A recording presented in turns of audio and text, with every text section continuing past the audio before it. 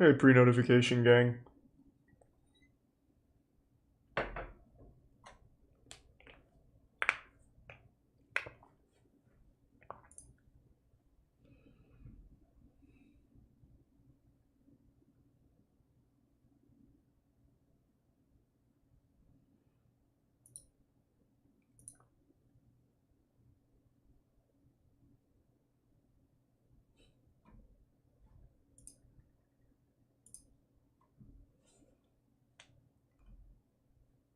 I've been alright. Haven't really done much today.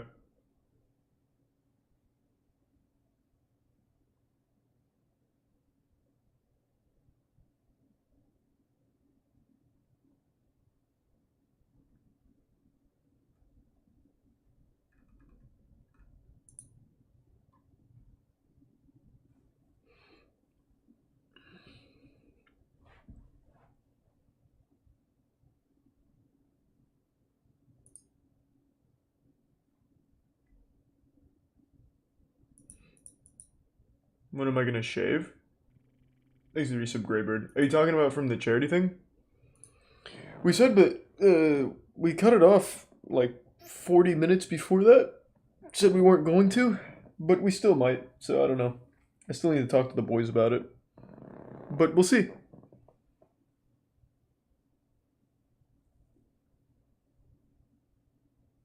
Yeah, Resident Evil 2 Remake was incredible.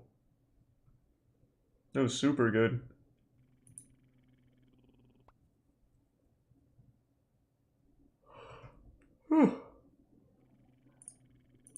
Thanks to the Tier 1 FPS Easy and the Prime Chocoboy.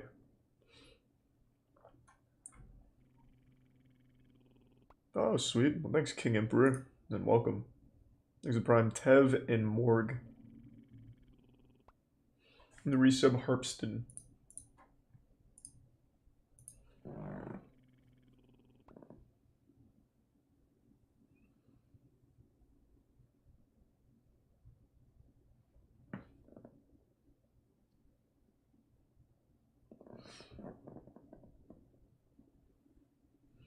Thoughts on the EDP movement? The fuck are you talking about, man? There's no such thing as an EDP movement. I see he posts on Facebook now, but it's just kind of sad.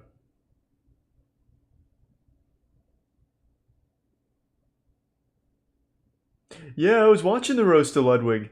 It's fucking great. Everyone has done a really good job in the Ludwig roast. Like actual pretty good material. Thanks to the resub Jesse. And the Prime Dark Mattered. And the 5 gift subs Periwinkle. Good to see you again, man. And the resub Masa Moose. Bitch Shank. Prime Bree. Resub Luke.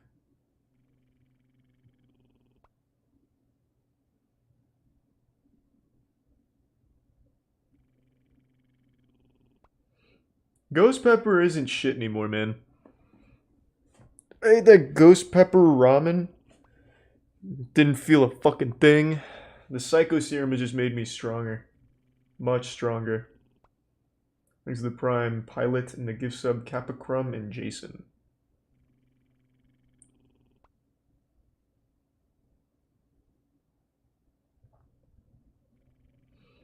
Thanks to the resub Brokefoot.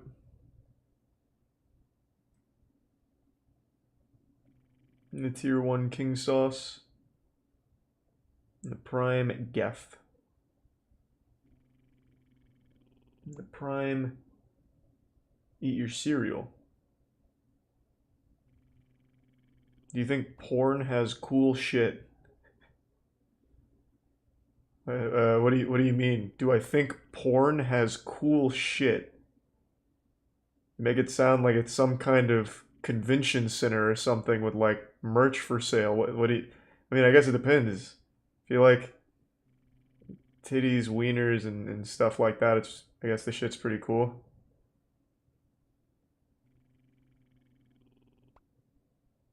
Thanks to the 5 gift subs, Swamped. Good to see you again, man. Thank you for the generosity.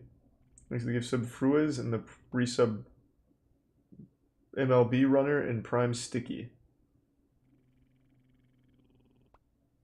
That would be pretty nuts, Pickle Juice. And thanks to the bits, J Rod and Shanks. We've seen the most expensive treehouse. There's a tier 1 Go Miart and resub neck.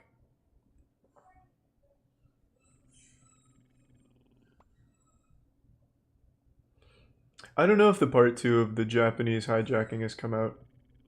We can check though in a minute. Next we give sub Ellen. Oh. There's a tier 1 real hot guy and give sub Shani and prime Robert. There's a Five Nights at Freddy's cereal.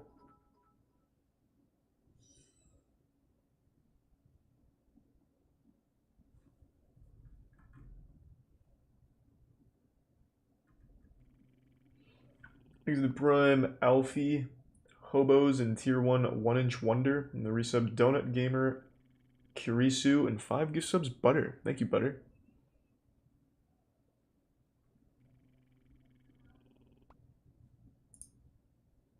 And the gift sub Hot Guy. Are you in on AMC? Why do people keep bringing that up? Yeah, I got into all those fucking Reddit meme stocks. Why, is AMC doing something? Nope. Still down from when Reddit pumped it up. Thanks to the prime RGB Cypher and the resub Gamble.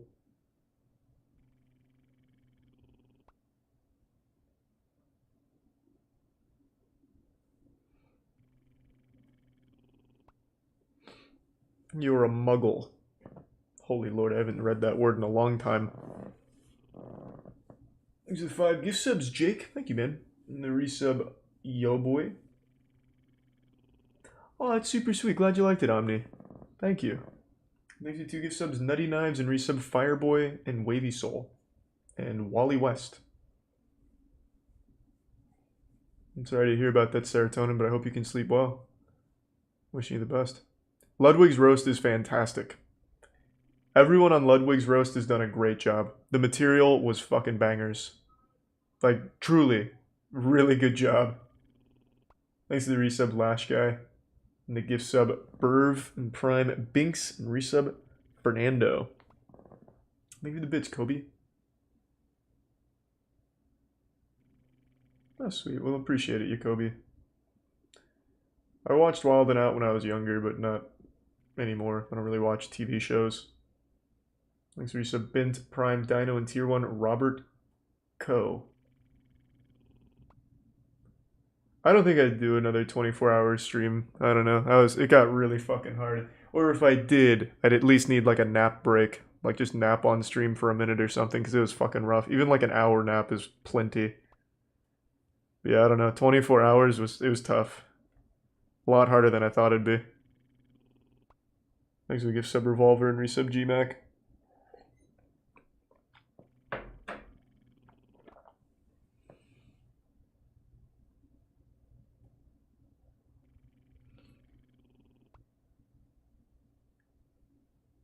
Oh, sweet. Thank you, Avery.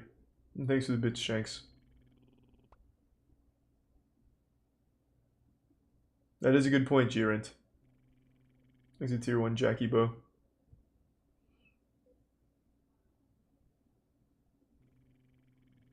Coffee just doesn't work on me. I'm immune to it. Coffee is for weak people, not gamers like me.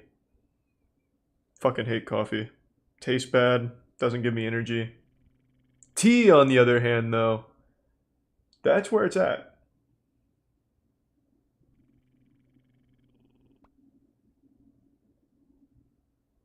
These are 2 gift subs, Serotonin, and the tier 1 Ponson and tier 1 Big Juan. And the resub Gamer HGH and Vertimac.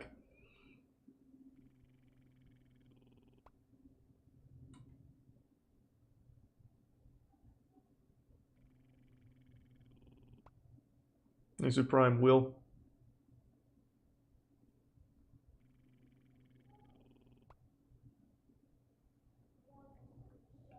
Oh, that's sweet. Thanks, Gray. I have not seen the new Saw movie yet. I'll probably watch it like Monday or something. Is it bad? Let's see. I would have been drinking G Fuel if we had any at my house left. I brought it all to the warehouse. So when I needed it most, I couldn't have it. What's the new Saw movie called? Spiral? Is that what it's called? Spiral?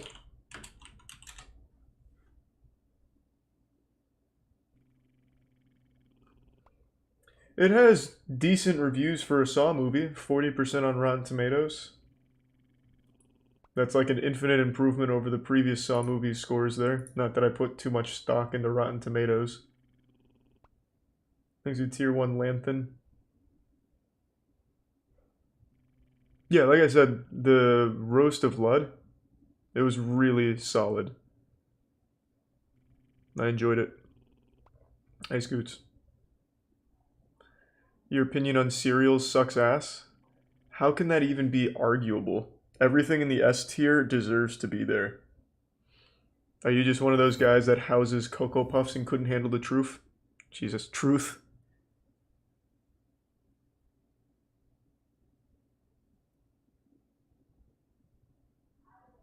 Thanks to the 5 gift subs, Cooper, and the Prime Person and resub Serpent.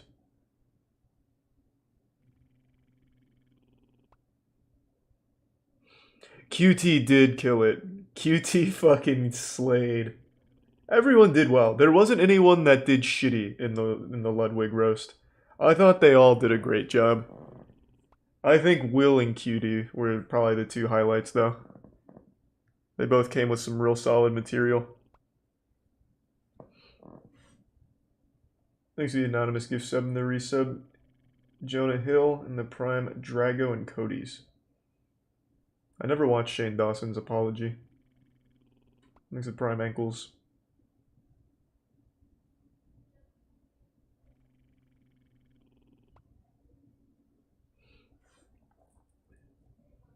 Thanks to the gift sub Tony and resub Thankful Dead.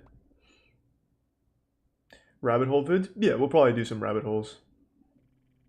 We always do rabbit holes on YouTube night. Thanks to resub Storm and Norman and the gift sub some swag. And the gift sub Chimja. And that headbanger video. Yeah, this is a new To Catch a Predator video, so I'm gonna cue that up before I forget.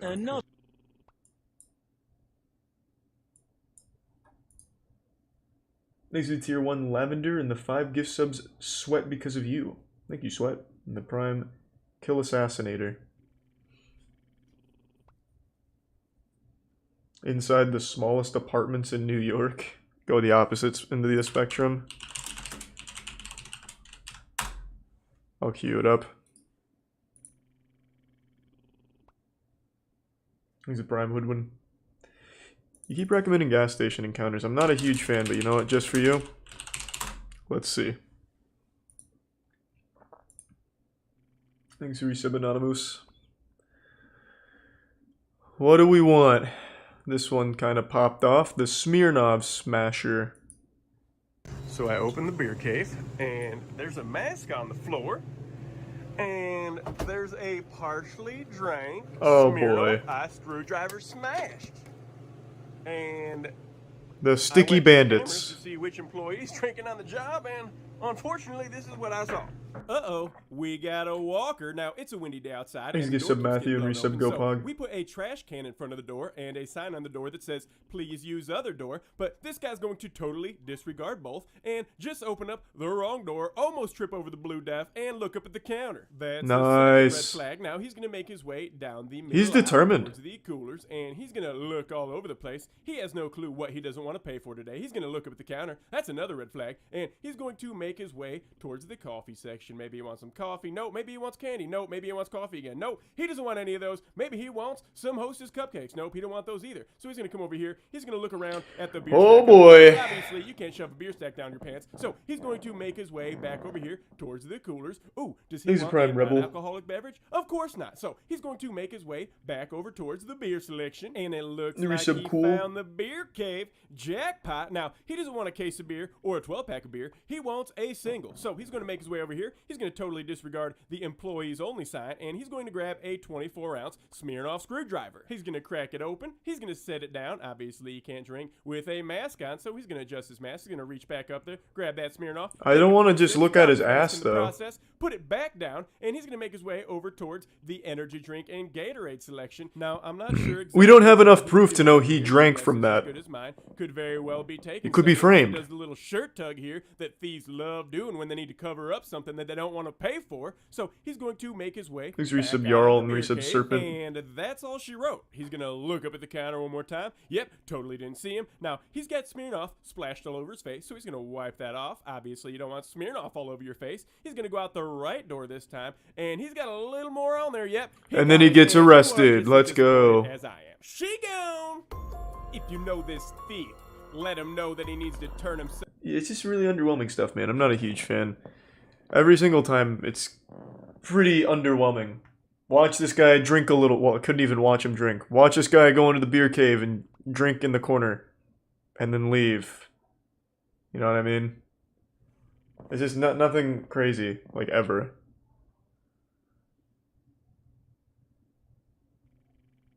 That's why I'm not a huge fan. Thanks to the tier 1 Grim and resub Random Nerd. Congrats on the graduating, Crow. And everyone's seen the Amy's Baking Company. That is a classic.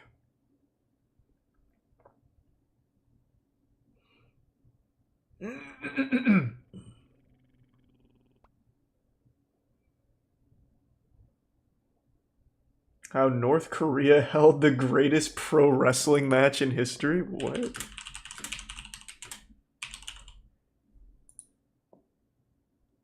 What the fuck is this? I'll save this for a minute though. I like to keep the longer ones towards more of the middle of the stream. That sounds incredible.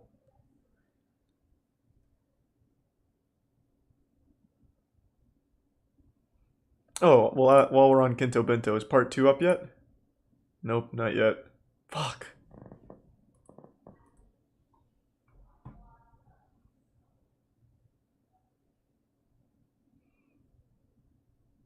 Nice, Titus. Hope they had fun. Maybe Tomato Man, I'm not sure. I haven't tried a Lunchable since middle school.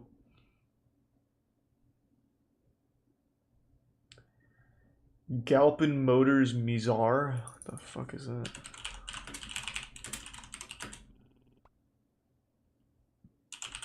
Okay.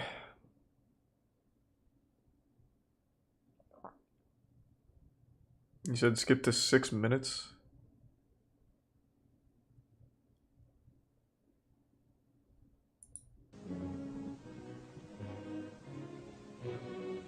Thanks, resub Sweat. Hey, well, hope you're enjoying chess. The Mizar air car is capable of up to 1,000-mile cruising range. It is designed with short takeoff and landing characteristics, able to clear higher obstacles, land at lower speeds, looks like and shit. stop in shorter distances. Not even cool. Cruise speed is 130 miles per hour. No jet Landing boosters. Speed 70 miles per hour, with touchdown at 55 miles per hour. 4 wheel brakes allow a stopping distance of 550 feet. The automobile engine can be used to taxi. This converted Let's go! Oh. 38-foot wingspan is 28 Thanks, resub Avery feet long and 8 feet Clap. high. It can be equipped with additional options to Oh, here it increase is. safety I couldn't well tell with the beyond quality. that of any other existing aircraft. One of these options is a parachute which floats the entire vehicle. It's pretty cool. down. The Mizar is powered for flight by an aircraft engine and propeller selected to match the weight of the automobile. Takes someone very confident to get into that thing. Gotta respect that. Looks like shit though. Thanks to the gift sub cheek clapping and the resub Cedar.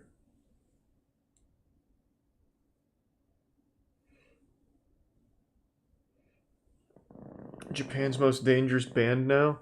I'm still not convinced that I can watch that on stream, man. I do like the idea, but I really feel like there'll be blood or something. Like, just this thumbnail down here does not inspire very much confidence, considering his face looks all scarred up and shit.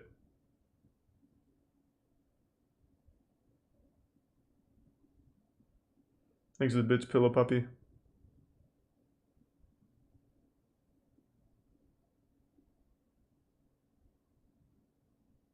Not this. I know they're not the same video, but it's the same band, right?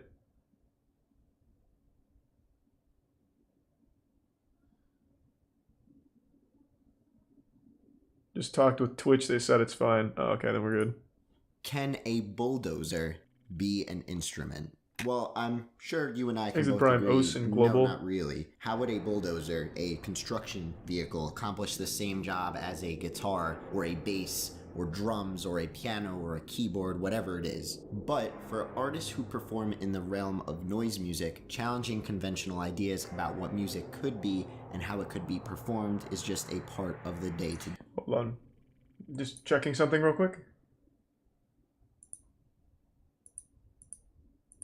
Okay, not a penis. We're good. Whatever it is. But for artists who perform in the realm of noise music, challenging conventional ideas about what music could be and how it could be performed is just a part of the day-to-day. In 1985, legendary Japanese noise band Hanatarash would perform at the I know what it Tokyo is, San. It's just Superloft, way too long. a show which saw their frontman, Tetsuro Yamatsuka, or better known as Yamataka Ai, drive a bulldozer through the venue. After a pile of debris and destruction was left, audience members had to restrain him from throwing a Molotov cocktail onto the wreckage. Hanatarash, to put it lightly, sounds like a good song. To cause a ruckus. Using a variety of instruments, objects, and tools to create the sound during their extreme and savage performances, the band would eventually become too much to handle for venues and clubs alike, not only requiring concert goers to sign a waiver regarding the potential for injury. So he's like shows, Yoko Ono. Eventually also requiring He just a makes guarantee noise from and breaks Yamatsuka shit. that his on-stage behavior wouldn't cause damage to the properties they played at. Today, I want to explore the story and take a look at the music of Hanatarash, Japan's most dangerous band. A couple of months ago, I did a video on fellow noise artist Merzbow and his 1996 release of Pulse Demon, a video which has ended up becoming my most viewed video on the channel ever. Ever since I made that video, I've only gotten more and more interested in the world of noise music, and more specifically the growth of the noise scene in 1980s Japan. So I knew it was only going to be a matter of time until I found myself taking a look at another artist or group from the scene. If this is your first time here and you love exploring fascinating music, make sure you hit that subscribe button. Is this how Studio Ghibli started? Hit the like button. You know the deal. Just by making Not only noise? does it help the channel out a whole bunch, but I would love to share the story of these noise artists and performers as much as I can. There really isn't that much content on YouTube exploring the art form, and I hope to create as much conversation and focus on them as possible, as all of it is extremely fascinating. I fucking hate noise music. I'll just tell you right now. I hate it. Fucking hate it. It's like modern art where it just means nothing. It's just nonsense. Video as well. Always looking forward to any of your ideas. So before we get started and dive into Hanatarash, it would only be proper to touch up on the origins of danger music, the experimental form of sound and performance art Hanatarash is more specifically associated with beyond just noise music. I do plan on doing an entire video on danger music in the future, so I'll keep it pretty simple for now, but danger music is pretty much what the name implies. Musicians performing in a sort of way that can or will pose a threat to the crowd.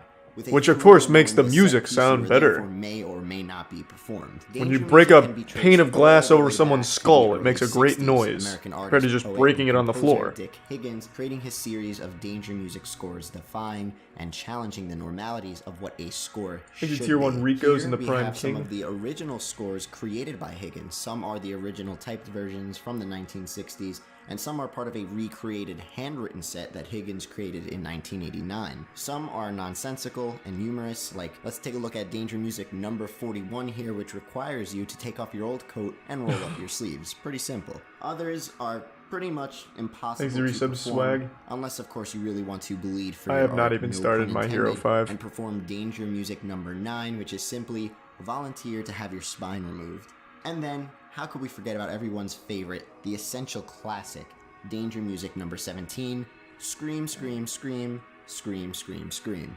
I'm going to leave a link below to an article titled Danger Music, The Scores of Dick Higgins, written by Bradford Bailey, if you seek more detail on the origins of this style of performance art. As the music world developed through the 70s and 80s, many bands and artists would begin repelling the excessive nature of the mainstream rock that came before them, hence the birth of punk rock, or simply punk. Musicians taking a hold of their sound and direction by often self-producing and distributing their tracks through independent record labels, punk defied the norms of what rock was at the time, and how to get heard. Unrestrained melodies with a rapid-fire feel and raw production value. I have a friend who whips himself with massive chains while he screams. Took many under its belt.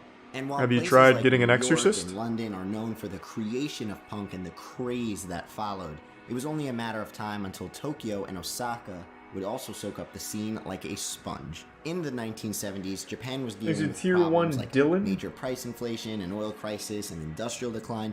There was a bunch of things, and they just were not looking too hot for the country, so the introduction of punk rock couldn't have been more perfectly timed, as it provided the youth in Japan with a voice and, more importantly, an outlet. During my research for this video, I found it extremely hard to get any good footage or high-quality photography, not only of Hanatarash, but of the entire Japanese noise and punk scene in the 70s and 80s in Japan. God damn it. However, wherever I would look, one name kept popping up: Jin Sato. Jin Sato was a photographer who captured much of the scene back then, and as I kept looking for more and more footage of these shows, yeah, of course I've watched some of that, Stormy. It really seemed like this guy was one of the only ones capturing and archiving these incredible underground shows. I knew I had to get in contact with him, not to only just ask about permission so to use these when do they get to like videos, the dangerous shit? Because we're almost halfway there. Hand so I can get them in as high resolution Not much as is possible. happening. After a couple of weeks emailing a person by the name of Tomoya Kumagai,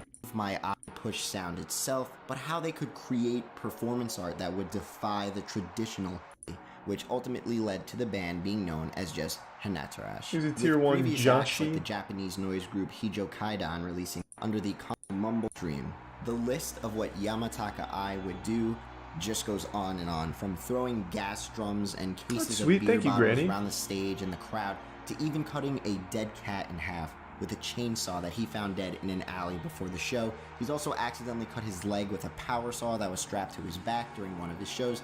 And of course, most famously, he drove a bulldozer through a club they were playing at, causing an estimated $60,000 in damages. Now, I, for one, obviously do not condone the acts of Hanatarash on stage. Don't like chainsaw a damn dead cat, you know, but with all things performance art, it is obvious to see why people would come to these shows and keep on returning. Curiosity and the desire to see something wicked or extreme unfold right before your eyes. How extreme, he's throwing barrels. The curiosity. Whoa! Through the body. If I wanted to see this, I'd just go downtown and watch the people that are tripping on spice. Glass or screaming and bending your body in a contorted, unsettling sort of way. The idea that you can come that close to the danger itself, but not actually be the one doing it or responsible for it, caused many to want to see the spectacle. It's a selfish approach that tests the... It's an interesting topic, but not a very interesting video. If there's no, like, footage besides the thrusting the air thing with a spoon in his mouth, there's just not a whole lot to, like, watch. It's just a couple of pictures. There's a tier 1 JoJo and resub it. Nobody cares. Yeah, I had a lot of fun on RP, but there's just not much for my character to do in that world anymore. So I just haven't hopped on in a while. These are the 5 gift subs, Jack Rags. Was the music good? Well, if it's anything like other noise bands, it's a resounding no. I don't know how many of you are familiar with noise music, but it sucks.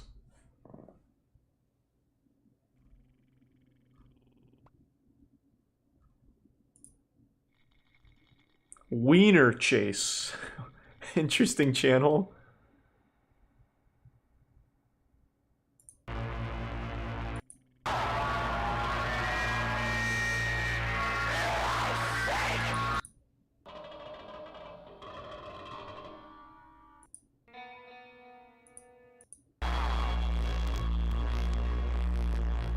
Yeah. Thanks to tier 1 suck. Thank you. Really appreciate the 5 gift subs, Jack Rags. Thank you, man. And thanks to the Prime Husky Gamer and resub Saltkin and gift sub Lotric and bits Lycan. Basically, just take any shitty meme on YouTube where it's ear rape volume and stretch that across the course of an album. That's noise music. Thanks to Tier 1 King Porcupine.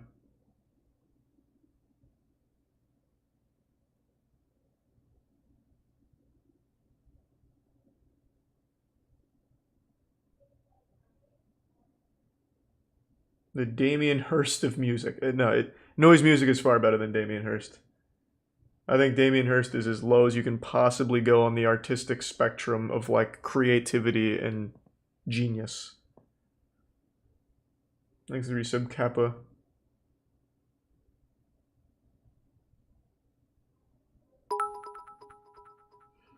The Salt Factory? I think we watched something from them before. Could be wrong. Oh no, this is video game focused, then no. We usually don't watch anything video game related. Looking for wild shit. Thanks for some Mr. Doodle. Can't watch anything about dildos on Twitch Ness. But thank you for the 4. Nice, buddy. I mean, I'm sure people like it. There's people in chat that like noise music. There's nothing wrong with that. I just fucking hate it. Thanks to the bit sweeper. React to toilet flood compilation? What the fuck are you talking about? Toilet flood compilation? Hold on, let me do this off stream. Make sure there's not like shit particles floating around. Oh my god, it's nothing but shit. Water spewing from their bathroom. Felt like Rose on the Titanic.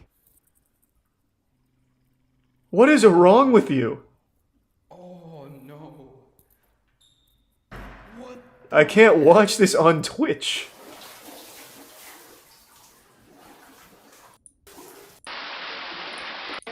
Okay.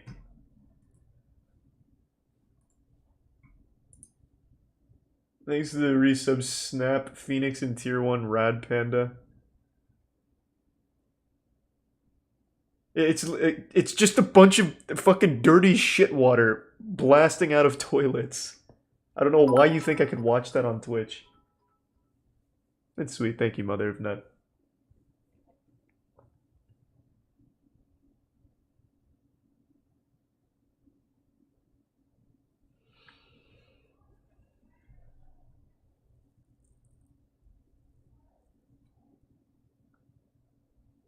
Oh, I love Kid Boga.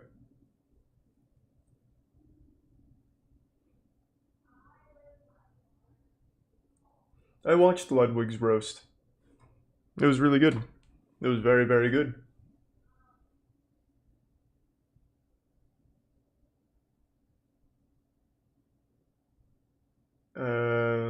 Maybe silver. Is it like a meme or something?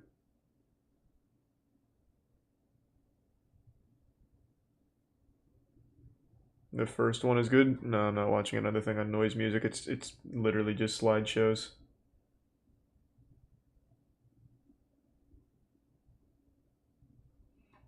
I do want to see this now, though. I'm Kento Bento. This video is made possible by Dashlane. Download Dashlane for a free 30-day Don't know who that is, though. If you never want to forget another password again at the link in the description. Pyongyang, North Korea, 1995. The lone American made his way down a long, dingy hallway. Stone Cold Steve Austin, let's go. Korean officials. He was nervous, afraid of what was to come. Not just because of the constant surveillance he was under, but the state of the entire country. You see, North Korea at that very moment was in the midst of a devastating famine, with hundreds and thousands of its citizens suffering and dying from starvation and illnesses. He didn't know what to expect, but he was there for a reason. And he had a job to do. At the entrance, he got his cue, and with one final breath, I disagree, he King. stepped out into what was a sea of humanity. Oh, now this wasn't just any crowd. This was 190,000 North Koreans. Holy who shit. to see Americans as evil, who did not know pro wrestling was staged, that it was predetermined and choreographed. And here was a man, 190K, who embodied everything they were legitimately told to hate. This man, you may have heard Ric of, Flair! was the legendary Ric Flair. Nature one of Boy! the greatest Woo! American professional wrestlers of all time. And at this moment, he was wondering what he had gotten himself into. This Now, guy's been happened like in April 90 years old 1995, for the last but the 80 events years. that led to this actually started 11 months earlier. Tokyo, Japan, 1994. Over 1,000 kilometers away, a Japanese politician was in his office Thanks a bit to that contemplating guy. his uncertain Can't click future. links, getting This far. politician And I was in can't the watch midst of a Dildo major scandal Twitch. involving his alleged connection to the Japanese mafia, the Yakuza, and this seriously threatened his upcoming re-election to the House of Councilors, Japan's equivalent to the US Senate. Now, aside from being a politician, he was also one of the most popular Japanese wrestlers of all time, because this Wow. man with the granite chin was the renowned Antonio Inoki. Initially rising to fame His as the chin protege is of the great nuts. 1950s legend Riki Dozan, the first real megastar of Japanese pro wrestling, he eventually branched out, building a legacy of his own, later parlaying his in-ring success and popularity to the world. Look at that! Holy shit! This man is perpetually cosplaying the Crimson Chin. Holy shit! That's like that meme, the Chad Thundercock gamer meme or whatever. Holy lord. However, with his political career now in limbo, he was thinking of leveraging that past to save his future.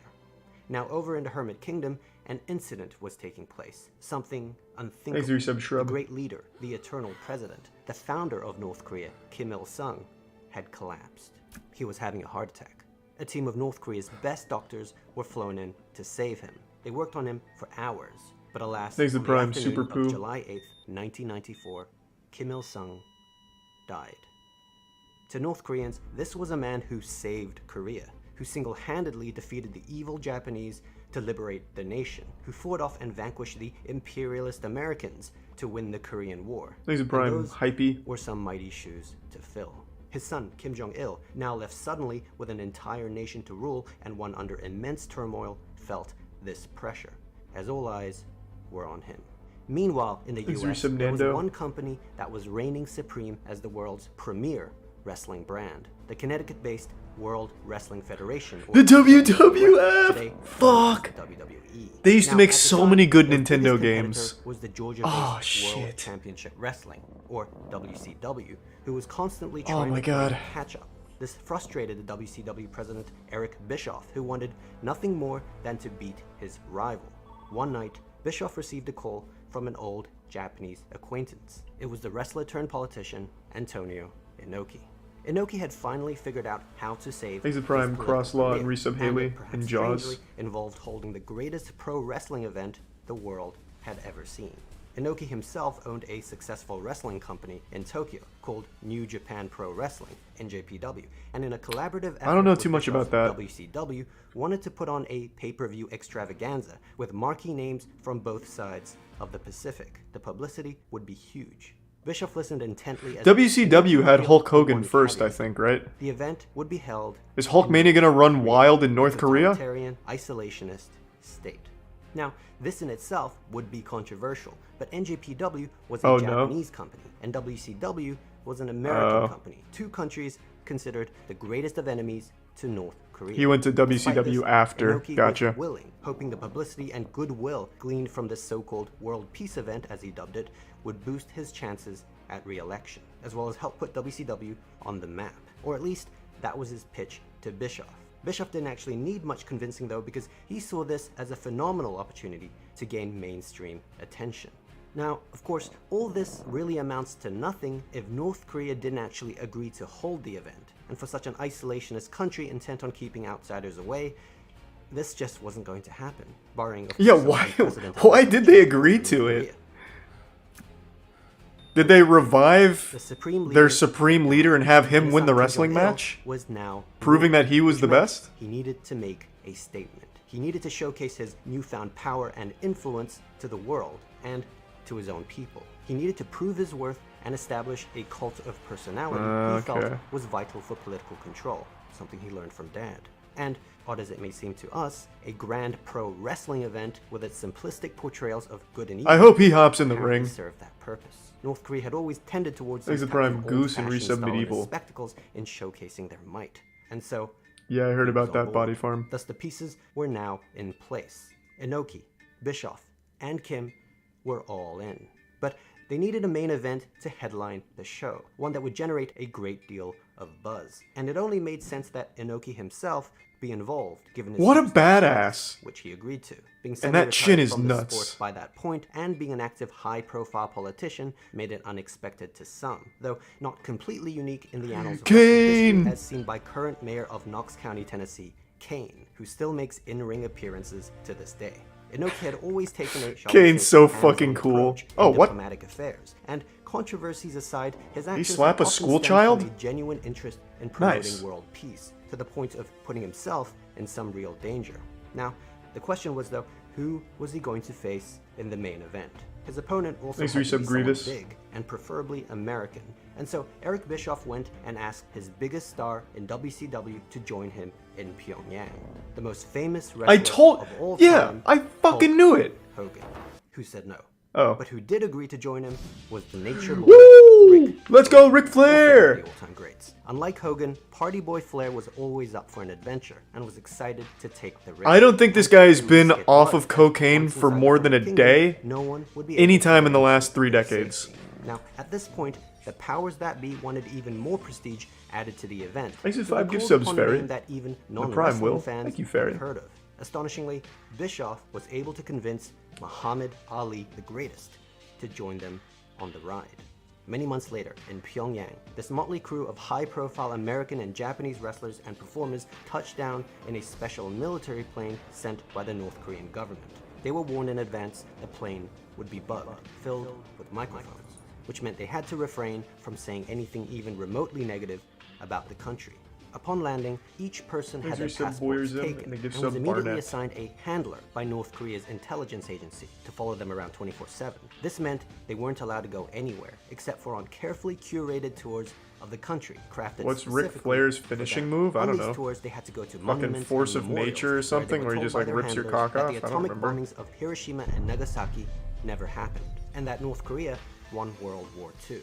Many times they had to pay their respects to the great heroes of North Korea's past, including The fucking Figure the recently 4? deceased Supreme Leader. I don't All in remember all, that. They were simply the best, and if anyone told them otherwise, there would be severe consequences. One of the wrestlers, Big Scott Norton, found this out the hard way. One night in his hotel room, he was on the phone with his wife, who was in the US. They were arguing, as she was accusing him of partying recklessly, having a blast with the guys over in Asia. Norton tried to explain that she was wrong, that that sort of thing just wasn't possible in North Korea.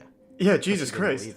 Out of frustration, he yelled, "You don't understand what kind of shithole we're in." Which is when the phone went dead. He died. The door suddenly opened. Oh my and God. North Korean military personnel Executed came in him. and forced him out. They sat him down in an interrogation room and informed him that he can't talk about their country like that. Indeed, they had heard everything. The phone was tapped and the room was bugged. All the hotel rooms were under surveillance. According to his later account, Norton fully expected to be shot right then, right there. But as things were looking dire, someone high up in command walked in, and after some vague threats and a stern warning, he was let go. Perhaps it was because they knew a high-profile diplomatic incident would likely be more detrimental to North Korea. Or they just didn't want to ruin the big event the next day, as Scott Norton was a featured attraction. Does he still go on to wrestle? Norton Flair, all the wrestlers were ready to put on a show. They beat him with metal bats and then expect him to go wrestle? They really had no idea what sort of crowd to expect. Would they even be able to afford tickets? But upon arrival at the stadium, they were shocked to find a packed attendance, which in itself is impressive. But this was North Korea's May Day Stadium, to this day the largest stadium in the world. Ric Flair was ecstatic that there were real draws even in the Hermit Kingdom, but he was soon informed that what he was witnessing was a forced attendance. Who cares? To show the world how much they were Let's truly go. respected, and it was clear that empty arena matches just wouldn't convey that. As for their militaristic might, they had tanks and launchers displayed on the field, as well as lots and lots and lots of marching. In the back, they had rows of children holding up sectioned cards that collectively depicted ballistic missiles hitting the US and Japan, which, while a magnificent sight to behold, was awkwardly worrisome for the American and Japanese wrestlers. No, they mean it in good faith. Part of the wrestling promotion. Once the actual wrestling started, things took a strange turn, because it became quickly apparent that something wasn't quite right. The entire stadium of people were silent, eerily silent. Pro wrestling had always been contingent on eliciting crowd reactions and playing off them, so this was a huge detriment to the performance. Now, it turned out that likely no one in the stadium actually knew what pro wrestling was. So what? They didn't know any of the famous wrestlers, and they didn't know it was meant to be fake. For this conservative crowd, the carnivalesque glitz and glamour, the flamboyance and face paint was just too much. And, if anything, they were expecting competition along the lines of amateur wrestling, or Greco-Roman, the best fighting the best, true gladiators, the elite, not this suspiciously fake stuff. But that wasn't even the biggest problem, because the entire show was filled with American and Japanese wrestlers. All the matches were either America versus America, Japan versus Japan, or America versus Japan. So who were they supposed to cheer? Wrestling's meant to have a good guy, bad guy dynamic, and they clearly established at the start who not to cheer for. The deafening silence continued through Two Cold Scorpios breakdancing, the Steiner Brothers theatrics, and even some solid wrestling. There were a few exceptions though that provoked a reaction, like the women's tag match, which was absolutely shocking for the North Korean men, Bull Nakano in particular with the blue-haired dominatrix look, and the match of behemoths. Big Scott Norton, fresh from interrogation, battling Shinya Hashimoto. Big heavy-set men like these were of course bewildering sights in a country ravaged by famine. Exceptions aside though, by and large, there were no reactions. This is fucking wild. Just didn't care. And as the main event rolled around, things were looking grim. Ric Flair versus Antonio Inoki. Once again, America versus Japan. Now Flair may have been on edge, but they should have used necromancy and brought back the Supreme Leader. Have him wrestle. In fact, he had anticipated the crowd from the very start. And as the architect of this whole affair, he was banking on one very important piece of the puzzle. One that was remarkably over 70 years in the making. Hongwon County, North Korea, 1924. On the East Coast, there was a boy who was the son of a farmer. He grew up poor like many in the region, but once older, he was able to make his way to Japan to earn a living. Korea was still under colonial Japanese rule at the time. He first did sumo, but soon gave it up to try his hand at professional wrestling. This is where he found unrivaled success, defeating American after American, emerging as a folk hero to the Japanese people. In the post-war era, the Japanese people were searching for that one symbol of strength, a symbol of Japanese resurgence, and they found it in this man, the man known as Rikidozan, the first real megastar of Japanese pro wrestling. By this point, he was a naturalized Japanese, but he still loved his homeland and its people, if not the regime running it. Then in 1963, after an altercation at a nightclub, to the shock of the nation, he unexpectedly died. Now, it was at this point North Korea decided to use him, an ethnic North Korean, for propaganda purposes, transferring his legacy to fit the North Korean narrative, defeating American after American on behalf of the Kim regime, even if no one in the country knew what pro wrestling was. Today, he stands as the nation's ultimate anti-imperialist patriot, and, just like the Kims, is a revered national hero, heavily featured in North Korean media, propaganda posters, monuments, with people all over the country traveling to pay their respects. Which is why 30-odd years after his death, it was a monumental occasion when Rikidozan's protege, Antonio Inoki, on behalf of his mentor, returned to the homeland to once again conquer and defeat an imperialist American scoundrel. As Flair made his way to the ring, looking as American as can be, with his blonde hair, blue eyes, and star-studded robe, he was nervous. The crowd was treating him with a sense of quiet disdain. Hitting him with tomatoes. Then it was well, I mean, it's North Korea. They don't have tomatoes. Spitting at him, I guess. And for the first time, the crowd came alive. It didn't matter that he was Japanese, because he was representing the great Rikidozan.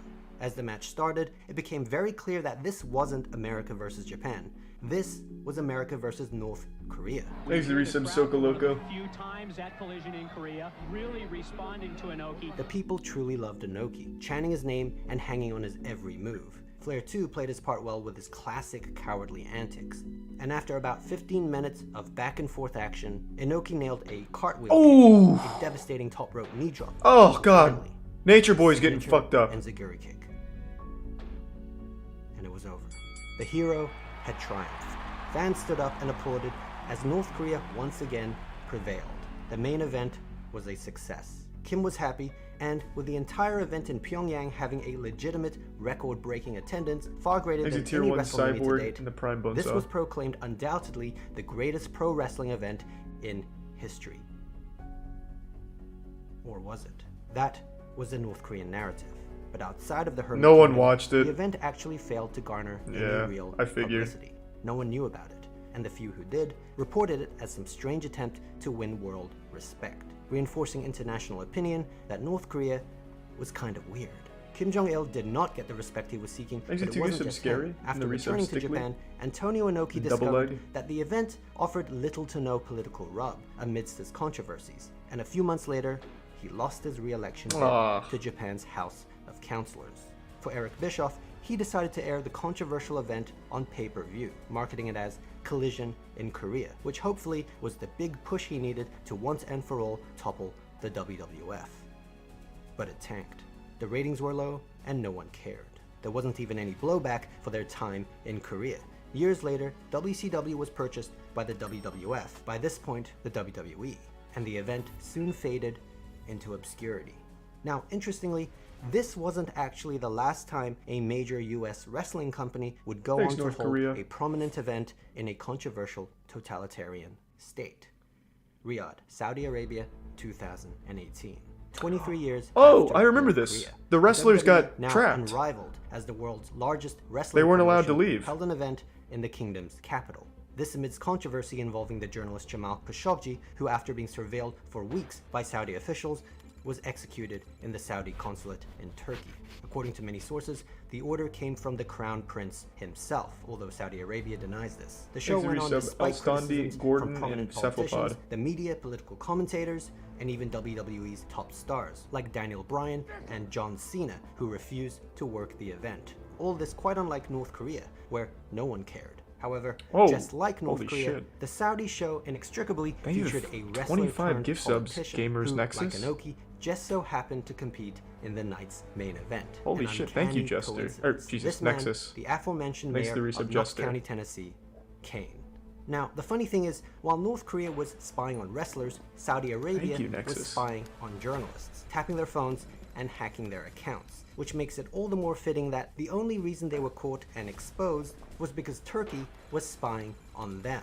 And really, it's not just governments or journalists or wrestlers. Most people today are too laxed when it comes to online security, using the same password for every account they have.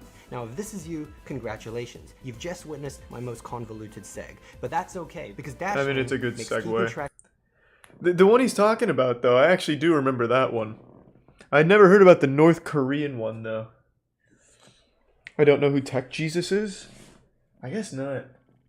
But I do very much appreciate the 25 gift subs. Thank you, Gamers Nexus. I'm sure I've seen the content at some point. In fact, I'll look now.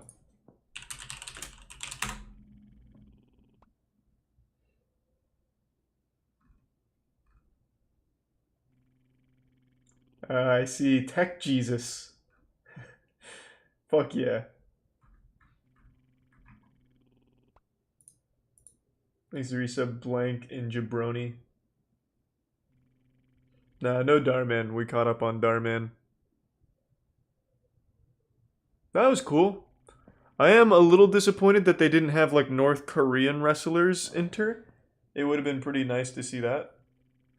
But, oh well.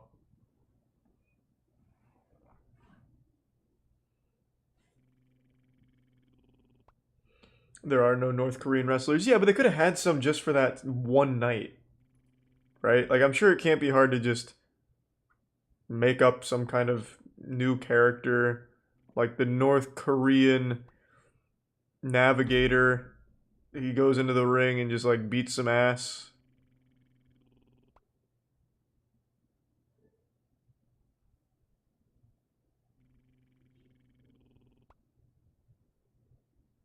Is that a fact, Evan? I mean, Inoki looks like a guy that could beat some ass.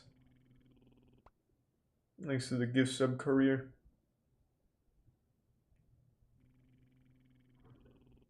History of Pulgasari is about how North Korea kidnapped a film director and his ex-wife to make a Godzilla ripoff. What? You the gift sub Scoots to Gamers Nexus. Fuck yeah. Hold on, what the fuck are you talking about? You going to bed? Okay. Hold on. Let me make sure this is something I can actually watch on stream.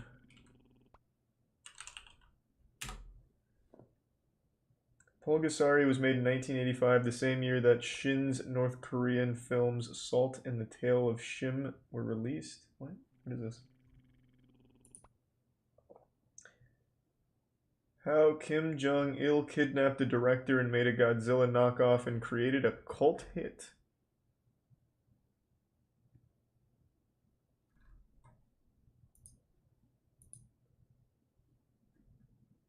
I don't know about that, Fluster. We watched some Irish arguing the other day. It's like impossible to understand. I'm gonna go say goodnight to Tiana real quick though, so I'll be right back.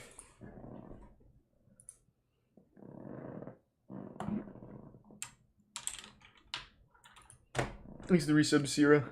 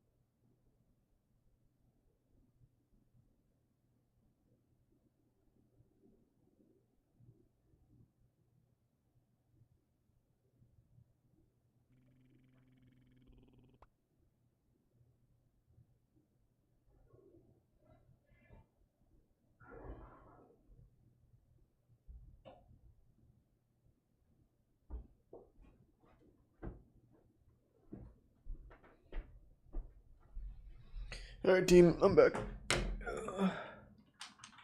Yeah, of course I've seen ear pulling contests.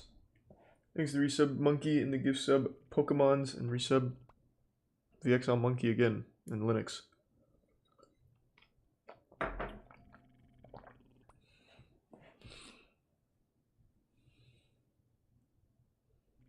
The resub Carl.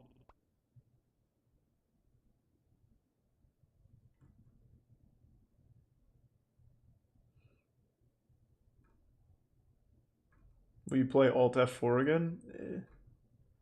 I don't know.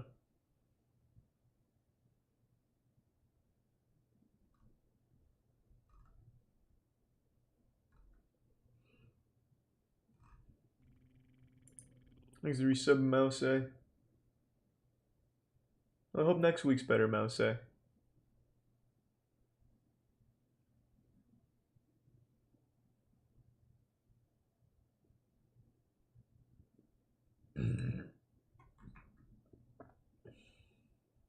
Go back to the channel with the lady who taught you how to eat ass. Oh, you're talking about, fuck, what's her name? She taught all kinds of things, like how to make a fleshlight out of a water bottle and warm towel and stuff like that. I don't think she does much anymore, though. I don't know if she still makes things. Thanks to the resub Sonya Blade. Let me look up her channel over here real quick, though.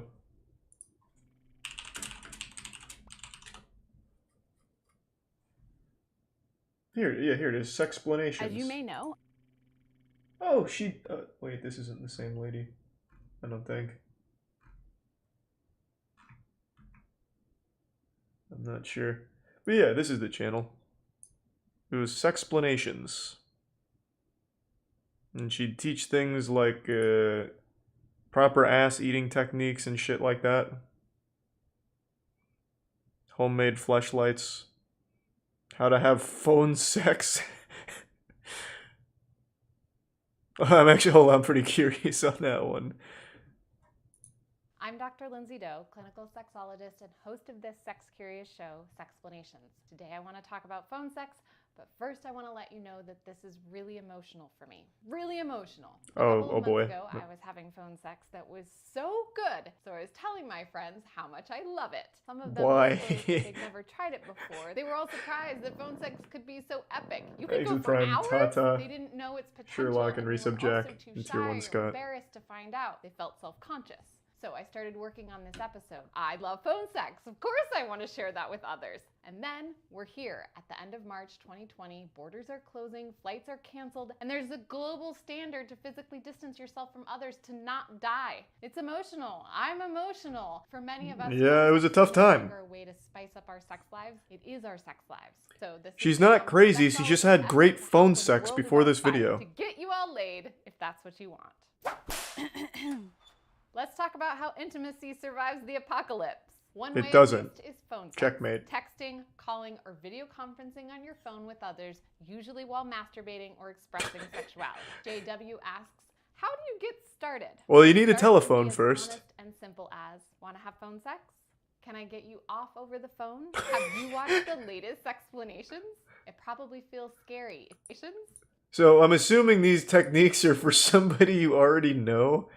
I can't imagine a cold opener, like, can I get you off over the phone would be great on a stranger. So I'm going in here with the assumption that she's talking about with, like, your current partner, I think. I would highly recommend not using any of the three if it's like a Tinder opener, but I'm also not your dad. Like, if you want to get wild and wacky, fucking run it. And I'm not a literal PhD sex degree haver like Lindsay. It probably feels scary. If you're on the phone, you can't read body language as easily. You can't communicate through touch. What if they say no? What if they think it's weird? Help! Deep breath. If you try to have phone sex, you could have phone sex. And eventually you'll come up with your own phrases like, do you have a toy nearby? Are your notifications turned off? My go-tos are, would you like me to moan into your ear while you masturbate? Do you have time now to make me come over the phone? And drop into conversations about taxes and epidemiology. Up for phone sex later? The similarity across all starts is I mean, that's... There's no miscommunication having with that kind of forwardness. or change the subject. So COVID, am I right? They say yes. Determine when. Hey, excuse me. I'm trying to come. Kind of Can you moan into the phone? Maybe it unfolds organically throughout a conversation. You're flirting and making dinner together, and then on video call, you start to slide the shoulder of your blouse off. It's also possible and probably most convenient to schedule a time when everyone is free and set up to play, accounting for Thanks for the different resub, time Tim zones and time Prime changes. Kyle. Checklist. Privacy, phone charged, Appreciate the resub, toys Tim. prepped, hands cleaned, good lighting, quiet area, untangled headphones, hands cleaned again. All the while you're prepping, anticipation is building. You're going to get it so good if you're patient. Another thing you can do while getting ready is warming up with some suggestive photos and emojis. What makes you feel sexy? Lip biting, your panty line, the bulge in your jeans? If you're new to selfies, this may feel strange. Take a close-up of your Lindsay, this is pretty aggressive. One of the last things your dick sees before I draw it into my mouth. In my experience, there's a whoa, Lindsay, okay. Let's slow down a little bit. Whoa. And it feels like exercising okay. seizure. And with phone sex, all of that awkward is being sent into the ether. So when it's time for the call, get situated. Position yourself to masturbate, drink some water, own the weird, and then call. Audio or video. Acknowledge you're nervous and try to make one move. If we were together right now, what would you want to do to me?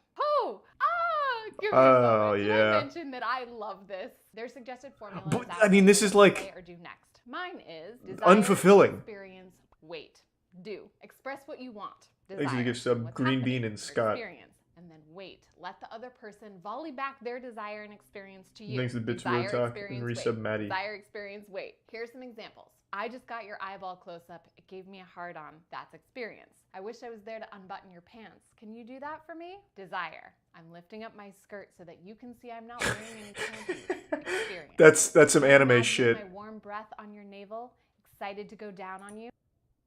On your navel? Lindsay, what the fuck is this? Warm breath on your navel? Fucking speaking into a belly button like a dog whisperer? Like what is this garbage? Go back to like the eyeball with the last thing your cock sees before it goes into my mouth or whatever. This navel shit, you've ruined it. You've absolutely ruined it. I'm hanging up now. Desire. Eventually, one of you might take a more dominant role, guiding the fantasy or narrating what's happening. Thanks to You resub, feel my hand Dubdick. sliding up from your waist under your shirt. Other times, it might be playful encouragement. Make yourself really hard for me. A third option is saying nothing at all. Sometimes I can't talk. I'm so enthralled that I can't put words together. Well, then My phone mouth sex to doesn't participate. work in that Establish, case. I'm just going to touch myself and imagine you doing the same. I like you being on the phone, but then I switch to only This is like the breathing Louis and C.K. moaning approach here. audibly. No one has to talk. Got it? Let's do some phone sex troubleshooting. Ryan Smith asks, odd question, but how can I hold the phone without having headphones on so that the phone doesn't go away from my ear? Hat, ribbon, underwear. I prefer to use speakerphone and place it somewhere else. Hot tubs destroyed, plant. Leaned up against bedding on my chest. And for the hands-free crotch and tits shot, I hold the phone in between my heels. All right. How do I not Twitch streamers, phrases over take and some over? notes. What We've can I got the do? techniques What's more now. interesting We and can exciting upgrade beyond these just streams. describing what's happening? The more you practice, We've the only more just you begun. sex, the easier it will become to script with new and delicious words. One thing I would recommend is to add another person's words. Read erotic literature over the phone, romance novels, porn for the blind. For me, the best part of phone sex is sharing it with someone else. They could be in quarantine with their family cooking curry, and I'd still be so happy rubbing one out, knowing that there's a witness on the other line who appreciates it. So, You psychopath, what are you talking about? You're saying that when your family's over for a nice meal, you'll be upstairs flicking the bean? Why? Go eat. Like, you can do that later. They came over to socialize with the family. You don't need to go upstairs. Sex on Earth. What the fuck is it? Jesus Christ. Sex, shake, and pee. What? What kind of 50 Shades of Grey fanfic is going on back there?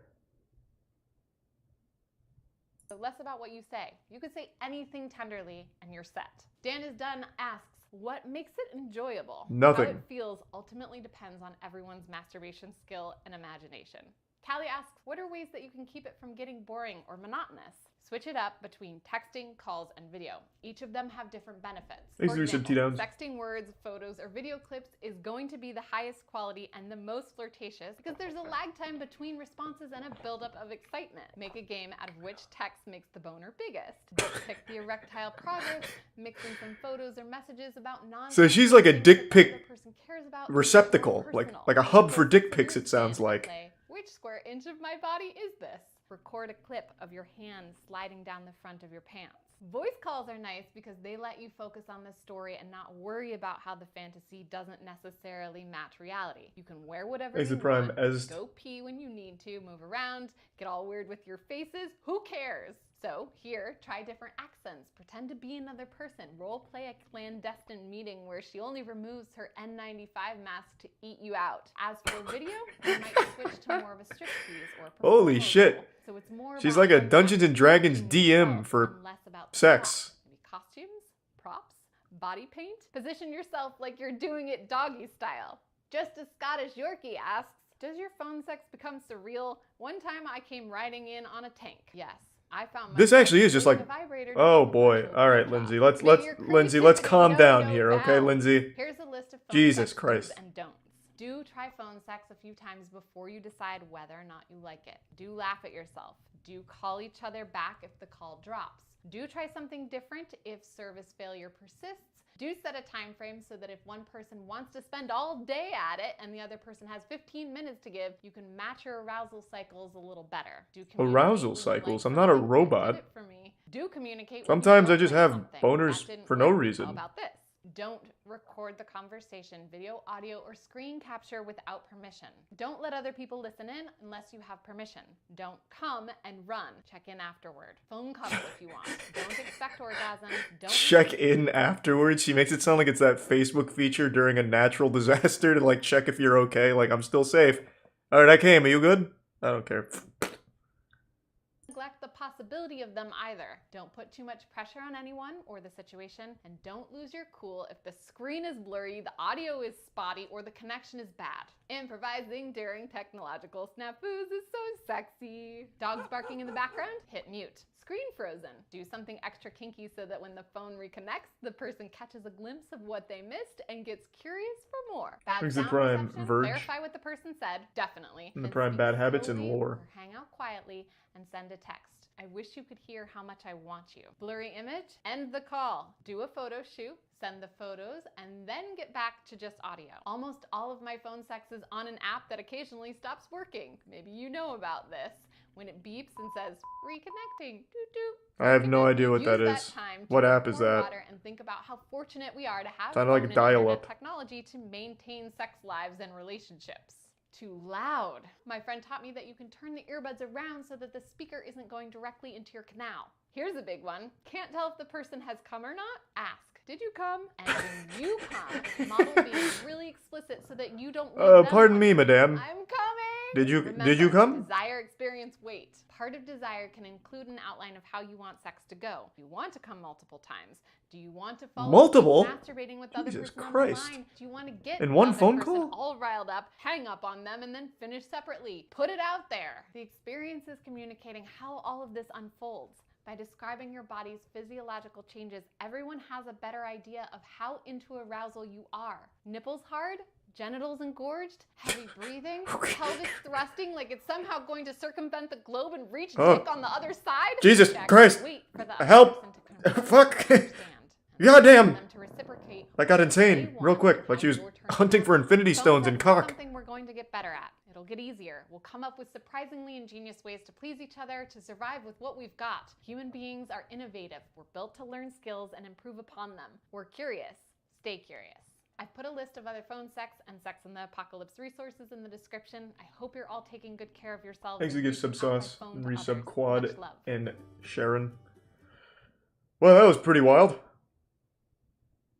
Guess what gear? What the fuck? What the fuck is that?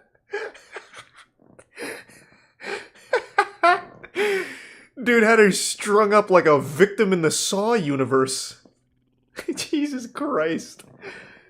Hold on, let's see what else. I haven't checked in this channel in a while. Let me see what else is going on here. I can't look at the channel on stream because sometimes she busts out some wild shit.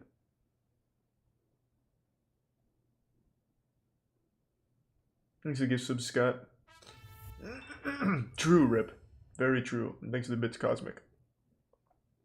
All of those, well, all of the basketball shorts are ones we've talked about, Lars, so we might. Large object insertion. That sounds dangerous. Sexual awakenings with scientist Ginny Bailiff. Well, that's more like a podcast thing. Tree fucking facts. Penis tingles. An erection story. What is this? Well, let me skim through this to make sure it's okay, but that's got my attention.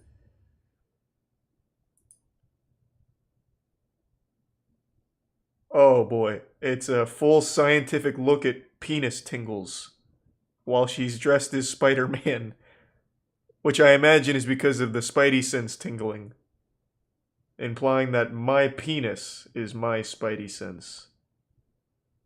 The old wiener sensor. Probably can't watch that one. Oh! Holy shit, Astro. Thank you for the 50 gifties. Astro, thank you, man. Appreciate the huge 50 Whoa, what the fuck is happening? Thank you for the back-to-back 50 gift subs, Astro. And the gift sub Porcupine. Thank you, man. Holy fuck. And thanks to the tier 1 Dead Cat. And really appreciate the big 50 as well, Prophetic. Sorry, I just saw that one. Astrodex, thank you so much. Yeah, I hope the phone sex advice was helpful, I suppose. Thank you, Astro. Goddamn. That was super sweet. Thank you for the gift sub Juice. And the resub Narth and Yelm in the tier 1 Stop Losing to Me and Prime Frisco. I don't know why that happens, Fluster, but yeah, that happens from time to time. Virginity 101. 37 clit pics. Clit pics? Alright, hold on, let me make sure this is safe. This episode of Clit Pics is sponsored by adamandeve.com, where you... Oh, it's actually just showing pictures of clitoris. It looks... The pictures she has pulled up, I obviously can't show them, but they look like little spaceships. It's like... It's like some kind of fucking starship fighter. These are not very good pictures of clitoris, I'll tell you what.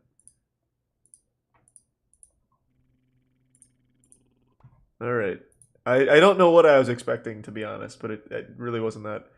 100 reasons delayed ejaculation happens. Delayed? Lucky guys.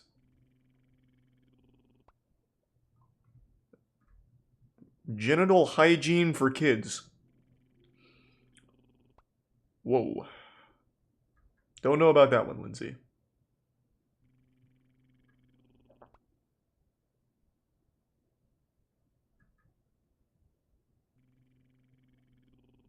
All of these just seem like ones I absolutely cannot watch.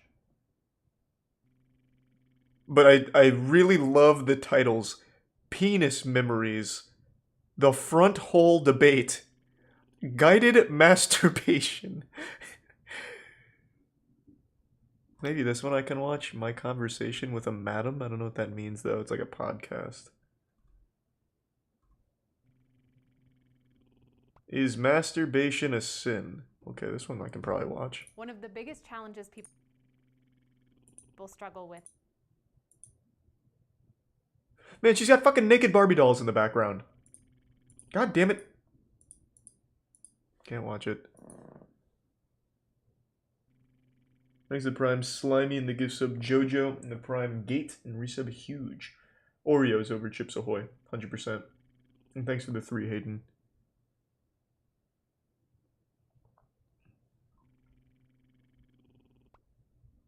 Dr. Doe's got... Oh, she has naked Barbie dolls in the background of most of her videos from 2 years ago, it seems. Okay, so 2 years ago is out of the equation. She's wearing a strap-on in this one, and it's just called pegging. Can't do that.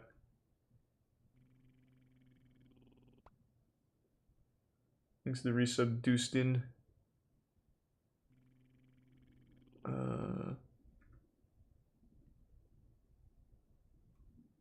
How to touch a boob. Part 1. How to touch a boob part... Man, how to touch a boob part 2 popped off. 6 million views. Who doesn't know how to grab titty? Stella and I demonstrated breast anatomy and breast healthcare. Now we're going to work together to go over how to... Absolutely can't watch this one.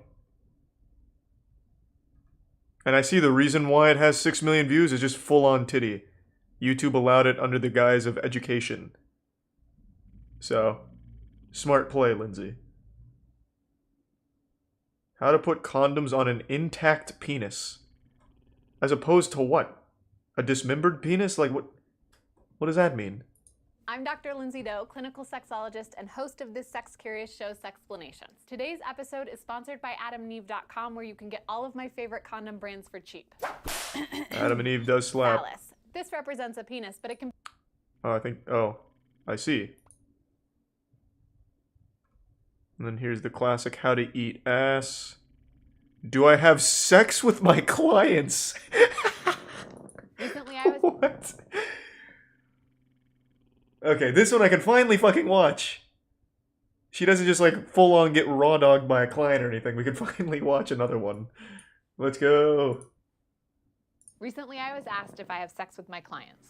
And the answer is a resounding My name yes. is Lindsay Doe. I'm a doctor of human sexuality and a clinical sexologist. For work, I do a variety of things. Speak at universities, research and write a lot, host explanations here and on the podcast. Thanks to And I Prime work with Chaos, people Resub individually Helios, and as partners Prime on their Baguette. sex lives, which some call sex therapy. In my private Resub practice, a Jake. client makes an appointment. We meet for an hour each week to address what they have going on sexually, and then I send them on their way to be successful. Do I touch them or have sex with them? I don't have sex with my clients, and the only time I touch them is to give a high five, maybe a hug if I've known them for a while. I'm not trained or She just lost all of her clients after making this video. Professionals who are, though. They touch, some even have sex with their clients. They might call themselves any number of titles. I'm going to focus on these 4: sex surrogate, sexual healer, sexological body worker, and... Wait a minute, let me make sure she doesn't show anything. I need to double check now. I'm starting to question if this is actually safe. Okay, that's fine. Sexual healer, I've never heard that term before. Okay, we're good. Somatica practitioner. First, surrogates. Surrogates are substitutes. For example, a surrogate mother is someone who stands in as a uterus for someone else. Like if I was a surrogate mother, I would be inseminated or have an embryo put inside of me, then go through pregnancy and childbirth to hand the baby off to the person I'm substituting for. Sex surrogacy Ton of work. Substitute sex partner. They're stand-ins That's for just a lot of sex work. partners so the client can practice and learn how to do things like flirt, caress, perform oral sex, and dance. They typically work as part of a team with a talk therapist like me so that everyone is troubleshooting the situation together. William Masters and Virginia Johnson, 2 sexologists from the late 1900s, really popularized collaboration with surrogates. They would hire sexually responsive women to help their patients struggling with sexual difficulties like anorgasmia. In talk therapy, a woman might learn where her clit is and common ways to stroke it so she can become orgasmic.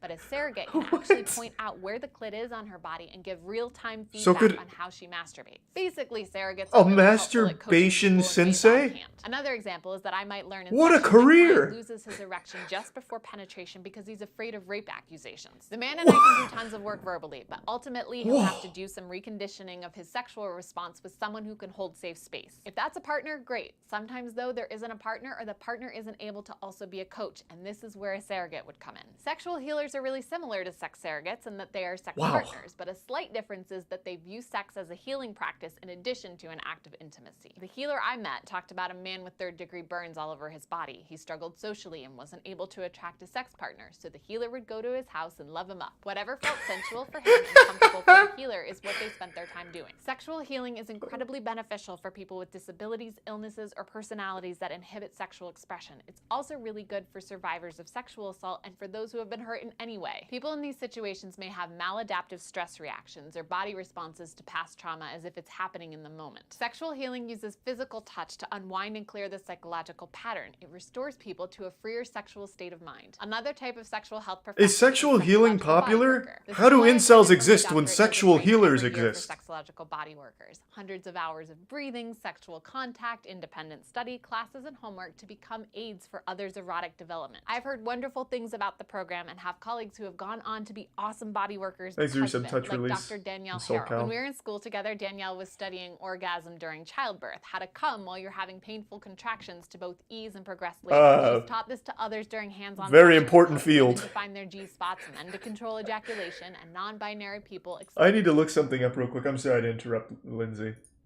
So sexology is the profession. Was there really an entire course dedicated to orgasming during childbirth? I don't even know what a childbirth orgasm? Research? Birthgasm. A literary review of orgasm as an alternative mode of pain relief in childbirth. Oh my god, and it's written by the girl she was just talking... Oh, no, it's not. Different name. Yeah, there's like actual peer-reviewed shit here. That was on PubMed.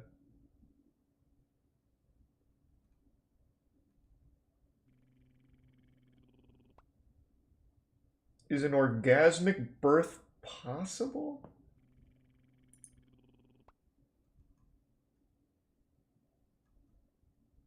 Isn't childbirth like the most painful thing the human body is capable of?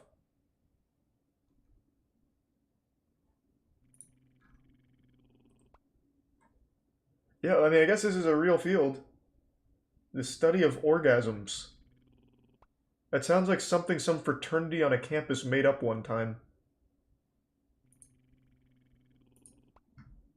Expand their masturbation practices. She teaches all the things I can say but can't act out. That's sexological bodywork. A variation of this is somatica. Danielle and her business partner Celeste created this form of experiential sex coaching to reach a broader audience. Because the practitioner and clients are wearing clothes, those who aren't ready to take their clothes off but still want to learn practical sex and relationship skills can still do so. Here's how it happens. Danielle is teaching someone about passion in a session, like I do, but after she describes grabbing or kissing a partner passionately, she can model this for them and or encourage them to practice on her. It's a smart way to bring the best parts of talk therapy, surrogacy, bodywork, and healing together. I don't have sex with my clients, but I'm incredibly grateful for professionals who do. Too often we expect people to know innately how to give and receive pleasure, and this is like expecting them to swim or even walk without guidance. While it may be possible to instruct someone with words alone, other times, most times, it's better to have someone take you by the hands and hold you steady while you learn, be it a partner or one of these pros. In the description, I've put links to sites where you can find hands-on help if you need it, and training if you're interested in becoming certified yourself.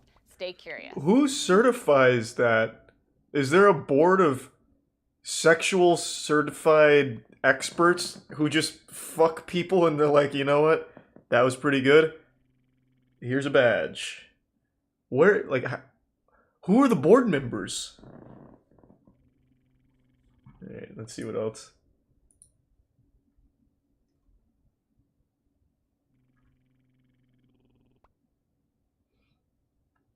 Thanks to Prime North in the resub bill. Thanks to the resub Lumari. Yeah, how do you get a PhD in sex? Cucking. It's just called cucking. I mean, that's got my attention. Is this something I can watch?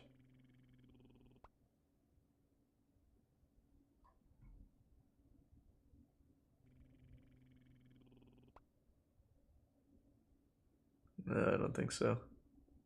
Damn.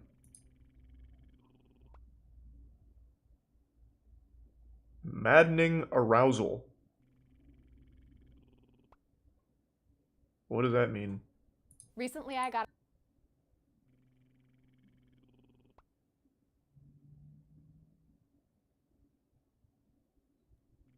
Oh my god. Okay, I think we can watch this one, I think. Yeah, we should be good. Thanks to the Prime, Biggles and Elvin, the resub T-Cool, and the Prime Muffin. Got a call from a really distressed young woman. Through tears, she explained that she had had what seemed like an orgasm while exercising, but there was no resolution, the stage after orgasm where the body goes back to relaxation. She'd already been to multiple medical doctors and looked online for answers, but only got a diagnosis of persistent genital arousal disorder, no solutions to fix it. I imagine some of you are skeptical, thinking, constantly how can prolonged aroused? pleasure be that bad? So I'm gonna foster some I've actually heard of that. pool, ice water, crop. Oh, so she's ready for a Twitch stream. Let's go. Dr. Lindsay stepping up to the meta. Might feel exhilarating, but I can dry off and change my clothes. My crotch staying overstimulated indefinitely is not exhilarating. But what about being stimulated by donations, huh? That's some perpetual Those stimulation. with persistent genital arousal disorder have described it as irritating, torture, intrusive, unwanted, would rather cut out all my reproductive organs than to have it go on like this. In an interview with ABC News, Heather Dearman said she would rather never have another orgasm than to have this problem.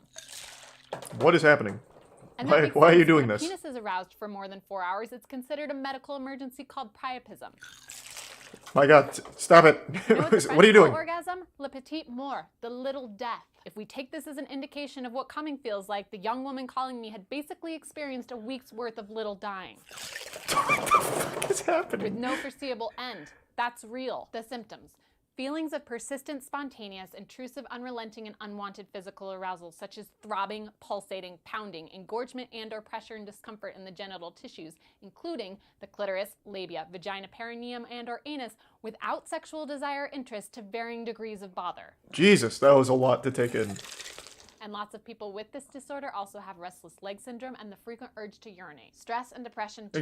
Having an illness that the medical community and the public in general know little about can be really isolating and lead to feeling ashamed and sad. The causes: vascular, neurologic, pharmacologic, hormonal, idiopathic. Basically, it could the be causes. how blood Watching passes Charlie's through stream. the You genitals, can't help but something get in the extremely brain, aroused. side effect of medications, a reaction to changes in hormones, or something completely unknown. When I read through the list of possible causes, it sounds like this in my head: pelvic congestion, ovarian, venous incompetence, large varices, Tourette's syndrome, Thanks for the gift, Scott. blunt central nervous neurosurgical intervention, cervical and lumbar venous pudendal nerve entrapment, or hypersensitivity, antidepressants, sudden withdrawal of selective serotonin. So I have heard of this, to be honest. There was a guy that couldn't stop coming. I think he had 100 orgasms a day. There's a lot of could-be explanations, but it's been notoriously difficult to pinpoint what really sets any of it off. Treatments. You might think masturbate or have sex, but this can actually make things worse. According to neuropsychiatrist Marcel Waldinger and his colleagues, sexual contact does not diminish symptoms like you'd hope. It aggravates them. To treat persistent genital arousal disorder, start by calling a gynecologist and making sure they know what you're experiencing is serious and real. Thanks, Maria. They may suggest cognitive behavioral therapy or new coping strategies, a local anesthetic, electroconvulsive therapy, hypnosis, change in medication, maybe even surgery to correct the nerve or distraction. In one case, which I think is worth noting, a patient with lifelong persistent genital arousal disorder. What else we got? So now we know how to treat it. But what else do we have?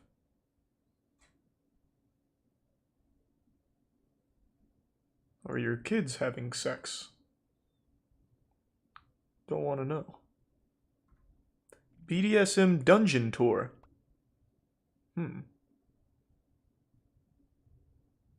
First day of sex school.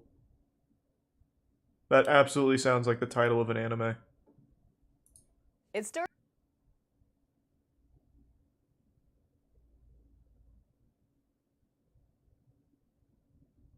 Don't know if I can watch this one.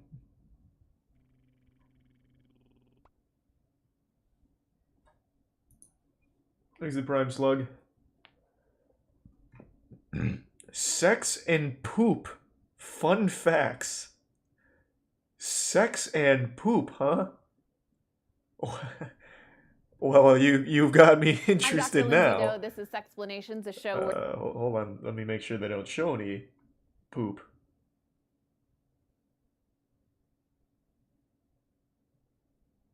Anal expulsive. Wow. Wow. Oh boy, okay.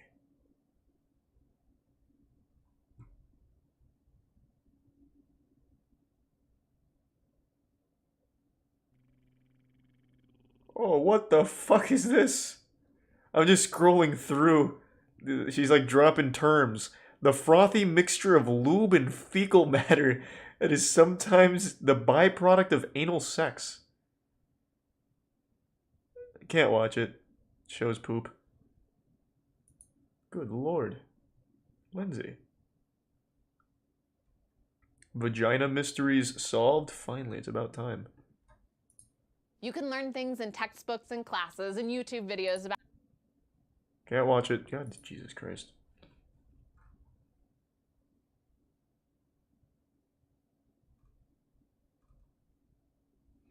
Exit tier 1 sincerely Uzi in the resub man spread. Pubes and friends.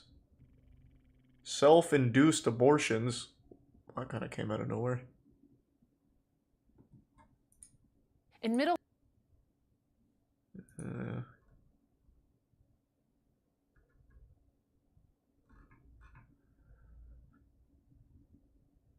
Holy shit, this is just a video of her getting her vagina looked at. Whoa. That's pretty intense.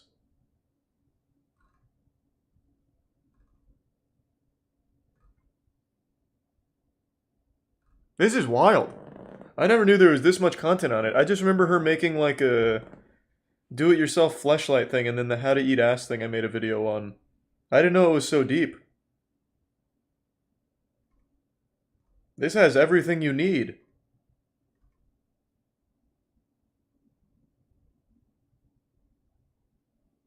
Thanks to resub dropish. Okay, maybe one more and then we'll move on. I'm super deep into this rabbit hole now. Let's get one more banger. The vulva. The vagina's neighborhood. Number 4.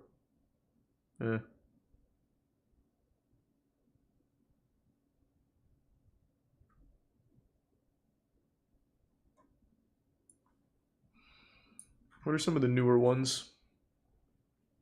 Boners vs. condoms. Virtuous pedophiles. What? Okay.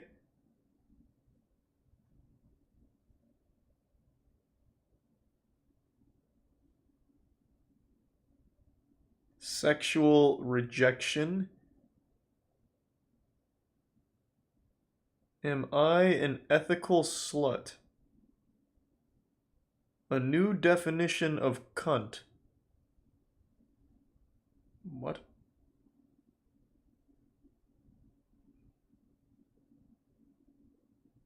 Spit or swallow?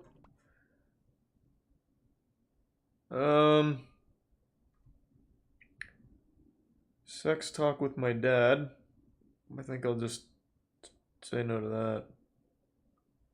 Okay, I'm thinking sexual rejection. But I am curious about the new definition of cunt. Hold on, let me click that real quick. Recently I read an... Oh no, this is like a scientific thing. I think. Okay, so we'll do sexual rejection then. Hi, I'm Dr. Lindsay. Let me make sure she doesn't come out of nowhere and bust out another dildo.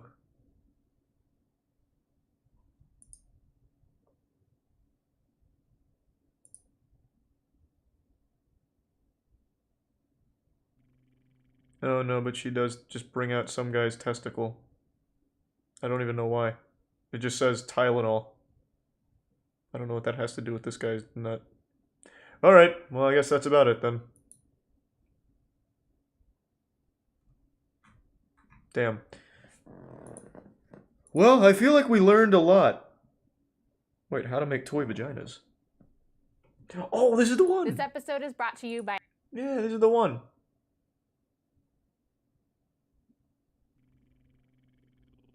Am I allowed to watch this on Twitter? I forgot how fucking cool this video was.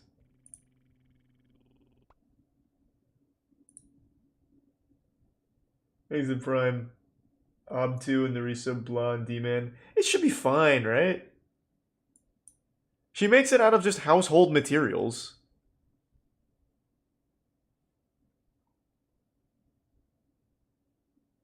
Yeah, it should be fine. And this could help somebody out in the chat. Yeah, that'll be fine. This episode is brought to you by Adam and Eve. In my private practice as a clinical sexologist, I've been working recently with a 12-year-old who has a really high sex drive. His solution was to ask a friend for sex, but that's not legal. So we put the focus on masturbation. Okay, I may have misremembered this video. Okay, maybe not then. Holy shit. Thanks to Tier 1 Zvolta and the Prime Jopin. I think we'll just move on. I thought she just made a goofy fleshlight.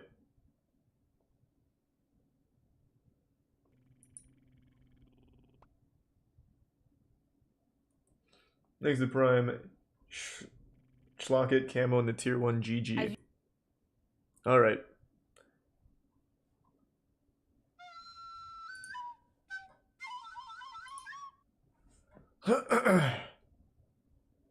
Yoshi, good to see you again, man. Thank you for the 15. Thank you for the resub, Umi.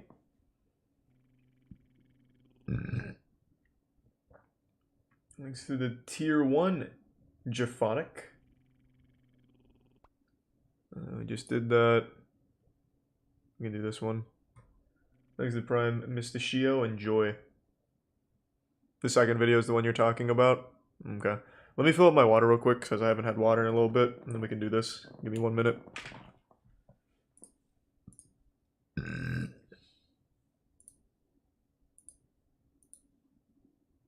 I have her videos up on another screen as well. Hold on. Oh.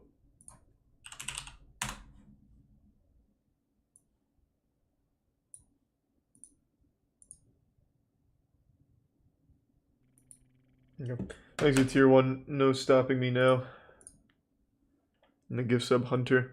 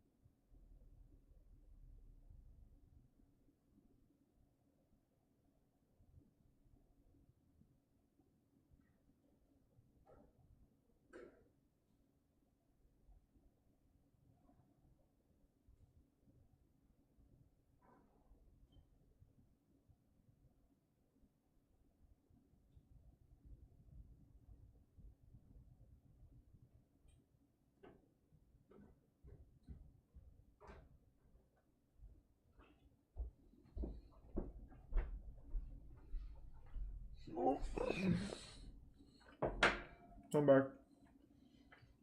Thank you, J Rose. Appreciate it.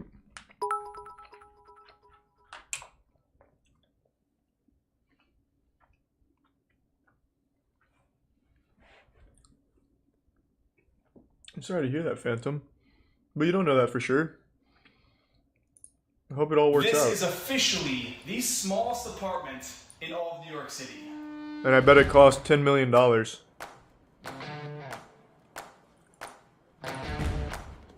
Thanks to Prime. Zakusa? I don't think I will, Quiet Corner. He is the guy who creates travel guides to exotic places around the world.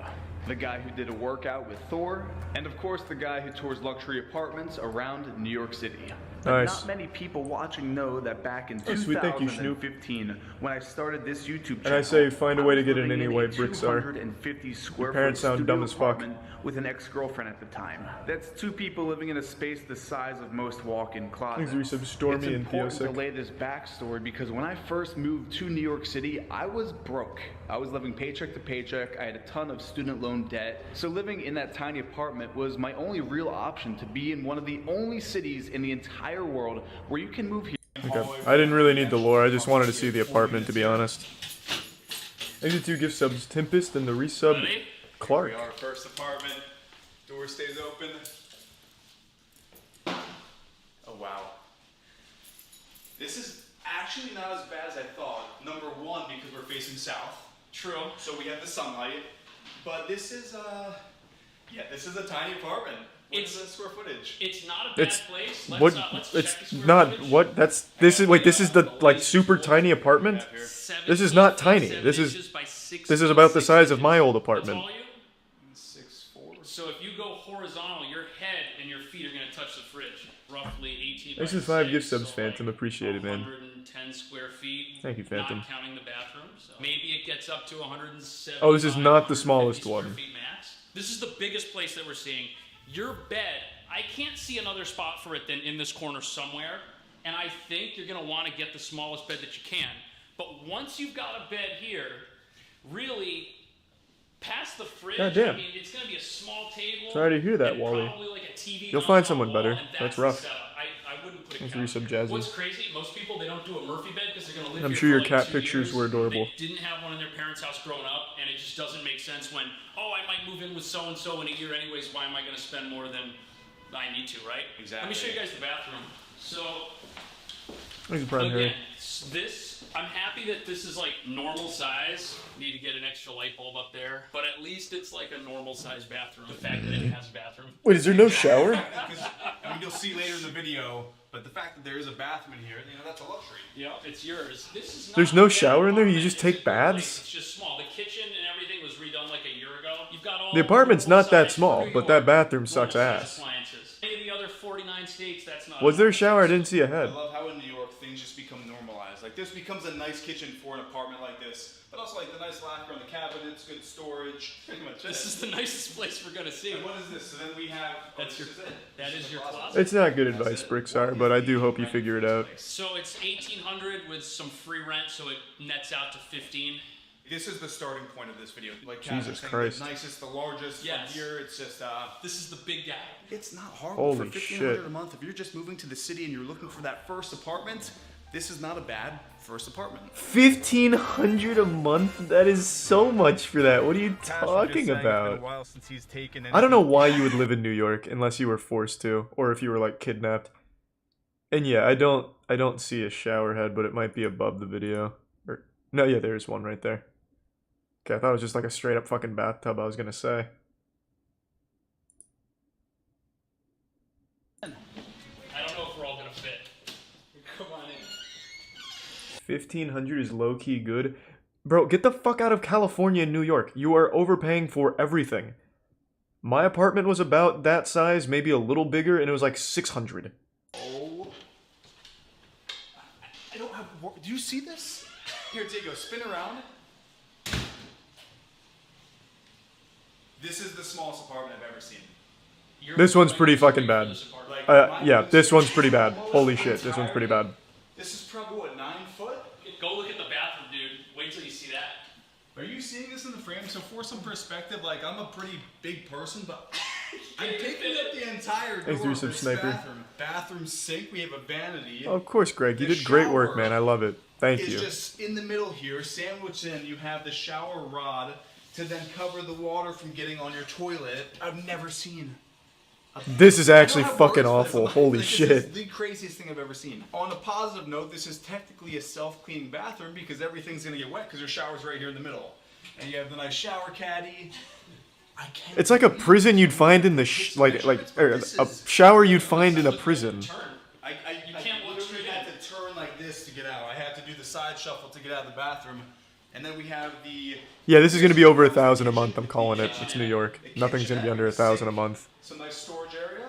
You could put a hot plate here, I guess, and plug it in. The faux marble. Thanks to the resub spade. From the kitchen, then we have the mini fridge, microwave Theme combo, park crazy? some nice Maybe. shelves to store whatever you like. And then in the corner where Diego is where the bed would go. Yeah, I don't see another place for the bed. I mean, it's going to have to go here. This could be the bed, so this is technically a loft. So you could, at this hole, should we test? Yeah, I mean... Yeah, it's a good idea. Just fucking break do you it. have insurance? Does Eric have insurance? So you could sleep up here. This holds 215 pounds. Wow. So you would put a ladder there, and then this would be the bed. And actually, look at this. I'm just noticing this. See that spackle? Oh, yeah. Someone had a ladder. You know, we gotta look at the positives when renting because this whole video is about you're just moving to the city for the first time. You're looking for that first place. So on the positives, you have a huge window with tons of light bouncing. Yeah, good. You can just throw yourself out of it, I guess. This could be a balcony, you know. Mind if I pop out there? At your own risk. Let's head out there. You have your own, I guess you could call this a terrace if I can even make it out here. Okay, got the shimmy out here. Okay, we made it. So you do have technically an outdoor space. Holy fuck. I will never understand why people choose to live in New York. Closed clips. You could even have a garden out here. Someone has I know all places aren't like this in New York, obviously, but still. For the neighborhood. We're on a beautiful tree-lined street in the West Village. But back into the apartment. Let's go take some measurements. If I can shimmy on in here. From the medicine cabinet to It the... is so expensive for fucking nothing. Yep, just 2.5. Oh, that is a tight shot, man. Right there, 1.7. Let's get the measurement of the actual space. So I'm so like, what is this space? So let's do. Oh, jeez. All right. Well, kitchen counter. Looks like a coffin. 8 feet. Yeah, it's just under 8. Yeah, depending on where I put it. Like right now, it's 7-11. Sometimes it's 8. So like 8 by 9. 8 by 9. 8 by 9. 72 square feet. 72 square feet, and it's all yours. $1,200 is what this out to. So oh god, they should be arrested for that. What? Definitely has less, but like Eric mentioned, the neighborhood here is fantastic. $1,200 a month for this. For your own bedroom it's a fucking dungeon. Get an apartment that's the size of a bedroom. Is that the same deal with no roommate? It might be. That bathroom should be illegal. We picked up another member of the apartment hunting. I think this is Brian Dode and the resub bounce. This is it. This is it. And you know what's funny is we have another member with us, and this is like if it was like $400 a month, okay, there's an argument to be made. But $1,200 a month? Right by New York University as well, since it kind of takes over downtown. But definitely an awesome block, lots of restaurants. This is it. This is it. Oh, also, hey, heads up. I know all you New Yorkers love your pizza. I ate here. Ray's Pizza was one of the lowest rated pizza places in all of New York because I wanted to try the worst rated pizza. This shit slapped. This was just as good as your top rated pizza, which is Joe's. I'm pretty sure they use the exact same formula. Just a little tactic for you. Little heads up, save you some money. Look at this dog. He's just like foaming and chomping at the bit to get in. Let's go, Theo. Come on. Not bad. This is actually a pretty impressive entryway. So this is the nicest building that we've been to so far. Diego's gonna go in there and film our reactions to seeing this, but don't say anything when you get in there. I want to have the reaction.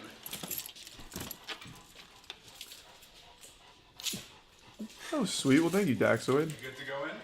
No, let him get in position. Get as far back as you can.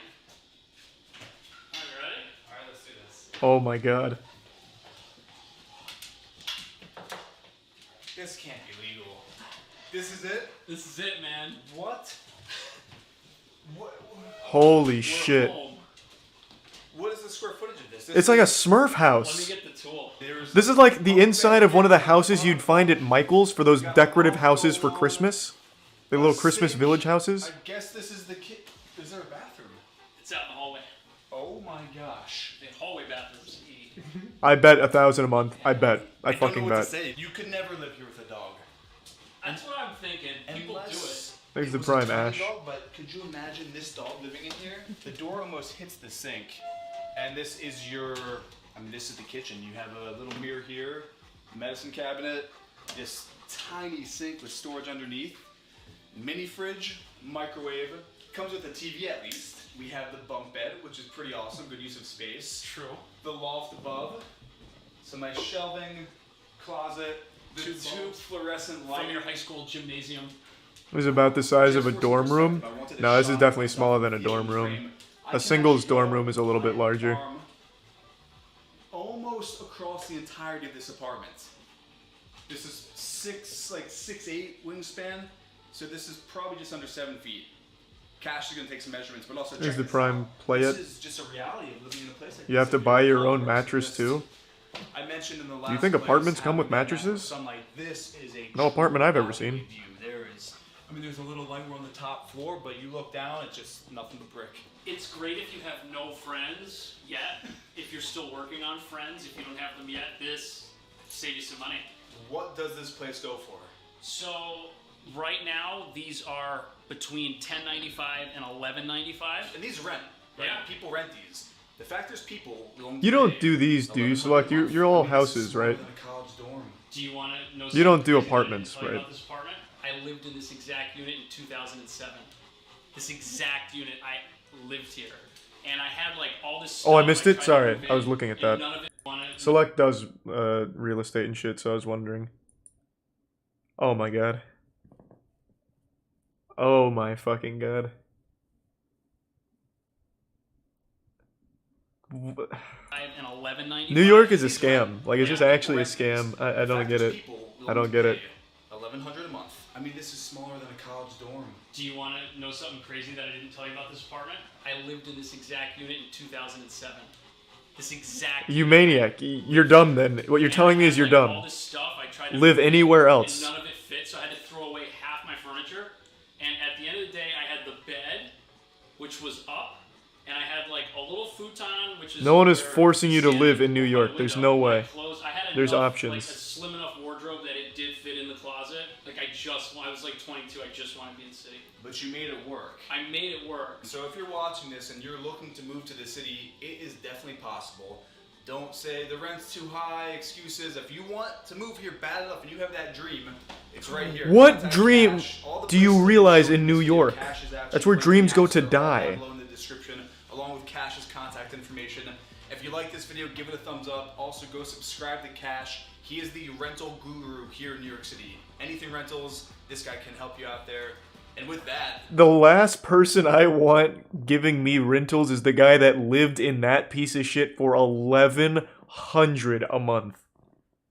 No fucking shot. That guy's gonna sell me like an actual coffin to live in for $600 a month. Thanks to the tier 1 Chug Bingus and the tier 1 Secured in the resub Nav. Oh, I got you, Select. Okay, good then. Yeah, pretty much no stopping. Have I seen pod hotels in Japan? I have seen pod hotels. You see, the thing about pod hotels, though, is no one, like, lives in there permanently, right?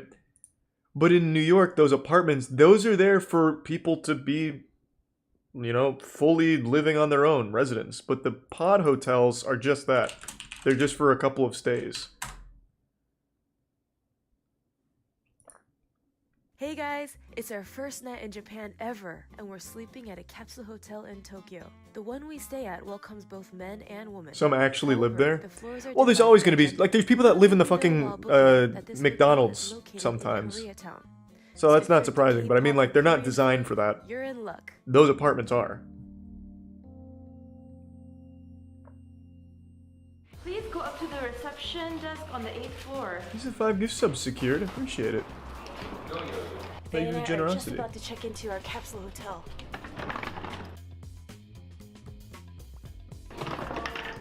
My locker number is 543. Let's take a peep at our guide sheet.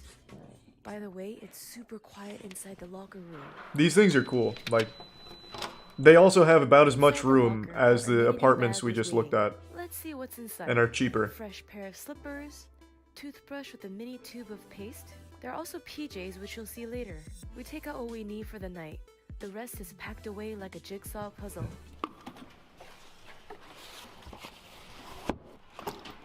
That wasn't too challenging. Thanks to the Prime Uber and Tier 3 gift sub Sapphic. Thank you. I did not know that, Narito. It is time to wash up, so Faye and I are gonna get naked and clean. Spanky clean. Okay.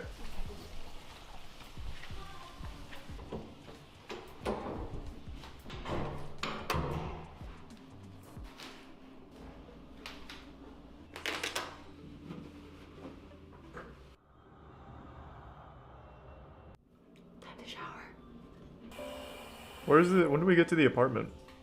Or the hotel room? Here we go. Incidentally, making the floor look like a ruler.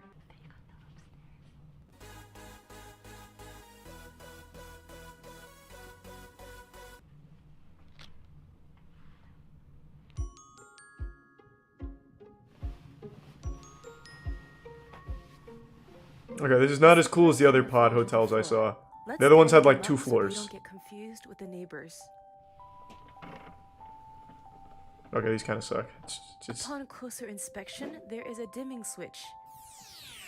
Cool, but not yet. For the next bit, I had to silent vlog because the neighbors were sleeping. There's only one outlet? No! The pillow looked like a curvy bean. Ooh, a concave shelf. Perfect to fit your phone. About that one outlet dilemma. My phone is in the red zone. Okay, pretty underwhelming. Edit and upload a video. It is 11:14 p.m. Matt wouldn't fit in there. No, probably not. $9 a night? Holy shit.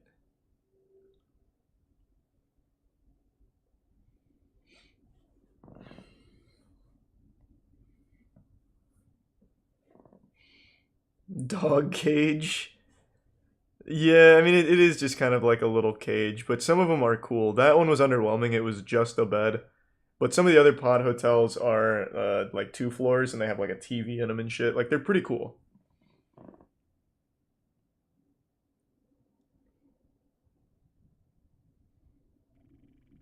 Thanks to Prime Soggy.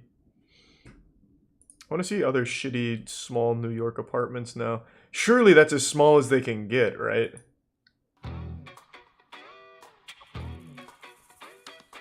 Alright, head upstairs.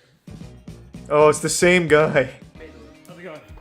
Does he just specialize in shit apartments? I mean, I'm kind of almost stuck on the hallway. But these are... It's actually just the same guy. No shower. No, that's right here. And it is the same apartment, isn't it? Oh, you gotta be kidding me. Let me go in there. Just like a good old exterior door to seal it off. It's like college. Here we go.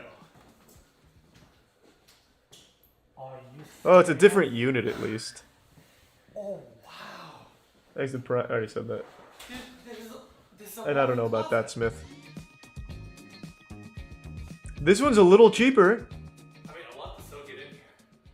So, you got a little, I guess, vanity slash, hey, it drains, so it's your sink kind of setup here. This one also looks a little bigger. How would you frame this? I'm assuming this is kind of like your loft. You put the bed up here. So, what most people probably would do is, a loft isn't for everyone, because, you know, if you have to use the restroom, it's not climb down. Yeah. And, I mean, this is a fun neighborhood we're by a bunch of colleges.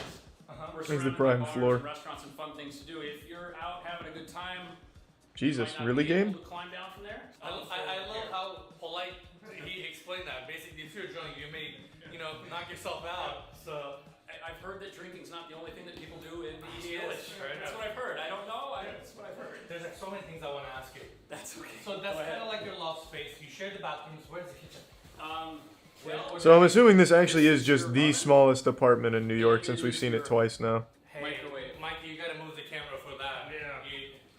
So this is all you get. That's what said. I mean, this is definitely spacious. I do not feel cramped here at all. Yeah, this place looks nice. Window, you get a little view. So until you look out the window and see you're in New York, I guess. Nice. Actually, a good height. Yeah, he just shows him the same apartments. So that guy actually just specializes in like showing, or I guess even selling, dog shit.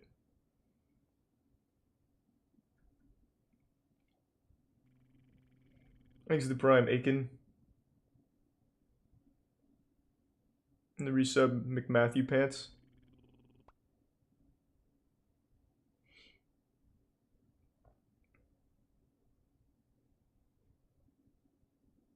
Scamming. Yeah. Hey, Florida, at the very least, the problem with Florida is the people. Everything else is kind of pretty. Like, say what you will about the Florida people, but at least when you look outside, you don't see like fucking smog from the New York City sewage. Every time I've visited New York, there's like this thick cloud of actual fucking smog, like a plague washing over the city, because they actually just drain their sewers right in the middle of everything every night.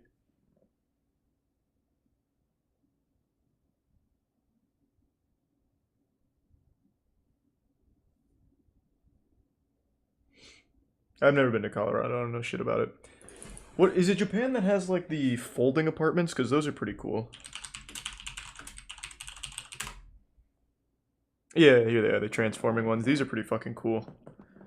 Thanks to Resub Robotic.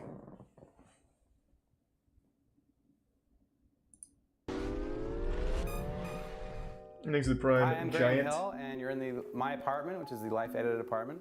It's a 420 square foot apartment in Soho, and I designed it to be really efficient, so to get a lot of functionality in very little space. What was that? A lot of people in New York City do live in small spaces. We think we can do it better. We also think we can give the functionality of a larger apartment in less space. It's really good for the environment. It's also really good for their pocketbook. And I think that simplifying your life, that was pretty cool. A little more time, a little more ease, and might actually make you a little happier. So the office is quite simple. I'm a big fan of the standing desk. This just pulls out like that, and then we have a wireless keyboard mouse. Wow, this is pretty fucking cool. But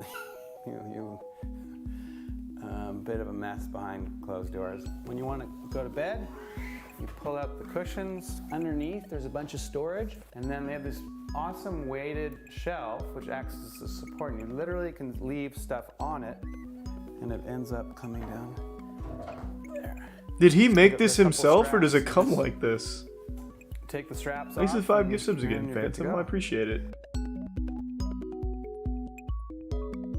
No, you'll be fine. Don't talk. It'll be fine. Nice size living room. Why do you guys keep saying that? Is that like a book or something in here that he has? Why does chat keep saying that?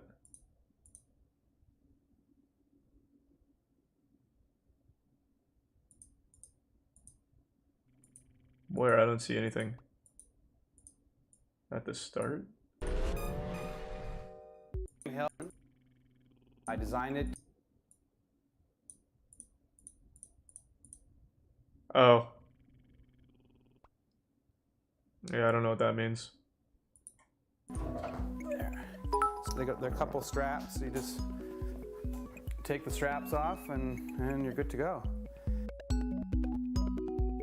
Thanks to the bits, thank you, Phantom. Jesus. You can see it's a nice size living room. Yeah, I don't know what that is. Okay, so for audio visual, what we ended up going with is we made some wired speakers, and they are literally built into the ceiling and then plastered over, so they're entirely invisible. Basically running everything off the computer, I have Spotify, Netflix. In this cabinet, we have a Casio projector and a Marantz receiver. Thanks to the gift sub Lewis and the Prime, Alan, Green Dragon, Orange, and Dollar Mig. Small space work is really layout, and then the housewares and furniture that you put inside it. So I think storage is really important to people. Thanks to Tier 1 Cameron. We try to do floor to ceiling and wall to wall. And so there ended up being this is going to be extremely expensive, yeah. Place, which I think is really useful. So the bathroom, quite simple. I guess the main ideas are try to separate the functionality. And so in here, there's a toilet room, and this is like shower and sink. In a small space, you want to be really conscious of sound and privacy. A really nice. $3,200 a month? No chance. I'm thinking $4 grand a month. It's New York. We have this little platform that folds down that makes a seat. It's very quiet. Why? And so if it's two of you and one of you is having a nap, or you want to make a private phone call or something, this is a little private room. What? So right now we're basically... Yeah, I'm just going to go to your shitter real quick. I got to make a phone call. What if you have guests? Let me put down the booster seat. It's fairly often in New York City. And then reveals on the other side this cool little guest room. Beds by Resource Furniture, and they're 2 guest beds. Gotcha, Cam.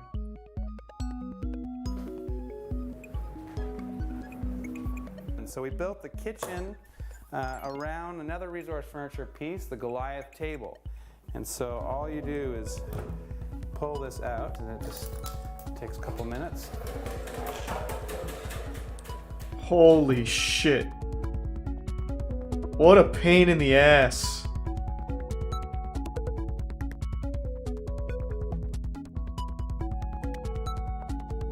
Yeah, he's got the Go-Go Gadget Extendo table. Quite simple. I like robots, and so we have the Roomba. We have 3 induction burners, and so you can pull out however many you need and set them up. Drawer dishwasher. It uses 2 gallons of water versus normally I think they use around 6. Thanks, Yusuf Lawrence. Wolf combination microwave convection oven, so you can literally cook a turkey in this thing or do your normal microwave stuff. This is a Nature Mill electronic composter. Sub-Zero fridge and freezer. I take back what I said. This thing comes with a fucking composter. This is $6 grand a month. A friend of mine, this guy named Shane McQuaid, has a company called Voltaic Systems, and they make the best solar backpacks and soon solar lights. And so he was nice. He helped he install a few panels out the window, and we wired it through. And so particularly useful last couple weeks ago in Sandy, he has a couple of large batteries. These are the batteries that they do the laptop bags with. And so it just charges those, and so I can plug in and basically charge. Yeah, that's what someone just said, To Abawa. begin the project, I thought it would be really neat to try to crowdsource the design for the apartment. We got 300 entries from around the world, some really amazing stuff, and ended up selecting these 2 Romanian architecture students, Adrian and Catalin. And this is really largely their design. Okay. Oh, he doesn't say the price? Oh, come on, man. Well, that's gonna be expensive as fuck. That's for damn sure.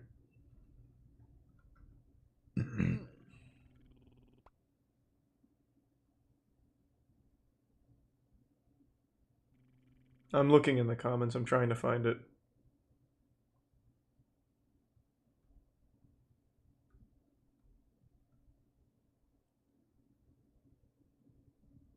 Alright, I don't know what the fuck it is.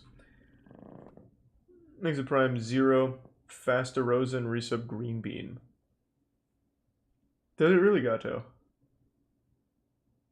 Yeah, true, Tornini. I'm not reading the article. Net Cafe Refugees.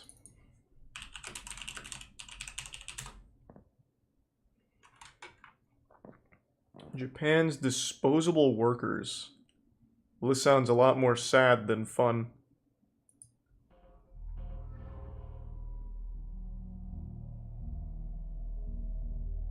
This one is sad.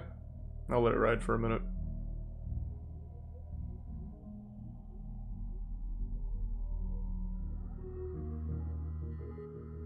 Here's the Prime 0.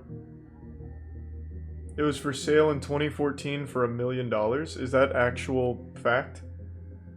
Holy fuck.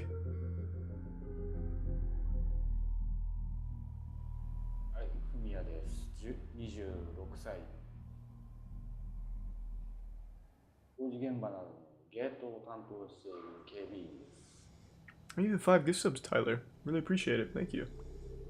Thank you, Tyler.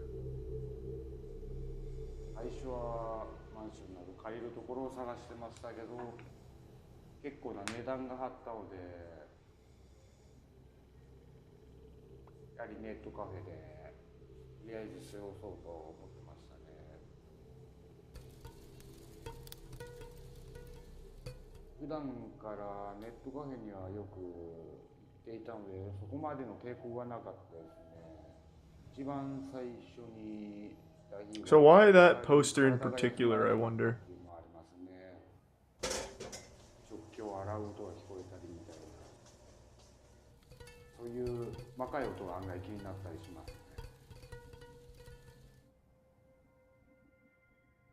Where do you shower here? Oh, I have no idea.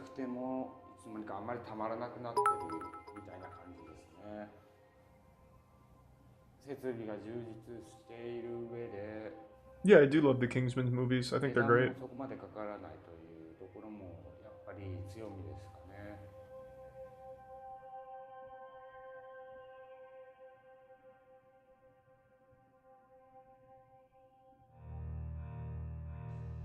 Yeah, this is just sad.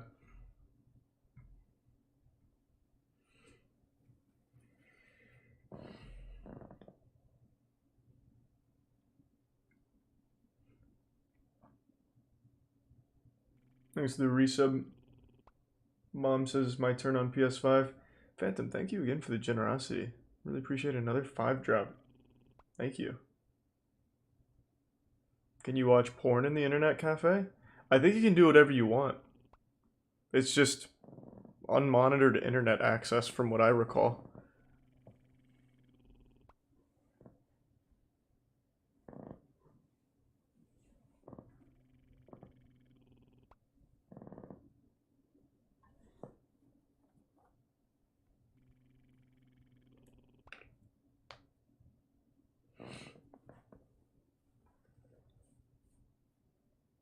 Vivaldi Autumn?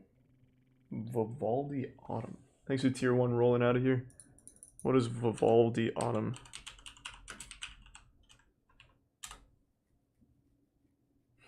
It's classical music. Okay, I'm sure it's good. I have no doubt. Sweet, well thanks, Crocodile. Thanks, Parskid. Hope you're doing well, man.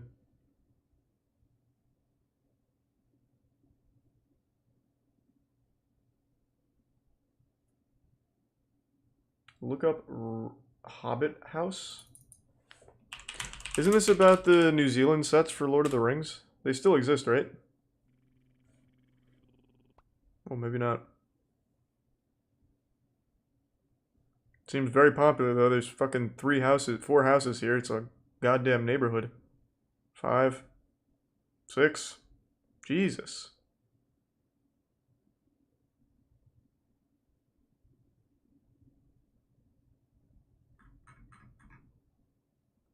I'm sure it's cool. Don't really want to watch it, though. Thanks to the resub, Carnifix. The bits, Lee, Cheek, and Cosmic, and the 10 gift subs, Phantom. Jesus, thank you, Phantom. Holy shit. Thank you, Phantom. Lunar Lander House.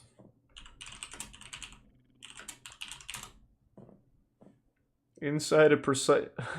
What? Those are QR codes for the 2 websites for the spaceship project. So when I'm not here and people come by and go, what the hell is that? And they can just walk up with their phone and get the answer. How would people accidentally wander to a lunar lander? Lunar lander dwelling house. We're in Beverly, Washington. Thanks for the resub. River, the Columbia Basin. It's a desert Gaggin? Washington State. And the 10 gift subs again, Phantom. Thank you, Phantom. Of the Apollo lunar lander that went to the moon in the late 60s, early 70s. One of the connections was the astronauts trained some 50 miles downstream. Thank I you, decided Phantom. to build this lunar lander because I've been building things pretty much all my life. When I was 21 or 22, I built a dome. Can't watch Monster Bug Wars. In college, I built my first sailboat. When tiny homes started becoming a thing, I noticed that they had several problems. They were heavy, they were structurally weak. I'm a catamaran designer, and I thought these same technologies could apply to make a better... Looks bigger than the house. apartments in New York. The first thing I did was to do a 3D model. Oh, where Jesus. I could pull off patterns. And from those patterns, I cut pieces out, vacuum bagged them together, brought them over here, and then used epoxy to glue them all together. I'm Kurt Hughes, and this was my proof of concept prototype of a Yeah, tiny take me on a house tour. built like a catamaran. When people first come in here, they see Captain Nemo's window, just like 20,000 Leagues Under the Sea. The idea was to This have is an cool. This is so open cool. environment. It's nice to be able to come in, look out the window, watch the river.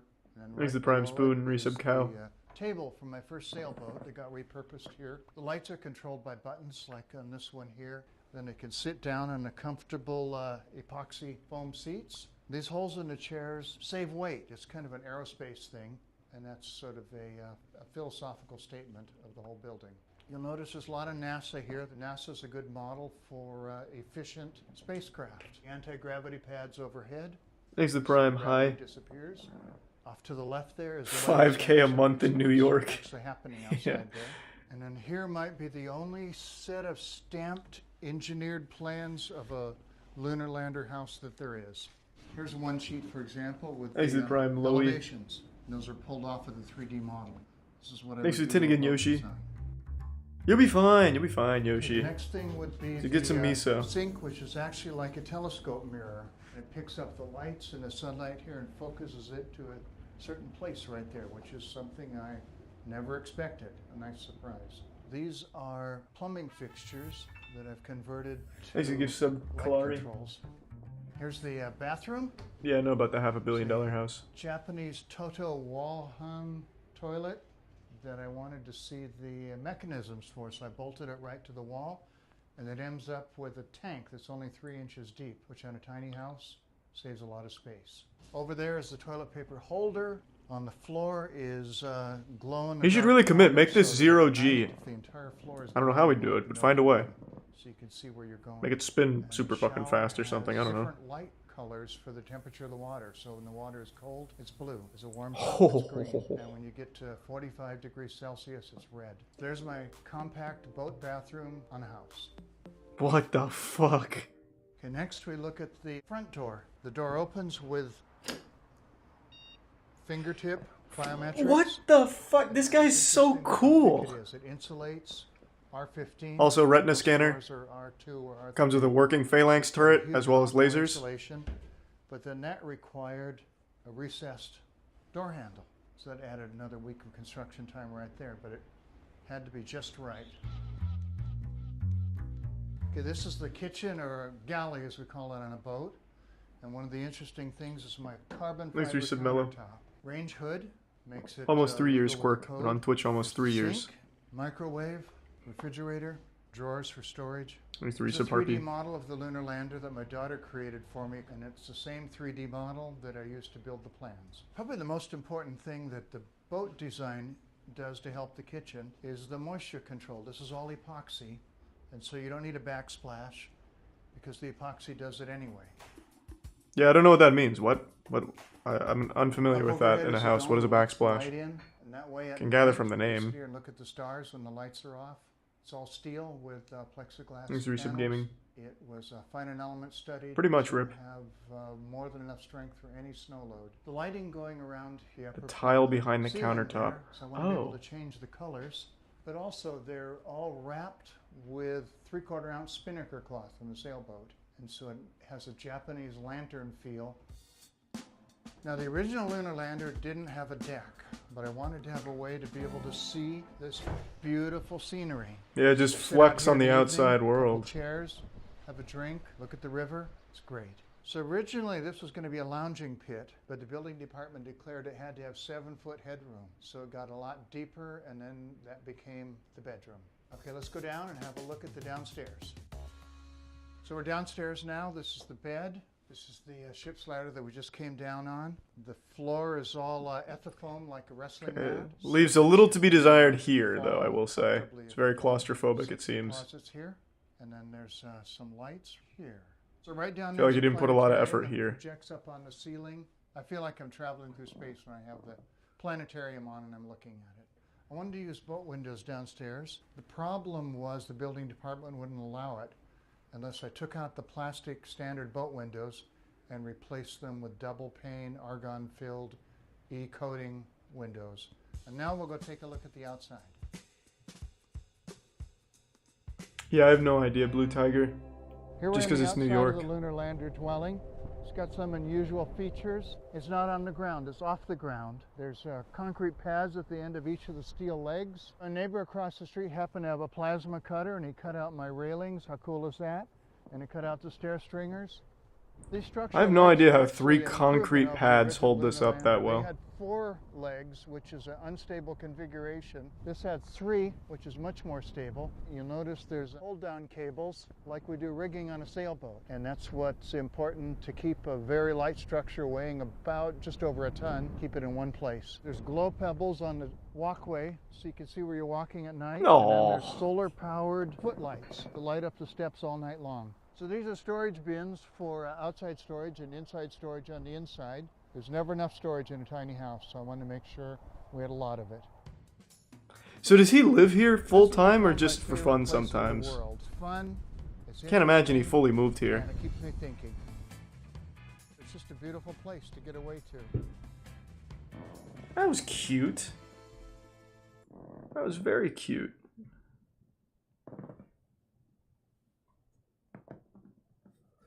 Just a getaway thing? Yeah, that makes sense.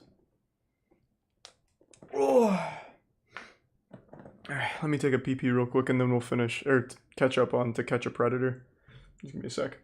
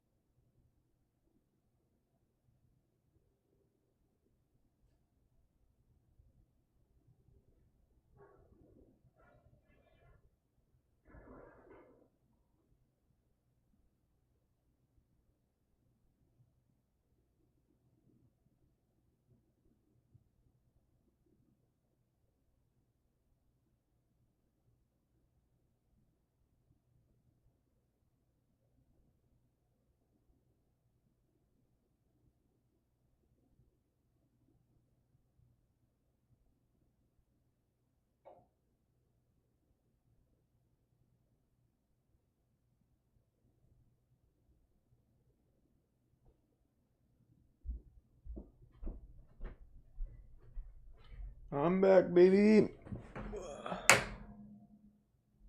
Yeah, I know. I know, Home Enthusiast. I know about the one. Hey, well, welcome then, Disappoint, and thank you for the bits.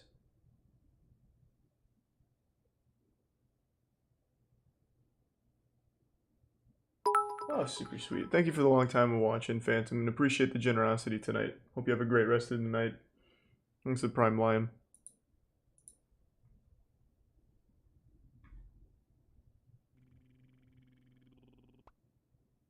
Thanks to Resub Mason. And another to catch a predator first. Whoa! Tried to Goldberg spear the countertop. Wait just a minute here. And there's one more potential predator we'd Thanks like you to Prime to meet. Polyman. That's 37-year-old Kazuo Akutsu knocking on our Prime door. Bosnian. Hey! The Tier 1 I'm glad nun. you made it. Resub Gouda. He's been chatting online for more than a week with a decoy posing as a 14-year-old. Using the screen name Kaz4541, he asks the girl about having sex on the beach, then says he's not into that. He wants a nice, comfortable bed. He also has a birthday wish. He changed his Sex mind? with the decoy. Do you want some brownies? Not for now. He smelled like he was smoking in the car beforehand and hasn't showered in a couple of days. You've You didn't come. bring me any chocolate. Friends. No. Hey, fuck yeah. Shall open. Thank you for the raid, Atrioc. Been waiting for you. I didn't want her to find friends. it. Really appreciate it. Good shit. I have to wrap it and everything. I would have thrown it away. No. So explain again why no chocolates? Thanks to the Resub Comfy. Just didn't bring it. And the Resub Gouda. No. So what's your plan? Super sweet. Always appreciate it, Well, Atrioc. Thank you, man. He admits her is a 14-year-old girl named Sandy, who we met online. He says he's 37 and works for a major department store in New York City. So you just decided today after work that you're going to jump in the car. Yeah. A 14-year-old girl named Sandy. Well, no. Yeah, that's it. That's it. That's it. You thought it was appropriate at the age of 37 to come meet a 14-year-old. Why? Explain that to me. I didn't Thanks to Resub Mario. think it was Crabs. appropriate. Your chat was pretty darn explicit with her. But he changed his mind about sex on the beach. And you so acknowledged it's got to count for something, right? that the age thing could be a problem. Sandy, I am more than twice your age. I know what I did. What am I going to do now? Then Kaz4541 says he's feeling ill. You talk about her having Yeah, I don't know how he's 37. He looks like he's 19. and then it might hurt. He looks real young for 37. You can go if you'd like to, but I think I need to tell you something first. And that's I'm Chris Hansen with Dateline NBC. Thanks, We're Resub doing a Bruiser. story on adults who try to meet kids online for sex. Now, if there's anything else you want to say, we'd like to hear it. If not, you can obviously walk out the door you came in. Oh, God. Whoa! Chris, there's an evil spirit. It's possessed him. Call for an EMT It was the who spirit comes in speaking and through examines him him. with the It turns out to be 14-year-old. Nothing serious. Yeah, he's clammy. He's definitely. Come on, let's get up to your feet. Let's see your head. All right? That was He's nice. escorted out of the house and is later arrested. Lieutenant Neville says he recovered pretty quickly. Brought him back to the police department, had a medic at the police department that monitored his blood pressure and heart rate and pulse, and pretty much was cleared to go back to the jail. Later, he goes before a judge and his bail is set. Your bail is set at $50,000. That felt like a WWE scene when he hit the As chair. the operation wraps up, there are a total of 28 men who've been arrested and charged with a felony. So far, 2 have been indicted. Most of the men have not had a chance to make a plea. All the others have pleaded not guilty. How you apply for that program. Well, not a whole lot in that one. Oh, shit. Oh, he didn't spend 3 years.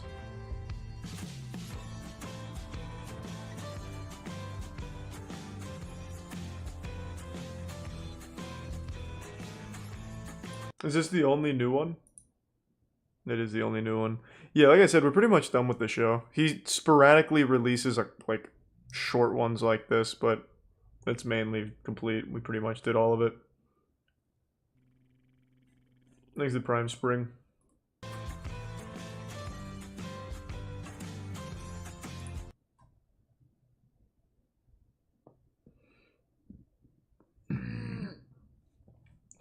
King of the Nerds, I'm familiar.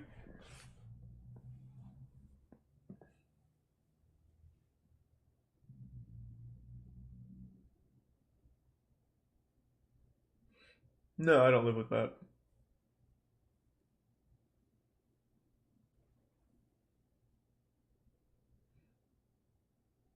New Nick Crowley video? What's it on?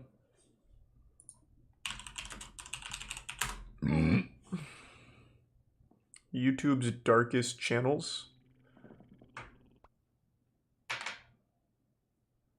Is it dark in like a Twitch terms of service problem, or like dark like, hey, this guy's kind of a weirdo?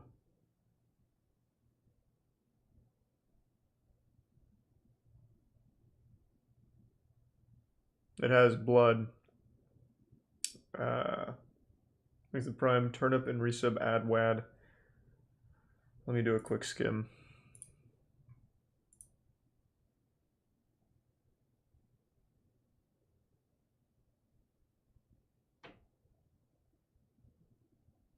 Yeah, I don't think I can watch this one, just skimming through this.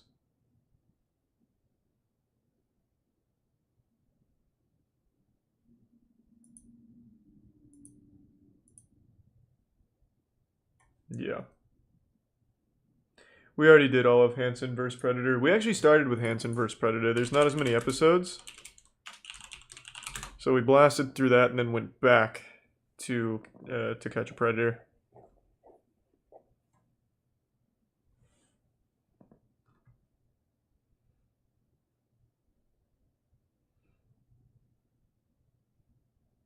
Not really. There weren't many bugs in the game or anything. That's sweet. Thank you. Appreciate it, Will. And I've seen that video. The Strange Case of Anatoly Brgoski. Why? I feel like we've seen that.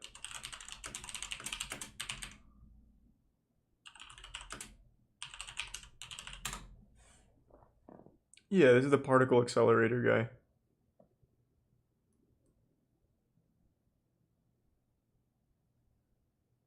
Atrocity Guides video is back up. Which one?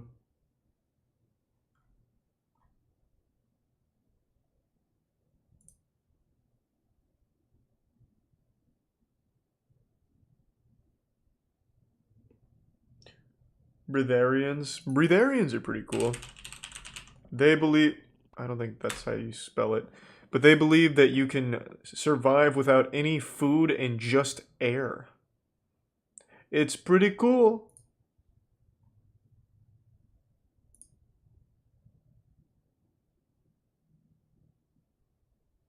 Oh, this is just like a general background. Is this an actual practitioner? When it comes to food preferences, you've probably heard of a Thanks for your sub, vegetarian, Lawrence. a pescatarian. How about a breatharian? So it looks like this. And then the exhale is through the mouth.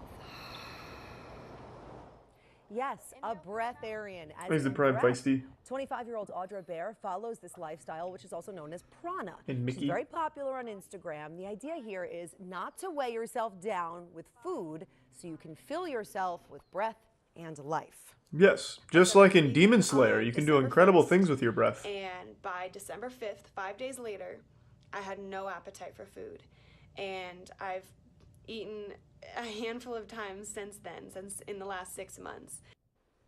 Okay, so here's what she does consume. Herbal teas, green juices and smoothies, coconut water. All and sponsored, sometimes I bet. Soup. She says she does not miss food. The practice is more popular than you might think, but of course, we should mention medical professionals say you should seek advice before starting anything like this. Well, let's not mock her for her decisions. I haven't eaten anything this year. Ah.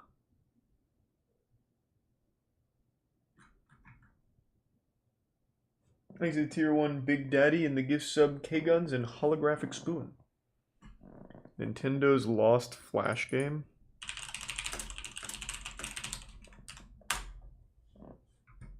Mission in Snowdrift Land. This? Oh, this is another one of these adventures, huh?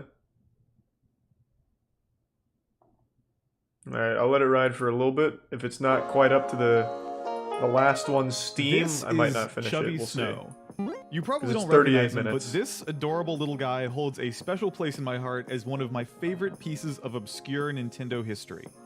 Now, if you don't remember Chubby, that's okay. Almost nobody does. Even among die-hard Nintendo fans, Chubby is not well known at all. In part Appreciate the because bitch Chubby jag, but I only and the game he raid starred in were streamers actually that I've watched their designed to be content. forgotten.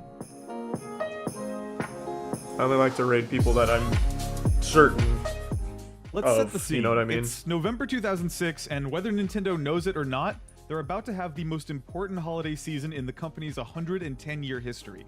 Nintendo has just launched the Wii, a platform that will go on to sell over 100 million units and become the company's best-selling home console of all time, and the DS is on track to sell 20 million handhelds this year alone. Is a that true? runaway- Oh, I forgot about that. Someone said that the other day. Oh, let me look that up. Well, actually, I'll look it up on my own time. I don't know if that claim's true or not, but we'll see. I'm gonna look it up.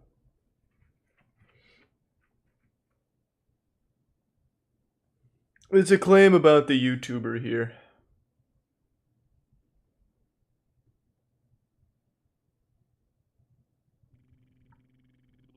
Thanks to the tier 1 general lit.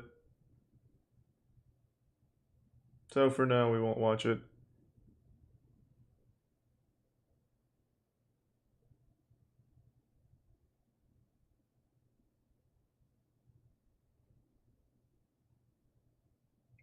Fox captured barehanded.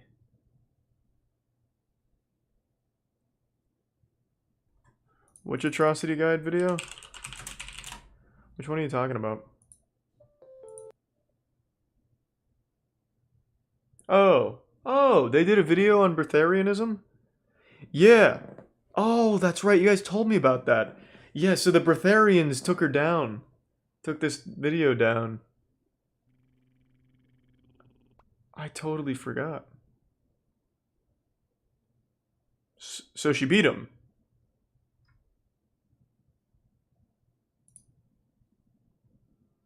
Thanks, resub Space Jesus. This project is way more important than Congrats, a single Jeff. person.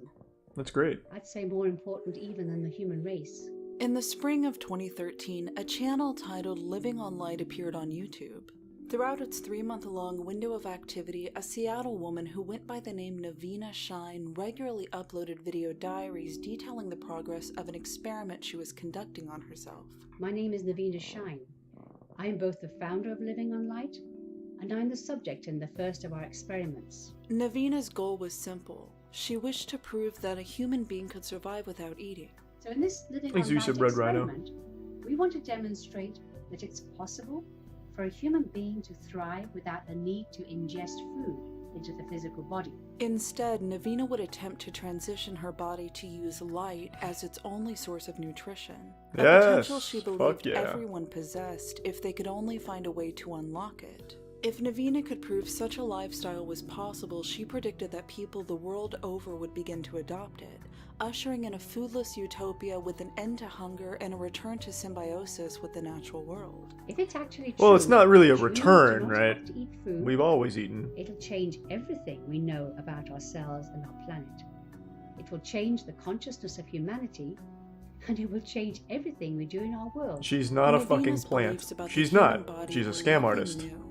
By her own admission, Living on Light was largely based on the similar claims throughout the decades of people absorbing nourishment through air Oh, sweet. and Well, thank you, light, Yag. with And I wish your methods friend such the as best. chronic breathing and sun gazing cited as replacements for eating and drinking. Named after the claim that they need only breathe in the nutrients needed to survive, they call themselves the Breatharians. I don't take any solid foods. I'm a breatharian. I Thanks for have resub been Venom in the Prime Bugsy. 19 5 new years. subs, Gina. Thank you, Gina. That's so stupid. That's what they said when Isaac Newton discovered gravity. Maybe they're just ahead of us. And we can treat our planet entirely differently. We can treat our lives entirely differently when we know that we don't have to eat. Navina was no There's doubt really no familiar with the benefit to that, though, controversial really. history of breatharianism Well, I guess kinda. And the several so-called breatharian gurus who We had didn't have to experienced eat. brief celebrity within the fringes of the modern New Age movement, later to have been exposed as lying about their lifestyle. Notable examples include Hira Ratan Manek, an Indian spiritualist who claimed to have not eaten for over a decade, instead staring into the sun as a method of maintaining vital functions, who was photographed at a restaurant in 2011. But Navina What are was the odds? undeterred by such reputational blemishes. For her, I can't believe it. He was eating the whole time? I see myself as being called to create this experiment and bring this vastly important information out into the It was an world. oxygen restaurant. Yeah, the restaurant was just very rich in oxygen nutrients. Of being delusional. Her experiment was met with overwhelming discouragement, with the comment sections filled with reminders of the obvious dangers of such an undertaking. But where most viewers of Living on Light saw a woman ensnared in esoteric mysticism, Navina saw herself as on the cusp of groundbreaking enlightenment, referring to breatharianism as the greatest discovery the human race has ever made. So on That's a May bold 3rd, claim. 2013, That is very bold. 65-year-old Navina Shine ate what she We believed invented might be electricity her in last video meal games. and began her process of living on light. All the people who do this, who say they do this, and there's thousands of You're all people good, who say Wayne. this. I also don't know about it, so I'm gonna have to look it up. I think that all of them are lying. I mean, I can't think that. Specifically, how long did you go without eating? For me, on and off, well, pretty well just on water and tea for 2 years. The name of Navina Shine's experiment was likely taken from a self-advertised spiritual guru who came to prominence in the late 1990s. An Australian woman named Ellen Grieve, more commonly known as Jasmuheen, published a book called Jasmuheen. Living on Light, which detailed a 21-day process of transitioning into a lifestyle which no longer required food. Instead, Jasmuheen claimed nourishment would be provided by prana, a Sanskrit word meaning breath or life force. Where are they Is it getting tier 1 their totally different sustenance milk? from if they're not getting it from food? Thank you, Gina. Ki, the chi, the universal life force, or what we call prana, or if you're a religious person, you would say you are fed by the light of God, and obviously that's very hard to measure. Jasmuheen stated to have acclimated to this lifestyle years ago, but still ate occasionally when the urge to experience a particular taste arose. I've been free from the need to take any nourishment from food now for 11 years. That doesn't mean that I've had 11 years of taking nothing, but in that time, yeah, I've had the odd piece of chocolate or cappuccino or completely non-nourishing substance, because the path is about freedom.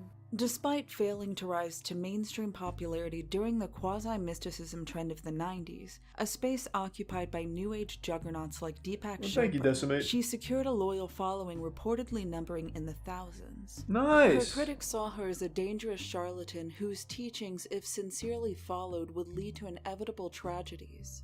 But her followers saw her as a vessel of if I remember correctly, a few Breatharians bringing about a shift in have died. consciousness in time for the new millennium. Unsurprisingly. We're going through a huge shift in consciousness. It's obvious on the physical plane, and it's obvious within the physical bodies of mankind. We could end hunger for good, Jasmuheen stated, if only we could reconnect to the alternate channels that offer freedom from physical, emotional... Well, I don't know how many die from breatharianism. The first week I of think it's only a few, Jasmuheen's because most 21-day people living give in on to the light urge to regimen, eat and as live. detailed in her book, involved consuming nothing at all, solid or liquid. According to the blogs Thanks, of Resub people Jojo. who have attempted this protocol, extreme fatigue, kidney pain, and the sensation of their mouths feeling glued shut were common complaints within a few days of this initial phase. But the book's assurance that this was merely the old spirit leaving the body, that these were signs of breaking through, kept them motivated to continue. The following 2 weeks allowed for the reintroduction of small amounts of water and diluted juice, but no food.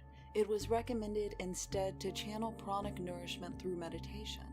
And simply saying, as the energy flows... So basically, Jasmuheen was like a 4chan troll come to life, At the where you end of try this and convince 21-day people to do some dumb shit, individuals were like promised creating a new chlorine body, gas by accident. recalibrated to feed from the This one universe's was just pranic live off energy. breathing, In no addition to water her or books food. and website, Jasmuheen would hold worldwide retreats, charging $1,500 for admittance. A small price, she argued, in exchange for no longer requiring caloric intake. All my vitamins, all my mineral, everything that I need to maintain a Kinda, fully Gina. healthy, And thanks to vital, Prime strong, Gooch. regenerative body, vital body, using body if you want that too, can come from prana, that this can be maintained from the divine force within. The first of Jasmuheen's followers to die from living on light was in 1997. The first. Reports suggested Timo Degen, a 31-year-old German kindergarten teacher, had discovered her website, fell into a colorful rabbit hole of promised enlightenment, and slipped into a coma after attempting the 21-day protocol.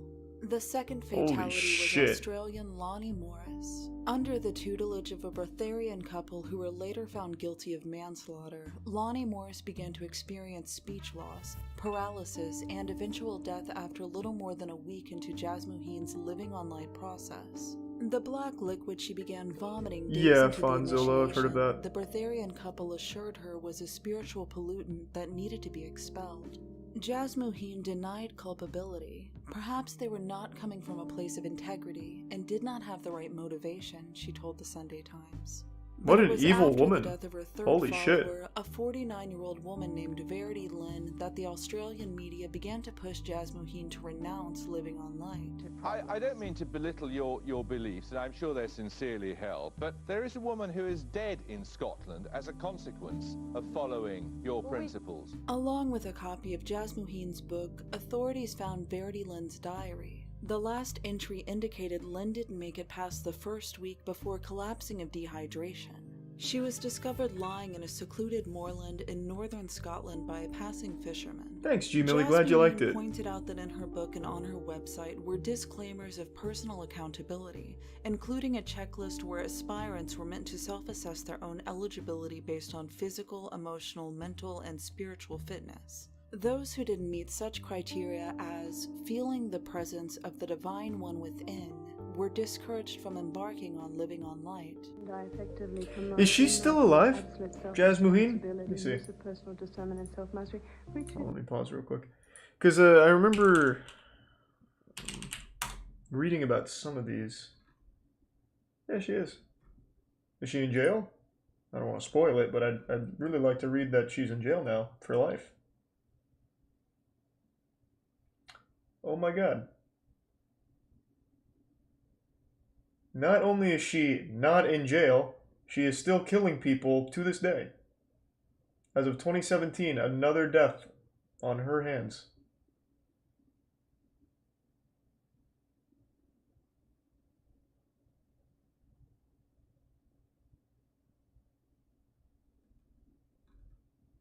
It's fucking crazy that people like this don't get charged.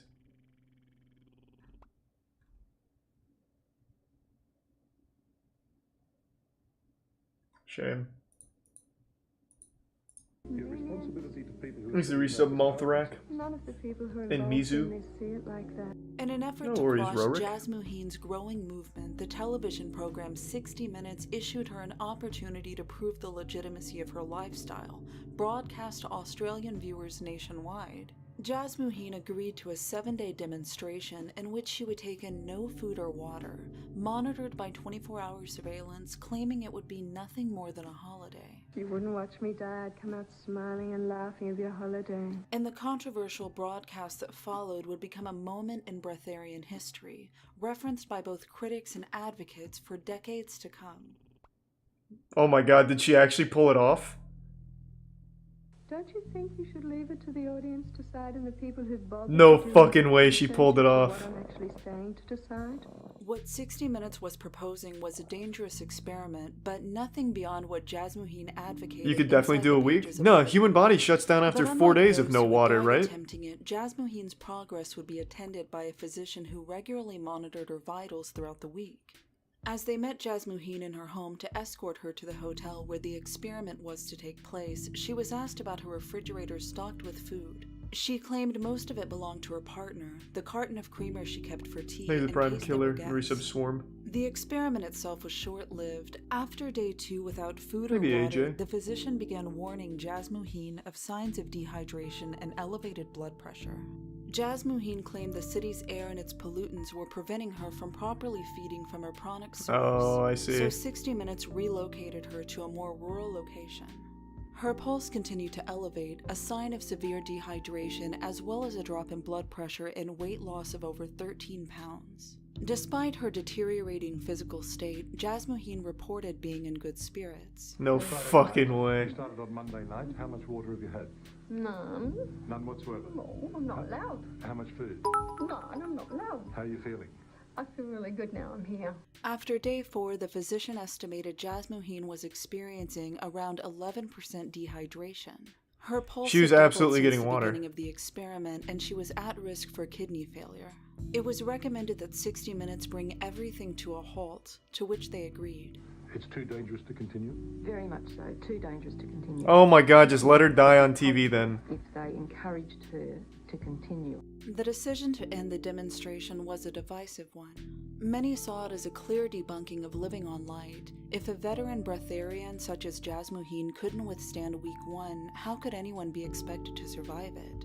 Jasmuheen was maligned in the press. She was even awarded the Ig Nobel Prize, a parody of the Nobel Prize meant to satirize unscientific research. Nice to be some Other ghostly recipients and include legit. Scientology founder L. Ron Hubbard and fellow New Age guru Deepak Chopra for his liberal interpretation of quantum physics. But followers of Jasmuheen's brand of breatharianism argued that by ending the experiment early, 60 minutes had disproved nothing. The dehydration, the quickened heart rate... Yeah, I agree. They should have just let it ride. Aspects Whatever. of the 21-day process. I see no reason why Jasmuheen should not have passed the test, wrote filmmaker and breatharian advocate P.A. Straubinger. But it was stopped by the 60 Minutes team who wanted to prove their story. Jasmuheen's momentum in the fringe He's the spiritual prime board. movement was slowed but not halted. Her presence persisted well into the ensuing decades, Thanks, cited Jack. by many contemporary breatharians such as Navina Shine as being the authority on this way of life. A very exciting thing happened for me yesterday. I managed to catch Jasmuheen before she went off on her tour. Jasmuheen lives in Australia, and she's kind of the guru, the authority on living on life. I bet this lady dies. She's been a breatharian for many years now, and so she lives breatharianism. Although Jasmuheen knew the results of such experiments when taken too far, she had Skyped with Navina to offer her encouragement, even promoting Navina's YouTube channel from her own Facebook page. But despite the clear influence, Navina Shine's version of living on light was her own, one which thankfully did not require her to abstain from drinking water. In fact, by the end of the 3rd week of her experiment, the amount of water Navina was consuming was making her ill. I've been having a bit of difficulty with drinking water. I just drink water and I wonder tea. why. That's weird. Let go of the coffee after a Doesn't few make any days sense. because it was upsetting my stomach. But the water seems to have been doing that. I realized that one of the things that was going on, I think I might have been drinking too much water, because I just kept drinking water, drinking water, drinking water. Like Jasmuheen and other breatharians who came after, Navina could only offer an ambiguous explanation for what she intended to use as sustenance. Her use of the term light, she admitted, was a metaphor for an indescribable force. We don't yet know if it's actually light, or if the nourishment is coming from the air, or the sun, or from somewhere else. Her daily coming from the divine routine, realm. exercising, reading, and attempting to master the mind-body connection she believed would allow her to access this form of supernatural nourishment, all without leaving her house for the duration of the experiment. She had originally intended to offer her spectators a 24-hour Oh my god, she became a live ghost. stream, captured by cameras It's rocking placed on in its all own. the rooms of her home, a venture she disclosed put her in significant credit card debt. You'll be able to see every moment of every day or night from anywhere in the world, just by tuning into the internet live stream livingonlight.co for as long or as little as you like. What? You just check in and see, is she eating or is she not? But Navina had overestimated What? her technical and financial ability to host a continuous live stream Okay. on her own website. That's some And by the OnlyFans 3rd shit. week, she seemed reluctant to promise that it would ever operate as advertised. Naturally, this diminished her credibility, but based on her appearance Thanks, as the resub weeks cheese. progressed, many speculated she was either not eating at all or eating very little. By day 21, Navina reported to have lost 21 pounds, averaging a pound per day since she'd started. Feeling this was sufficient, she instructed her weight to begin maintaining itself. I've told my body that it's time to stop losing the weight now. Oh, good. Can That's a kind good of idea. taper it off and start stabilizing. And in my experience, the body usually does what you ask it to do, if you ask nicely. Following Jasmuheen's public endorsement, Navina began attracting attention. When a local news team arrived at her home for a profile, Navina spoke with them optimistically about her experiment, although her physical state appeared questionable. I'm actually feeling the need soon to sit down because I'm beginning to Shut down. Yeah, I think I need to lie down. Okay, Yeah. So do you want to turn the cameras off for a minute? Despite the technical setbacks with the live stream, she continued to film herself to create a record of evidence in the event she was successful. Every individual on this planet would have sufficient evidence for them individually to say, yes, this happened. Navina offered assurance that she was lucid enough to stop if she felt she was truly in danger of starving. When asked in an interview what she thought of the deaths of previous breatharians, Navina stated, "I don't know why they didn't notice they were dying, and I don't know why they didn't do anything about it." That's But some at the end of foreshadowing week right 5, there. Navina acknowledged she was approaching the 8-week window where the prisoners in the Belfast hunger strikes began to pass away, and she intended to go at least 100 days, well beyond the point anyone had survived. Most of her audience continued to ask her to stop the experiment. Several commented that they would be reporting the channel for violating YouTube's guidelines regarding self-injury. Well, it's actually pretty Yeah, sweet lots of them. criticism They cared. that's coming in. I've heard about it at least. When everybody seems to be afraid I'm going to kill myself, this is suicide and everybody going to come to my funeral. I don't think so. But there was a small but ever-present band Oh of fellow boy. mystics Oh cheering boy. Navina They on, should proving all the be movement of breatharianism was accountable in alive some and way. well. Although breatharianism is largely attributed to Jasmuheen, Ellen Grieve was only responsible for resurrecting it. Throughout the 1980s, the breatharian movement was founded, popularized, and swiftly discredited by an enigmatic figure known as Wiley Brooks.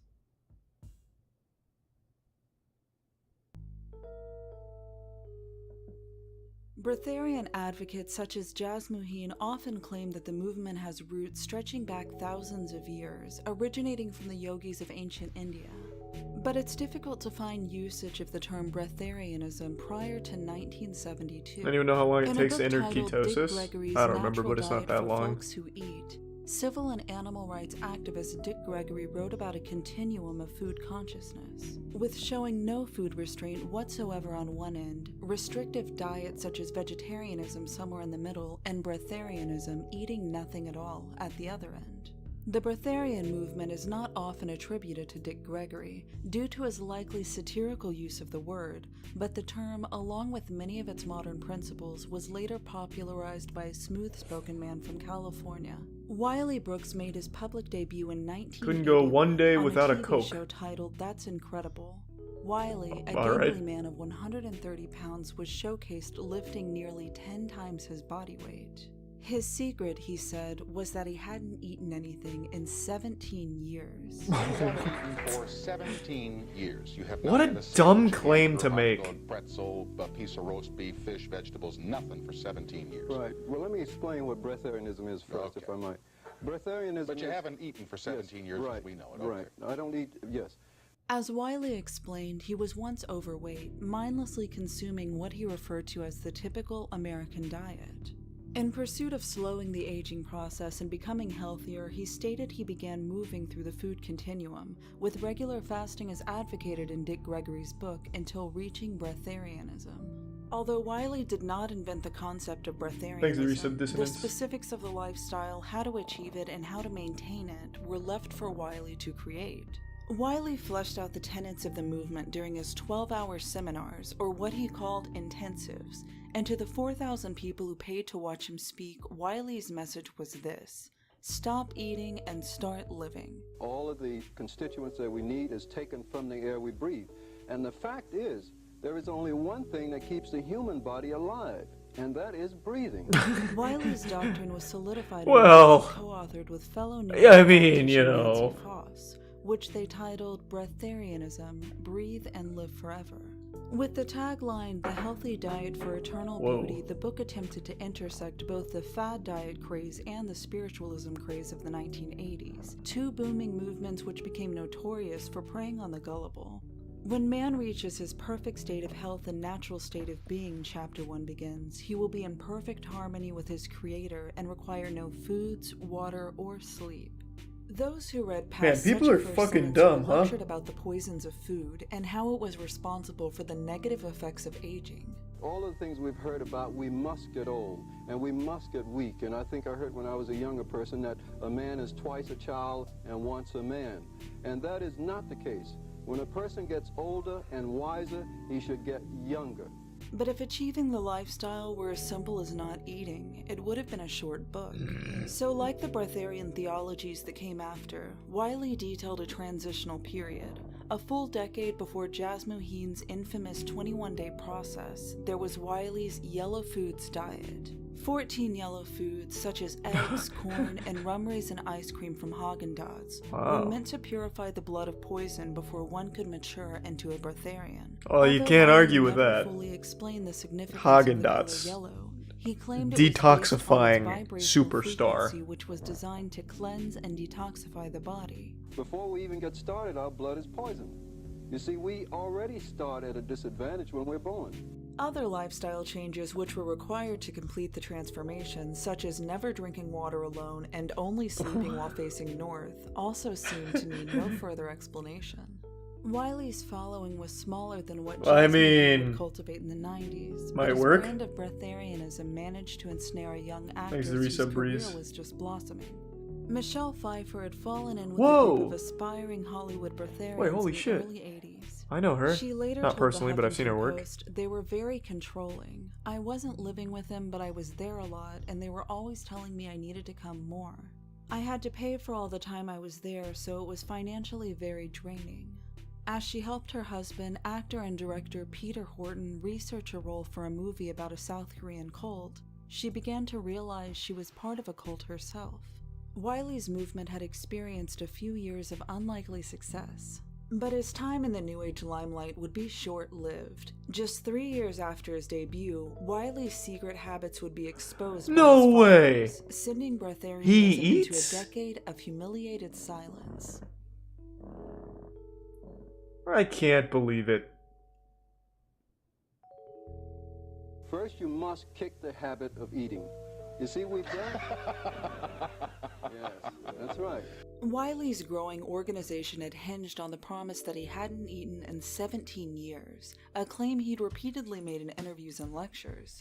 But in 1983, with breatharianism still in its infancy, Wiley was outed by a breatharian member for, quote... So there's a guy in the chat that keeps saying, look up Victor Truviano legit didn't eat anything for 10 years. I'm just going to tell you right now, that's a lie. I don't know who that is.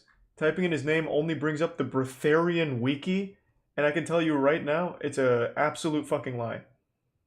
There is only one actual documented case of someone not eating for about a year, and it was an incredibly overweight man who, with the supervision of medical professionals, completely stopped eating for a year, living off of the latent storage in his body. He'd still drink and maintain like a liquid diet, but that is the only actual proven case of someone not eating for an extended period of time. I can tell you this Victor guy is eating, and you are being lied to. Also, he looks like Tommy Wiseau. And a little bit like Neil Breen, kind of like a fusion. Here, it's this guy.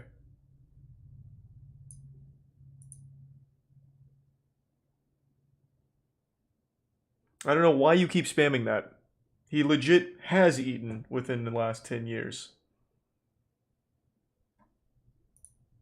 Quote, sneaking junk food into his room after everyone was asleep. He'll eat a dozen donuts in a sitting, said former breatharian Lavelle Leffler, who claimed to have first caught Wiley eating an omelet. When she didn't react, Leffler... Oh, also, just in case anyone's curious, sorry to pause again. The guy I'm talking about is...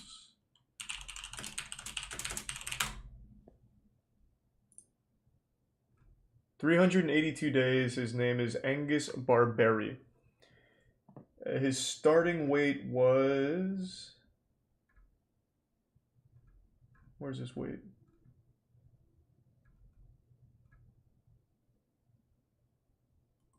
This article doesn't have his starting weight.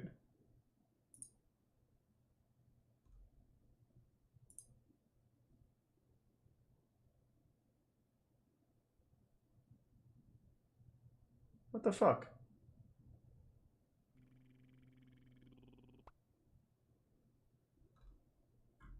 How the fuck are like, this is 3 different places that don't put his starting weight. Okay, he was extremely large. Like real big.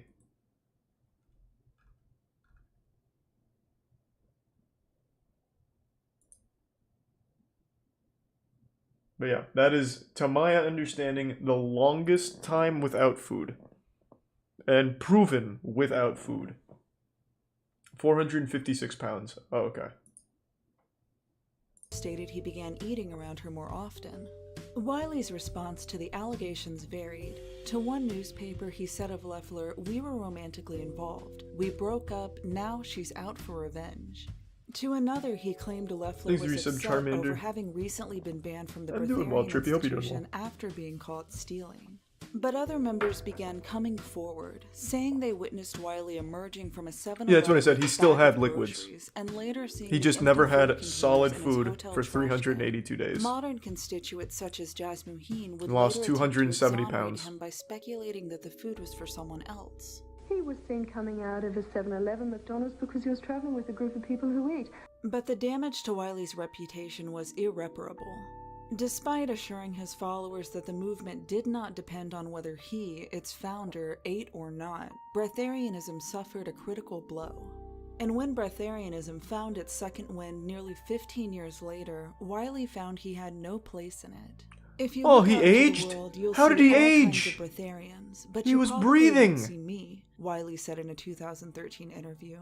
I don't get invited to places to talk. Aww. Although very little from Wiley's doctrines have endured the modern evolutions of breatharianism, which mostly omit Wiley's promises of immortality, ability to go without sleep, and his yellow foods transitional period, there are components of his early teachings that have persisted throughout the decades. Eating is an acquired habit just like drinking alcohol or smoking cigarettes. As epitomized in Wiley's He's the prime catchphrase, stoned. food is more addictive than heroin. The notion that human consciousness is meant to evolve beyond the need for food, and that eating is merely an addiction, with hunger being analogous to drug withdrawal, appears in many current versions of the movement. The unique power of the human mind to transcend its own biology and will itself to live without food has also been a foundational belief since the beginning. We read that the hunger strikers in Belfast died. Right. You're living. What's the difference? What's the difference? The difference is, very importantly, they wanted to die. Similar assertions were stated in Navina Shine's video. If her body began to shut down, she seemed to think that it wouldn't be the lack of food that would cause her to die, but the belief that she would die, categorizing the death as more of a self-fulfilling prophecy than a biological inevitability. And like Wiley's How can people even fall for this? she believed humanity's Look no further than Twitter, man. You can see people buy into all kinds of dog shit all the time. Experiment to cutting All the the time. umbilical cord. And when the umbilical cord is cut, it's terrifying for the baby. But as Navina continued into the second month of her experiment, her enthusiasm was clearly waning. Her video diaries, once teeming with promises of changing the world, began to show struggles with self-doubt. I have no idea if I'm living on light or not. I could be starving to death. Name one thing. Astrology. Astrology is a fun thing to toy about, but it's not a real thing. I would love it to be But there's true. people that treat it like it is. Like, I will never date an Aquarius. Those fucking maniacs couldn't possibly date an Aquarius. Shit like that. But it's not real at all. Keep our planet healthy. If it's not true, But it's fun to play with. But some people adopted it as a true belief system. oh my God, how incredible is that? Criticism remained the majority of Navina's audience response well into the 6th week of living on light, with much of it unsparing. But Navina had These are yet 5 to be good subs, Tay-Day. I disillusioned. appreciate it. When Thank asked you, by a Tay-Day. reporter for The Guardian what resub she retro. thought of the medical consensus that her organs would fail if resub she hard dick. continued, Navina replied, "A doctor can't see living on light because he looks through different lenses." But people yet cannot see the possibility of living on light because they are living in the paradigm of it can't be done. Not possible. A large portion of the criticism centered around Navina propagating a deadly idea, despite however altruistic her intentions might be. But many also suspected that Navina Thanks was to resub likely handcrafted secretly chair. eating, with living on light being an elaborate ploy for attention and donations, a justifiable speculation given the history of breatharianism. This suspicion was inflamed when Navina admitted to introducing a daily vitamin C supplement. She was already under scrutiny for a morning tea, to which she added what she referred to as a splash of creamer. Navina contended that neither counted as food, but many told her she could no longer claim to be living on light and therefore had compromised the experiment. Oh Started boy. the emergency, which seems Oh to be causing boy. huge consternation somewhere. But I think I even appreciate has that, an Stone. Well, impact thank you. on calories, so I'm just going to say, so what?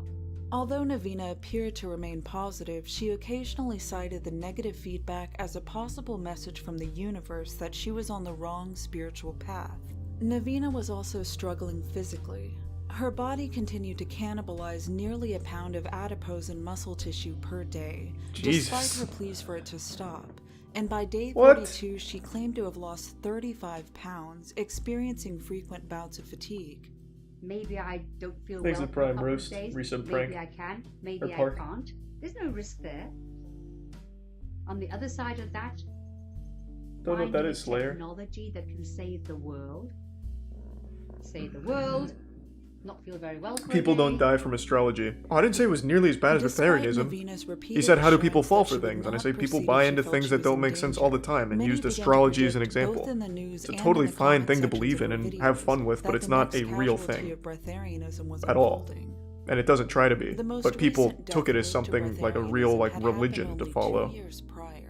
A 55-year-old woman whose real name was withheld from news outlets starved to death in her home in Switzerland in 2011.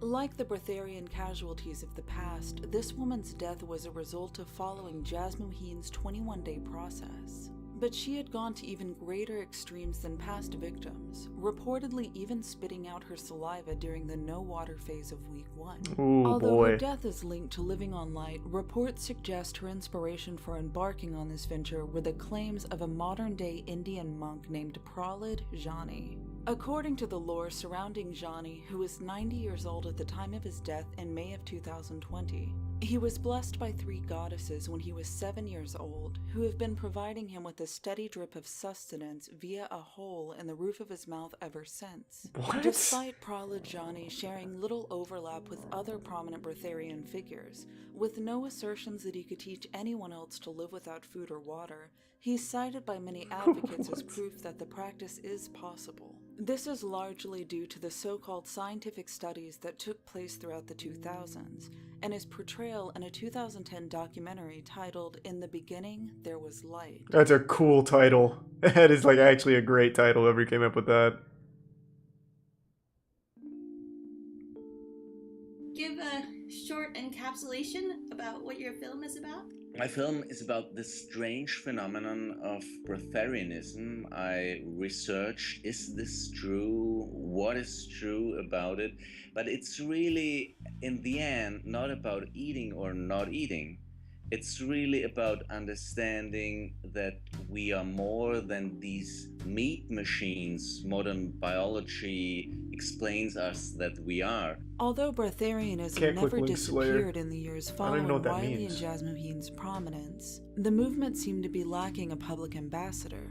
But in 2010, a filmmaker named P.A. Strawbinger would release In the Beginning There Was Light, a controversial film which sold over 75,000 tickets during its run in Austrian Ooh, cinemas, not bad. despite being labeled problematic and anti-scientific by critics. Western science just isn't dealing with this concept of life energy. The film presents Ah, it's itself as a weird. Why doesn't documentary science study with Strawbinger life providing energy? voiceover narration, spliced with What? interview That's weird. footage It's like from they've alleged never watched Breatharians Dragon Ball and members Z. of the medical community. Viewers are soon introduced to Michael Werner, a former chemistry teacher who claims to have stopped eating a decade prior after completing Jasmuheen's 21-day process. His relevance in the film centers around a 2004 study in which Werner voluntarily stayed in an intensive care unit for 10 days, consuming nothing but water and unsweetened tea observed by staff members of the University of Bern's Institute of Complementary Medicine. He looks Werner so completed scared. the experiment, but like other Breatharians who underwent similar I mean, studies, I understand why. experienced physiological changes which contradicted his claims. Elevated levels of ketone production consistent with individuals who Oh, were he in a got fasting jacked. state appeared in Werner's waste. Werner also lost nearly 6 pounds, a significant amount for dietary conditions he claimed mirrored his everyday life. Like Jasmuheen, Werner claimed the discrepancy was due to the poor air quality which prevented him from chronic feeding. He allegedly underwent a second experiment, but the film makes no mention of the outcome, only that the results are yet unpublished. Wouldn't they just die? But the bulk of the film centers around the studies of Prahlad Jani, whose assertions of not having taken any food or water for over 70 years surpass any other breatharian claim by a wide margin. Draped in robes and jewelry, surrounded by devotees, it seems almost blasphemous to doubt the claims of Prahlad Jani, who, the film references, was studied on 2 separate occasions in an attempt to, quote, understand this wonderful phenomenon.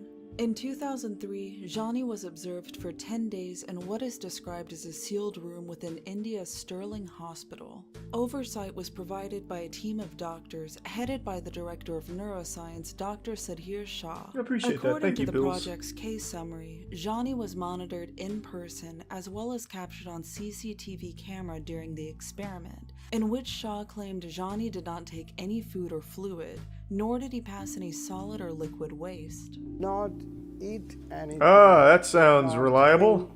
Did not pass urine. I guess 3 goddesses really are They providing also food to the claimed roof observe of his mouth. Via twice daily sonograms, urine collecting in his bladder, which, quote, Surely they decreased on its can't own possibly be lying. We could see formation of urine in his bladder, which was reabsorbed from the bladder. The integrity of the study was marred by many issues. Aside from brief moments of Jani leaving the view of the CCTV camera, bathing was also allowed during the final days of the experiment. Straubinger claims the doctors measured his bathwater before and after use, although nowhere in the case summary is this mentioned. I have to wonder, of course, in my skeptical way, whether some water just might have accidentally splashed down the man's gullet while he was washing up. Years later, a similar study, this time for 15 days, was conducted again by Dr. Sudhir Shah to similar results. Dr. Shah continued to be flummoxed by what he called Jani's ability to generate urine in his bladder without drinking any water. In an interview, Straubinger accused skeptics of the probability to generate. And at his will, he is able to recirculate it in his body. So he's a piss bender. This man can generate urine and move it around. Fuck yeah. Urine in his bladder without drinking any water. In an interview, Straubinger accused skeptics of the Prahlad Jani experiment of being ignorant. The video surveillance can be watched by anyone, he said, but no one bothers. That's where I get upset. When the interviewer asked if he had seen the footage himself, Straubinger admitted to only watching clips. But most of the skepticism wasn't aimed at the footage, it was aimed at the doctors. As pointed out by Sanal Edamaruku of the Indian Rationalist Association, a group known for traveling around the country and debunking the supernatural claims of mystics and holy men. And most of these people who are claiming that they are miracle men or holy men or saints are con men. Dr. Sudhir Shah seemed suspiciously close with the Breatharian community. What? He'd That's also weird. verified the claims of sun gazer Hero Matan Manek, who'd reportedly gone 411 days without eating under Dr. Shah's supervision years earlier. Manek would later be photographed sitting in front of a plate of food inside an Indian restaurant. And Straubinger's reasoning that Manek is simply what's known as an eating breatharian did little to salvage his reputation. So the exact opposite of what you're supposed to be for a Although breatharian. Straubinger argued on his website that his film takes a neutral view at what he calls the strange phenomenon of breatharianism, he became quick to argue with those who showed skepticism of the lifestyle, even defending disgraced breatharians such as Wiley Brooks and Jasmuheen, revealing himself as one of the movement's foremost modern champions. What a fucking By loser. Straubinger's own admission, the intention of his film was to evoke discussion. But those who know of breatharianism's tragic history are familiar with what happens when a non-critical portrayal of the subject is introduced to the public. When the death of the unnamed victim occurred a year after the film's release, news outlets attributed it to the documentary. Straubinger was successful in avoiding repercussions as the attorney who investigated the death assured him that an adequate causality between the film and the death of this woman can be excluded. But as is often the case following So what's he doing now? to breatharianism, public scrutiny of the practice was renewed. The film was labeled as dangerous and manipulative. And with interest in the lifestyle renewed, Straubinger's objective to bring breatharianism back into the public curiosity Infinite was piss generator.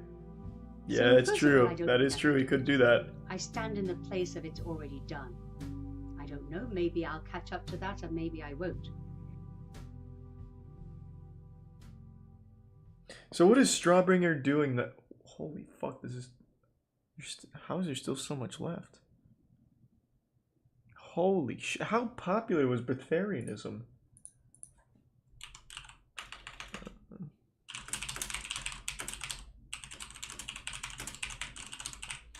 Okay, let's see what he's doing. P.A. Straubinger.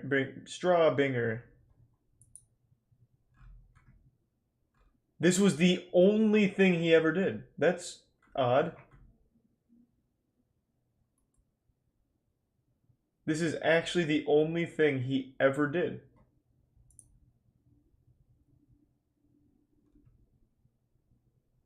And he would tweet sometimes in 2018 only talking about surviving off of light.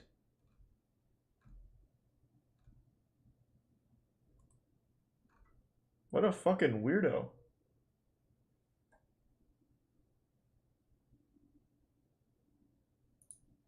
Alright, well, how can there possibly be this much more left?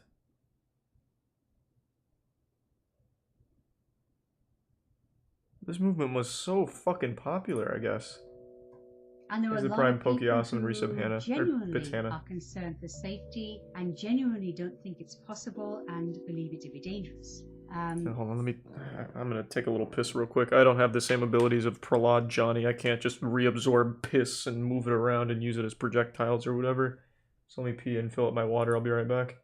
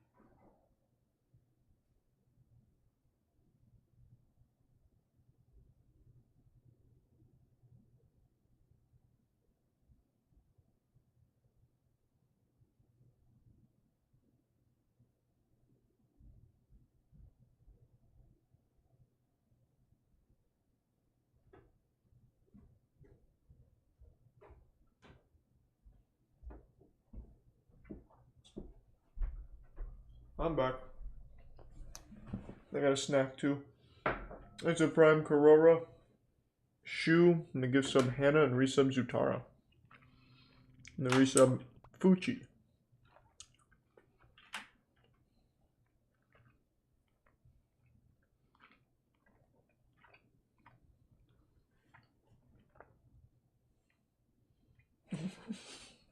What? No fucking way.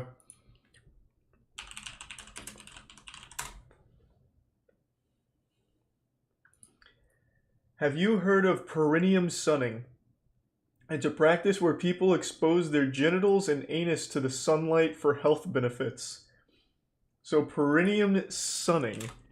Here's an article on it. It's an ancient Taoist practice that originated in the Far East. So now some people are sitting over a boiling pot of water to steam their vagina. Which is weird, that doesn't really work. And it also doesn't expose it to sunlight.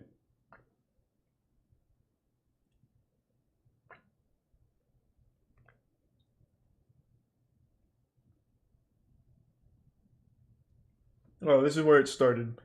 An Instagram video from a user called Raw of Earth came first in October, showing 3 completely nude men lying down on their backs,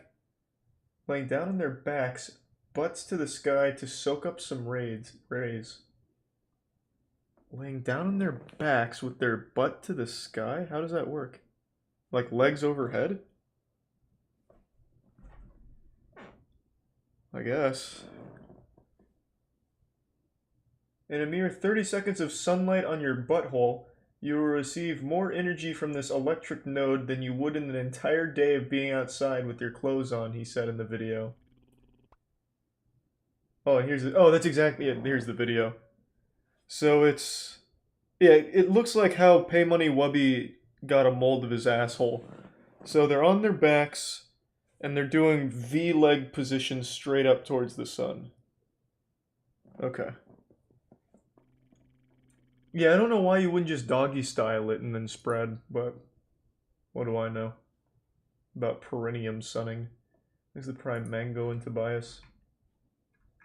And here's a lady doing it in a very similar position. I think it's highly ineffective. So she's on her back and bending legs this way, butthole to the sun. Man, fucking Instagram influencers, huh? Crazy shit.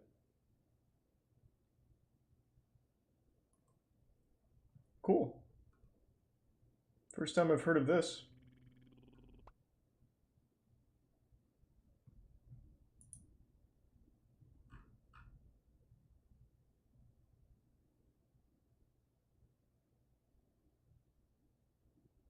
Josh Brolin tried it. Brolin said, I tried this perineum sunning that I've been hearing about, and my suggestion is to not do it as long as I did. My pucker hole is crazy burned, and I was going to spend the day shopping with my family, and instead I'm icing and using aloe.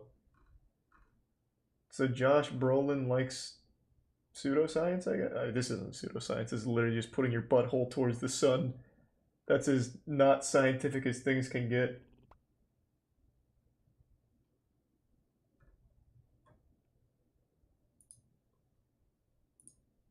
Thanks to resub Tequila, Silver Spirit, and Dixie Normus. Congrats on the graduation. All that feedback, I am really seeing that it is totally dangerous. On June 16th, 44 days after she began, Navina announced she would be ending her attempt to live on light. I am choosing to stop the experiment now, because even if it's true, it would be a mistake to put that out as if it's easy, as if it's real, as if it's anything. On her website, I was responsible. She wrote, from the feedback I am getting, it is becoming patently clear that most of the world is by no means ready to receive the information I am attempting to produce. Even if it were true that a person can live on light, I mean, that's one way of looking at it, I guess. I see now that it would be synonymous with giving a loaded shotgun to a baby. The feedback Navina mentioned, while a reference to the many discouraging comments she'd received, was also a reference to the fact that very few donated to her experiment, and after not having left her house in a month and a half, she would soon have to get back to work in order to afford her living expenses. The money side of this is kind of irrelevant because money is just an energy. So I'm looking to see what's going on behind Thanks, resub, Luca. and very, very clear. There's nothing like money to bring clarity into the situation. For those who have been The following saucy Navina's tahini. video diaries, this news was no surprise. Navina had been voicing mixed feelings for weeks leading up to her announcement. This is way, way too dangerous.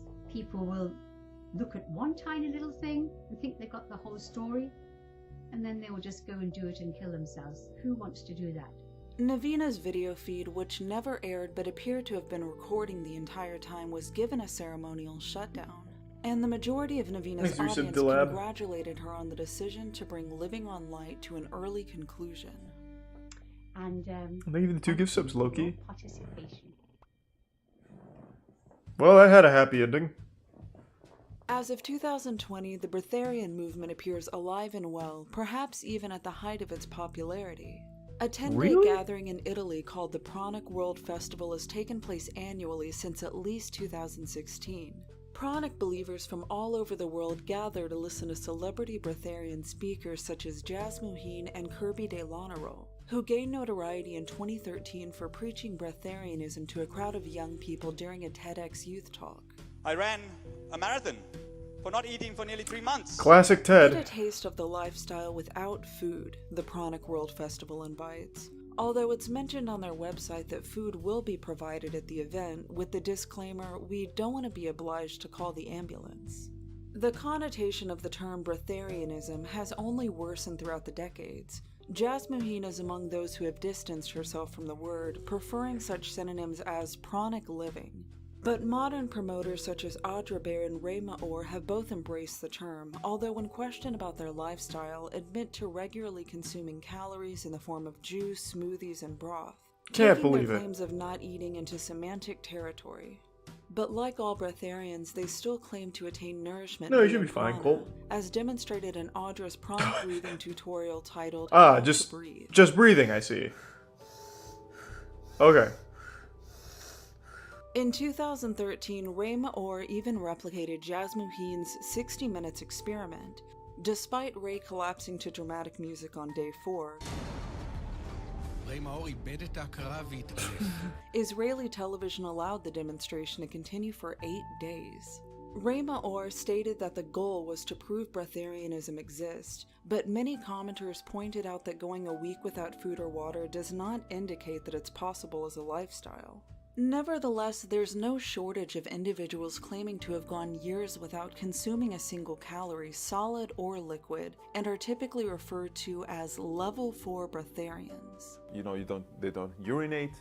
It means that they don't have number 2s, bowel movements. Bizarre mythology surrounds these individuals. Sounds Ray good. Maor claims that while they don't drink, they are capable of absorbing the humidity in the air through their skin. They actually, their pores of their skin open up by breathing. They usually live in a place that is humid. Indonesian level 4 Victor Truviano, who claims to have not eaten since 2007, is so revered that people line up to stare into his face for 30 seconds. Okay. I hope you are still here. This is the guy that guy in chat kept spamming is real. Are you still here, the guy that kept saying that? Did you pay to stare in this man's face?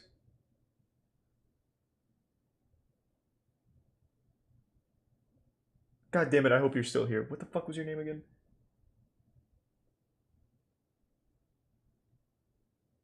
Son of a bitch. I shouldn't have looked it up. I shouldn't have looked it up preemptively. Atrocity Guide is the most thorough video essays of all time. I should have known that she would take this one. God damn it. I hope he's still here. Thanks to resub Rorik and Wolf Gamer. But arguably the most prominent of the modern gurus are a married couple named Akai and Camilla. Starting out as students of breatharianism in 2008, claiming to have undergone Jasmuheen's 21-day process and haven't required food since. Akai and Camilla are currently spearheading the movement with their retreats, online consultations, books, and other materials. Their 8-day pranic living retreats are about as successful as any breatharian instructor could hope to achieve, packing out secluded meeting locations around the globe, with attendants each paying upwards of $1,000. According to journalist Brina Kerr, who attended one of their retreats in 2017, their students undergo an abridged version of the 21-day process, where they are instructed to complete 3 days without food or water and only juice for the remainder of their stay. 72 hours drive fast, and in this day we are fully experiencing absolute prana, just living on air.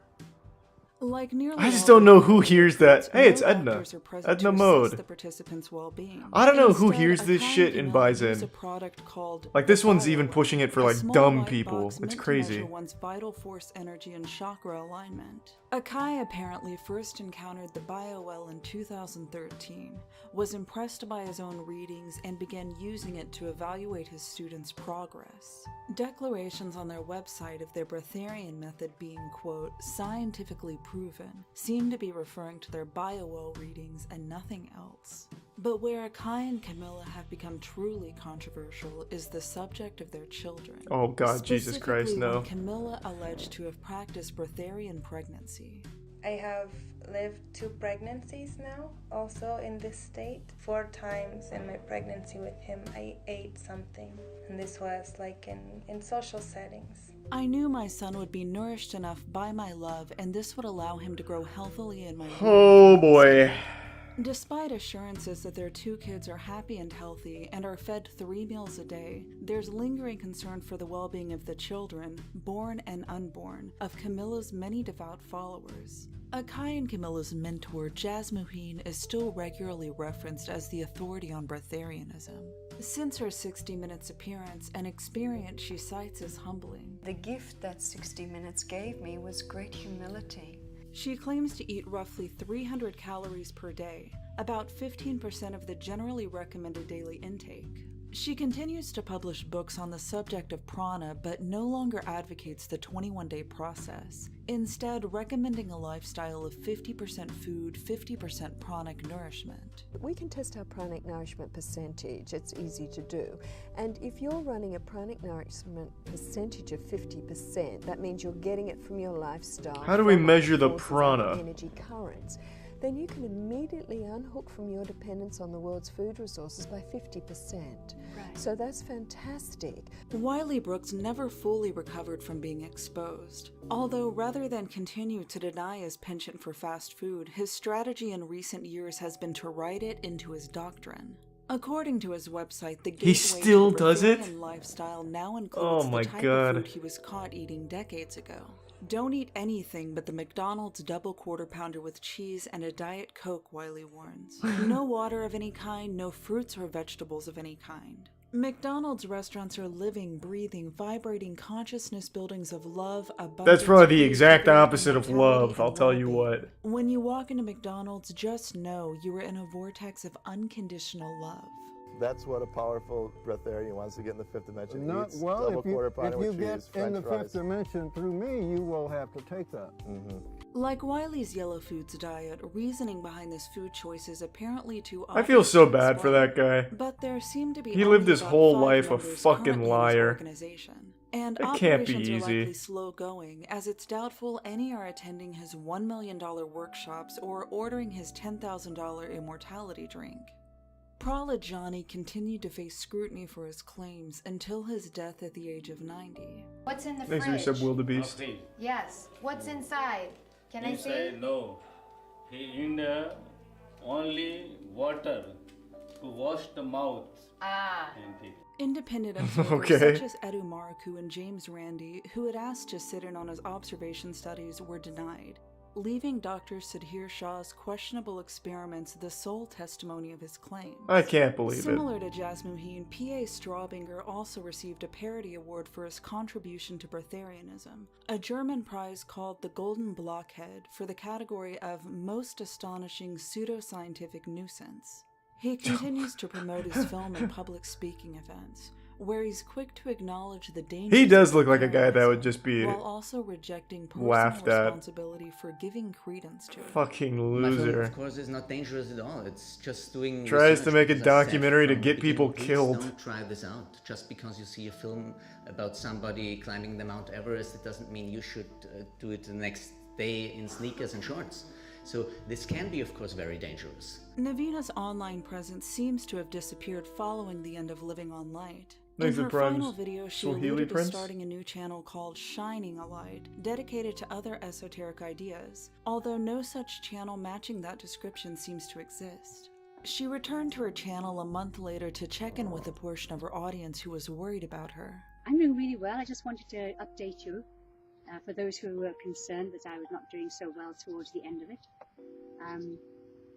I'm eating. I think on July 4th was the first day I had a normal meal, which was quite delicious.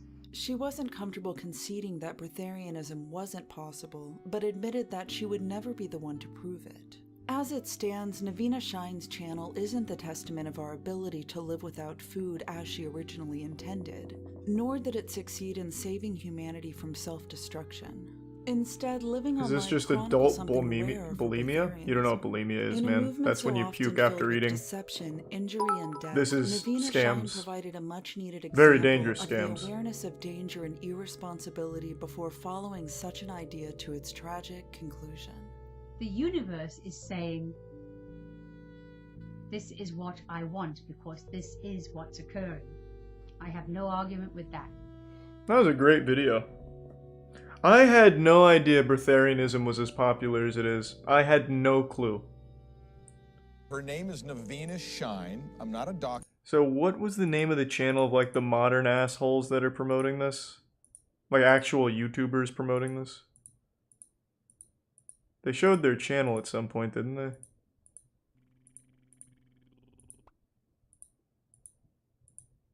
I guess not, just video clips. Yeah, they just don't have the channel here. Thanks the Prime Lady Zubat. And the huge 5K Bit Slayer, goddamn. Wow, I haven't heard that name in a long time, Slayer. Holy shit. Thank you for the huge bits, but yeah, I do remember that. Search the video. Well, this isn't the guy I was really looking for. I wanted to see the couple and the guy after him, but we'll see who this guy is.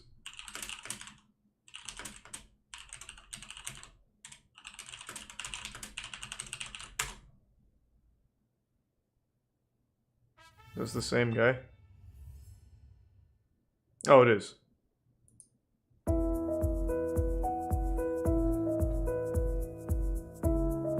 You may have just changed everything with this video.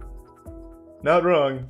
Hi, everyone. He absolutely changed everything for this guy's life if he follows it. About the breatharian initiation process, why it's necessary, what it does to the body, the different stages, and basically I want to answer all questions that people have about breatharianism. Is he still active? My name is Ray. He is not.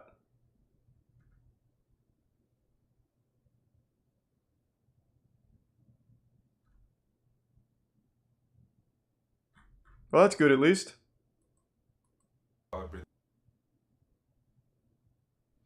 Thanks to the bits, lazy boy. Brutal foods. What does that even mean, brutal? Oh. People keep recommending Brutal Moose food reviews. I'm sure they're good, but it's not really what I'm looking for.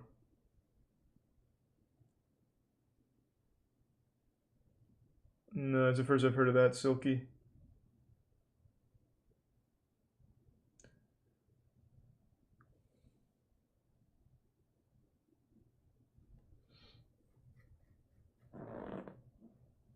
Of course I know LA Beast.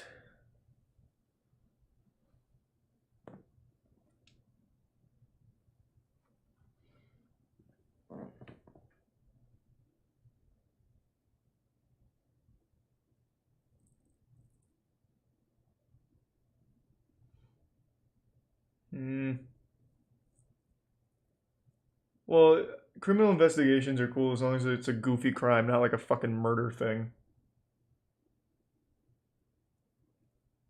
True, Colt.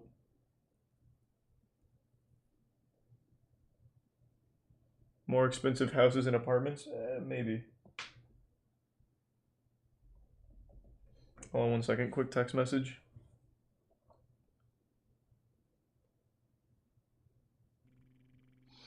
Thanks to the resub, your mom's boyfriend and the bits beyond. Party Boy 69's new music video. I'm assuming that's your friend.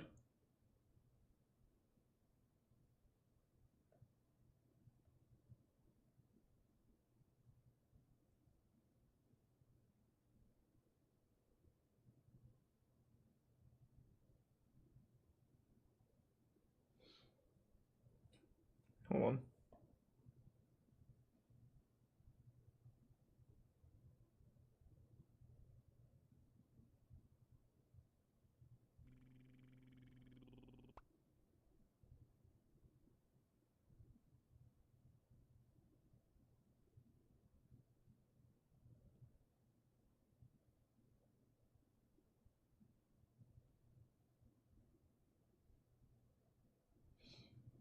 Thanks to the Prime Pat Beast.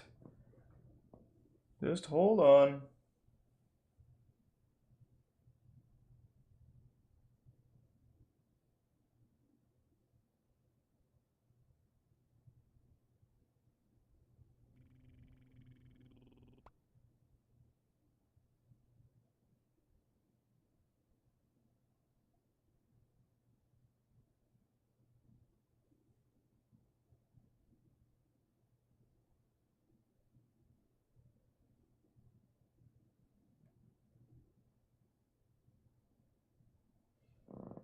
Okay. Thanks to Tier 1 Bin Dog.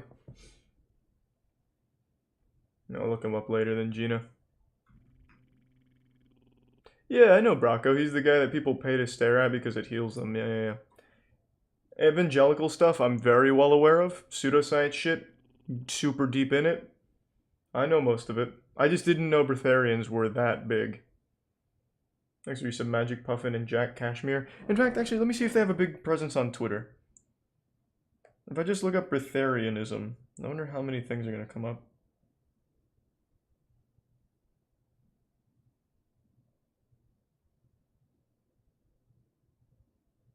Holy shit.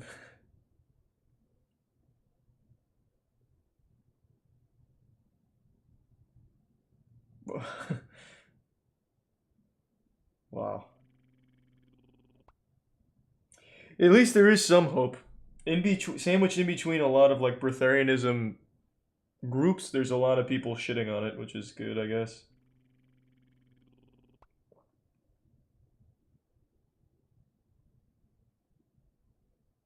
It's not overly popular, to be fair.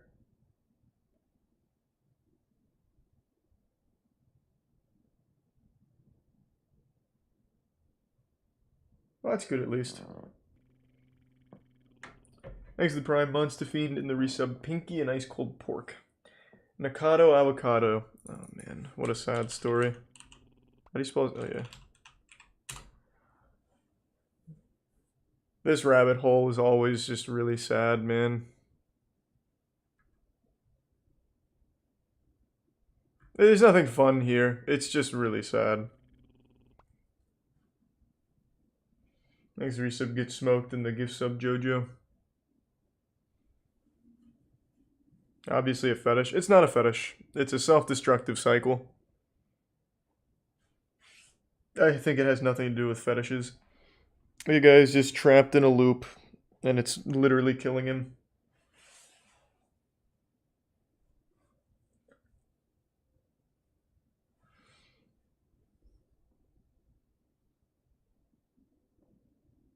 What happened? Nakado Avocado was a vegan YouTuber back in I think like 2014. He was a healthy guy. He was also really good at the violin if I remember correctly. He was like a likable, healthy dude, and then he got into mukbangs. I don't remember how it really started. I don't remember the entire story, but Over the years, he just kept eating, like at the detriment to his health, documenting his health effects and how detrimental a lot of it was. And he'd always video every bad thing that happened in his life. So breakups, other really heavy events. It'd all be on film with 50,000 chicken nuggets in front of him that he would cry and eat.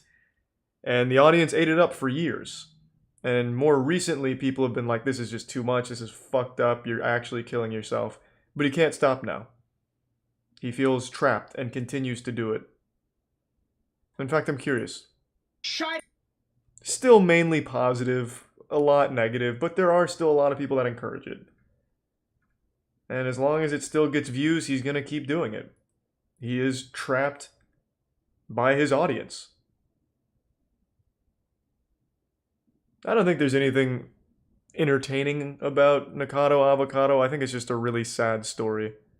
I've talked about that before when I made a video on YouTubers who cry all the time. Nikado Avocado is obviously S tier in that regard.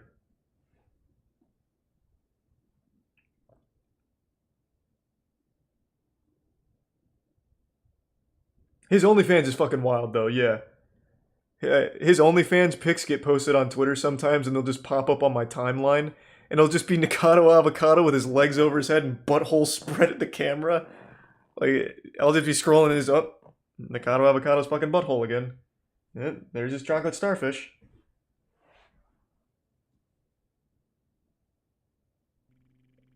There's the tier 1 Ike. Yep, we watched the fake martial arts video last night.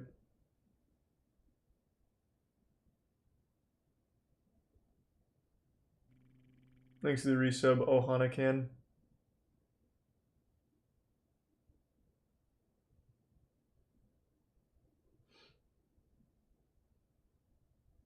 And thank you for the 2 Seaman Demon. I'm sorry to hear that waft. I have no advice, but it'll get easier in time. You'll find someone better. Thanks to Prime Ashton.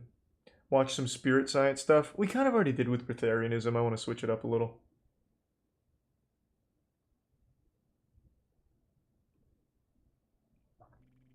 Thanks to the resub Pesta. Fuck yeah.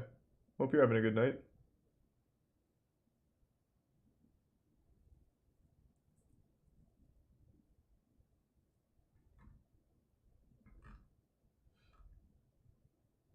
I don't know, like I said, I don't think I'm going to stream the Mass Effect remaster. I just don't think it'll be fun for stream.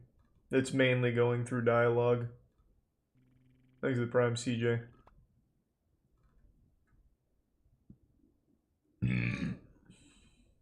Pastafarian. Oh, that's another pretty wild one. Let me make sure this is the right one. Pastafarians are the ones that only eat pasta, right? It started out as a joke thing, but I know there's people that actually do it. I remember there was an article about it a couple years back. Yeah, fuck yeah. Or no, wait, I'm getting it wrong. They not only eat pasta exclusively, but they worship the flying spaghetti monster.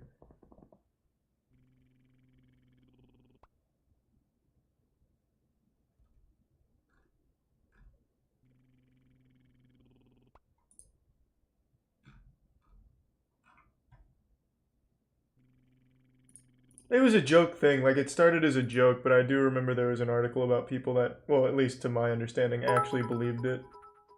Thanks to 5 gift subs, Pickle Rick. But maybe they're just super committed to it. Couldn't tell you. Still a good joke, though. Thanks to resub Salmon, the Prime Plasma Beast. And thank you for the bit, Skeletor.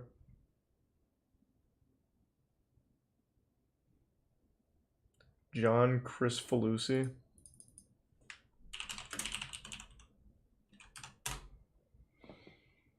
An open secret. That of an abuser. That might be a little heavy for Twitch, man. What do you mean the mess of the beauty community? What's happening? Is this something I could watch on Twitch or is it toss? I've never heard of John Crick Falusi. Canadian blogger and illustrator, previously animator and voice actor, best known for creating the Ren and Stimpy show.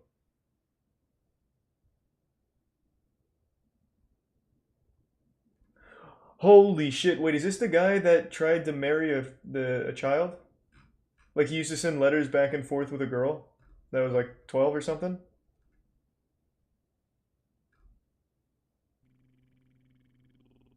Is this that guy?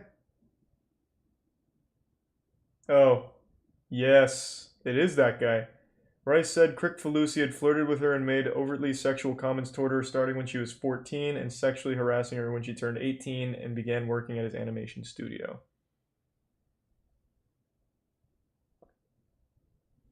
Okay, I'll check this out. I never actually finished learning about this guy. Is this video tossed though? Let me see. Thanks to resub Crizzle.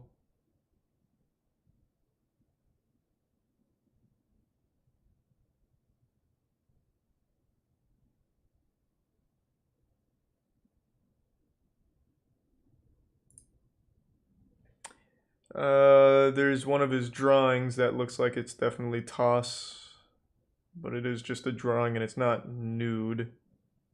It's just two topless cartoons hugging, but you can't see anything. You can just skip that when we get to it. That seems to be the only thing.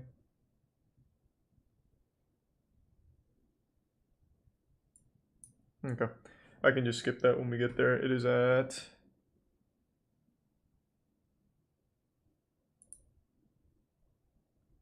Where was it? I've already lost it. Oh, fuck. Well, son of a bitch.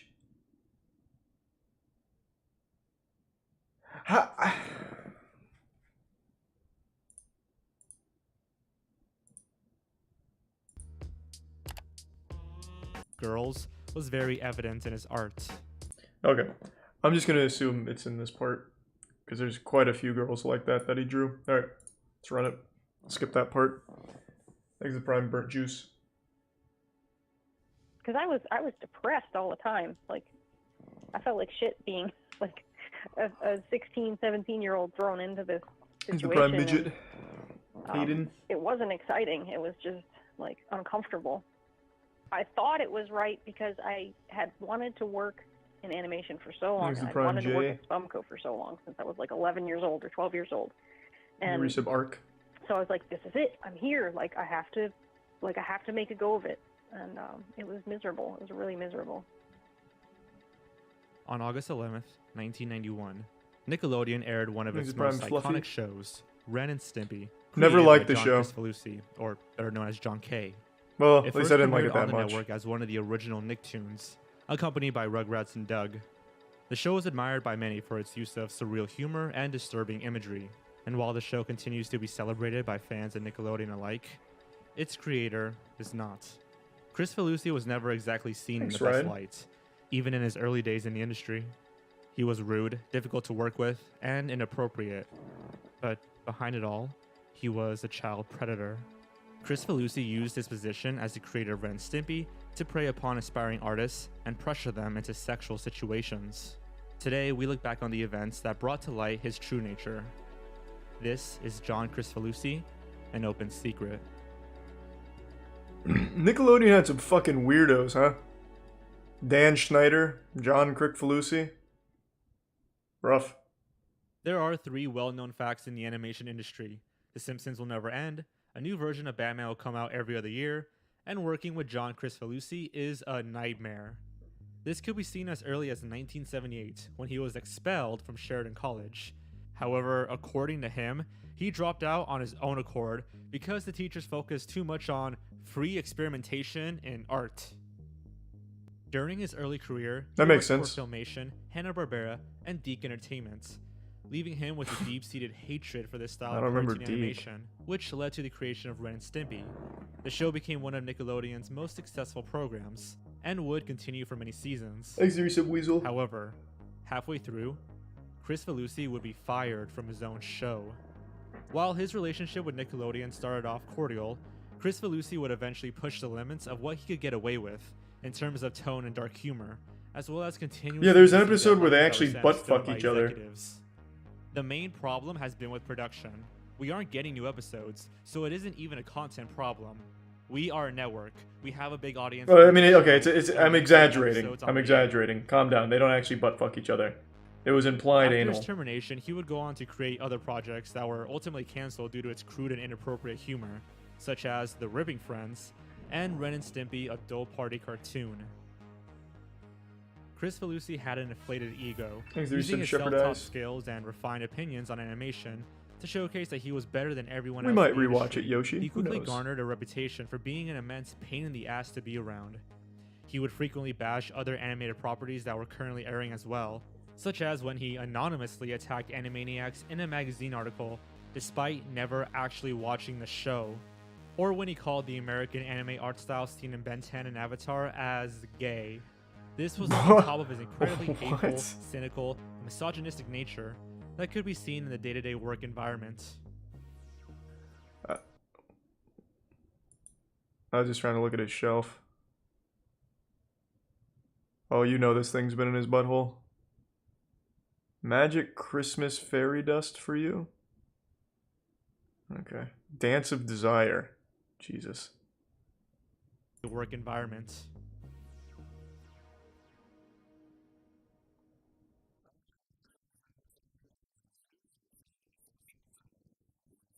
Thanks the bits, Peepa.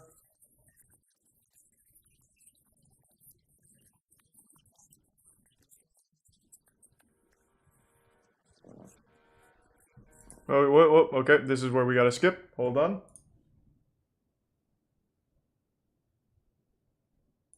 Yeah, he drew a lot of big-tittied women. Okay, hold on.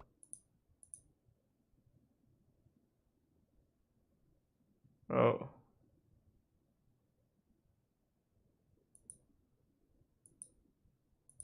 Jesus, wait.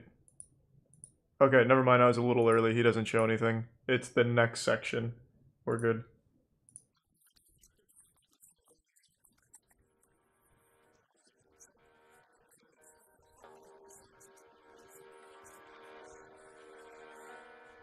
Okay. The secret that Chris Felucci was a child predator alright. was an open secret in the animation industry for years. Damn, John. When scouting talent for Spumco Studios in the 90s, as well as in recent years for his new Florida studio, he would almost always look for young women, and never any men. He would go out of his way to show his fellow animators photos of underage girls performing oral sex on him, asking them what they think of it. What?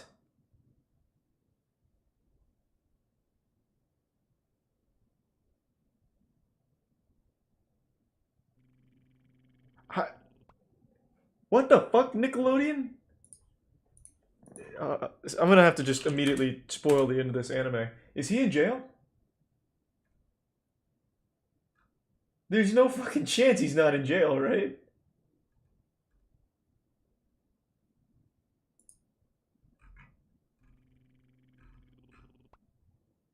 He's not.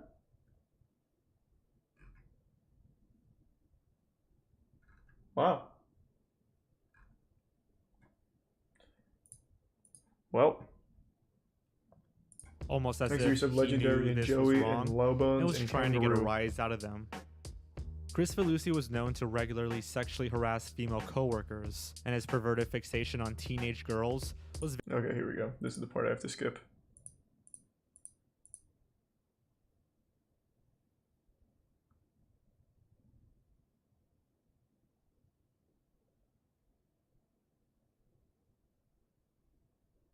Okay, I think it's just that section. Looks like the rest is fine.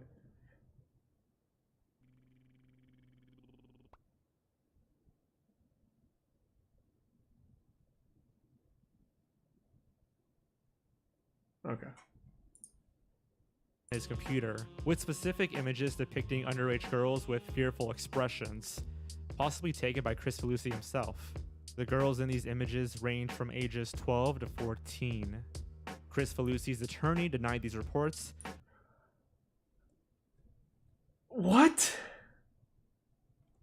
Holy shit. I had no idea his case was like this. I remembered the open secret being that he was trying to marry a 14-year-old. That's the story I remember from years back. This is fucking wild. but did not go into any specifics. Chris Felucci's disturbing pedophilic nature would have remained an open secret had it not been for two women coming forward with their accounts of what happened in their relationships with him. These women being Robin Bird and Katie Rice.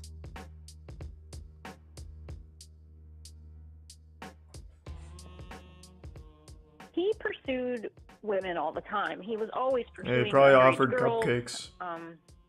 He was always pursuing women who worked for him or near him in the studio. But Katie and I were the ones that he was the most dogged about. He just, we were like the ones that got away, and he just would not let it go for the longest time. Well, I don't know what to tell you, Parsky. In 1994, appreciate 13-year-old that, Robin Tooley. Bird sent Chris Felucci a video of herself talking about her dreams of working in animation. Being a huge fan of Ren and Stimpy, she was ecstatic when he responded, offering his help in reaching her dream job and improving her drawing skills. He eventually flew her out to Los Angeles to show her his animation studio. During this trip, he would sexually assault her. Before her senior year of high school, she flew out once more to be his intern Holy and shit. his 16-year-old girlfriend. This became well known around the industry and was outright stated by his attorney in the response to the allegations. After she graduated, she was hired to work full-time in the studio. How does Whenever that our producer, fly? Tony Mora first started his internship at Spumco, he asked himself, "Who's that little girl?" when he would see Bird around the office. And as wrong as it was, the relationship between Bird and Chris Felucci seemed to be accepted around the studio, or rather people just simply looked the other way. Chris Felucci created an atmosphere. They're at all Spumco pieces of shit where then. taking offense to him having a 16-year-old girlfriend was, in and of itself, offensive. No one, I briefly broke up with him for like 4 months during that time. But it wasn't because of that even. I was just tired of his shit, like, as a human being. But it wasn't like I realized that it was wrong. I mean, it was just so normalized by everyone who was around me. His friends, some of his pervy friends, are just such enablers. And they're into little girls too, and they just made it seem normal. They just made it seem like, oh, it's John and his little girlfriend. They're all pervy, and they were, his enablers. They especially would, convince me to stay with him and Thanks to Prime, Greg. like try to be my friend so that I felt better about the whole situation. So Nickelodeon had their own little, like, Felucci had Epstein's accumulated Island a inside stack their of Polaroids over headquarters. the years of himself and Bird having sex, which he would frequently show to other people. When told about this years later, Bird was completely unaware that he had taken photos of them. The stuff that we found out about him having nude photos and showing them to people was like, I was already his girlfriend. He had already started, Thanks for Subsagi having and sex with me Tekimoto. since I was underage. And then I find out through the course of this investigation that he's also got like pornographic images of me that I didn't even know existed, and he's sharing them with people at the studio. So not only will he rape a person, but he will take pictures of them naked without their knowledge and distribute them to his employees, basically. And all of the guys who saw this were horrified. They were like, "Why are you showing me this?" Like, because I was like little, And not only was I a kid, but like I looked even younger than I was. It was Man. like as if he was like showing naked pictures of a 12-year-old. Maybe Alex Jones is right. Hollywood is full of pedophile vampires. Don't show me Like, this. goddamn.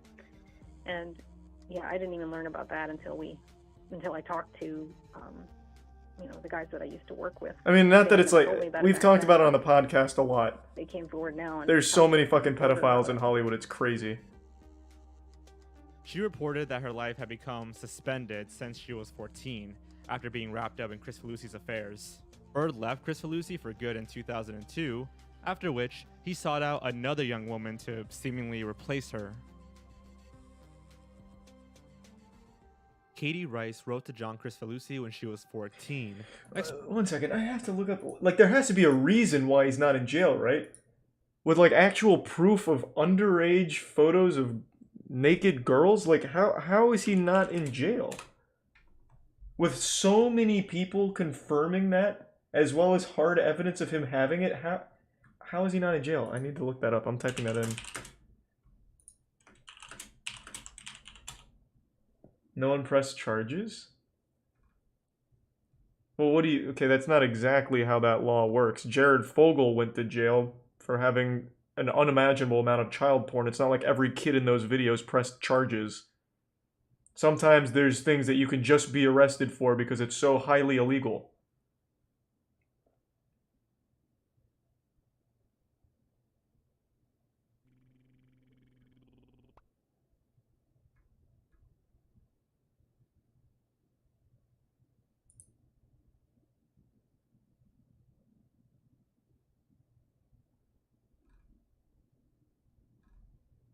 Yeah, no one defends him either. Like, there's not even another side of the story.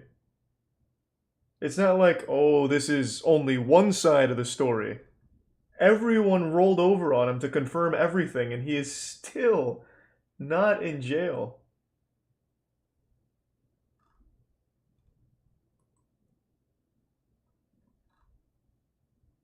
Someone has to press charges. Do you really not understand how, like, laws work?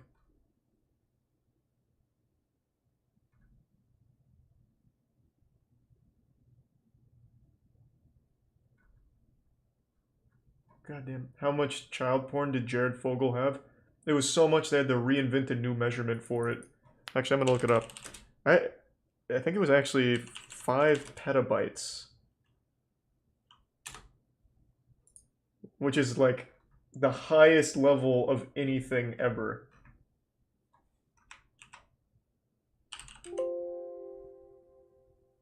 Hold on. I'd never even heard the number tossed around before. I think it was petabytes.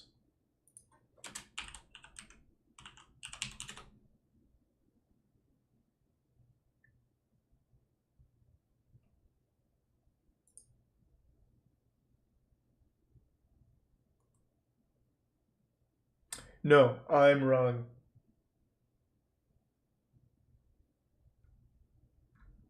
He didn't make it to petabytes. I must have just believed the jokes. He had 5.6 terabytes. It must have just been a joke back when he got arrested to accuse him of having petabytes worth of porn. It was 5.6 terabytes, which is still an absurd amount.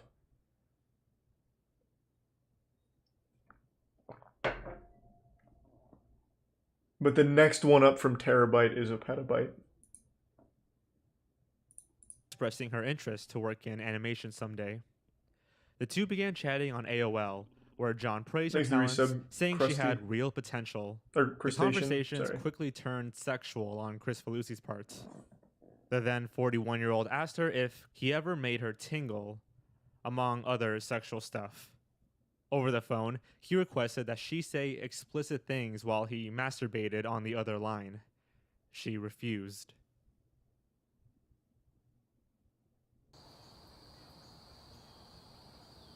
In 1997, Chris Felucci abruptly stopped talking to her, lining up to when he had just gone together with Bird.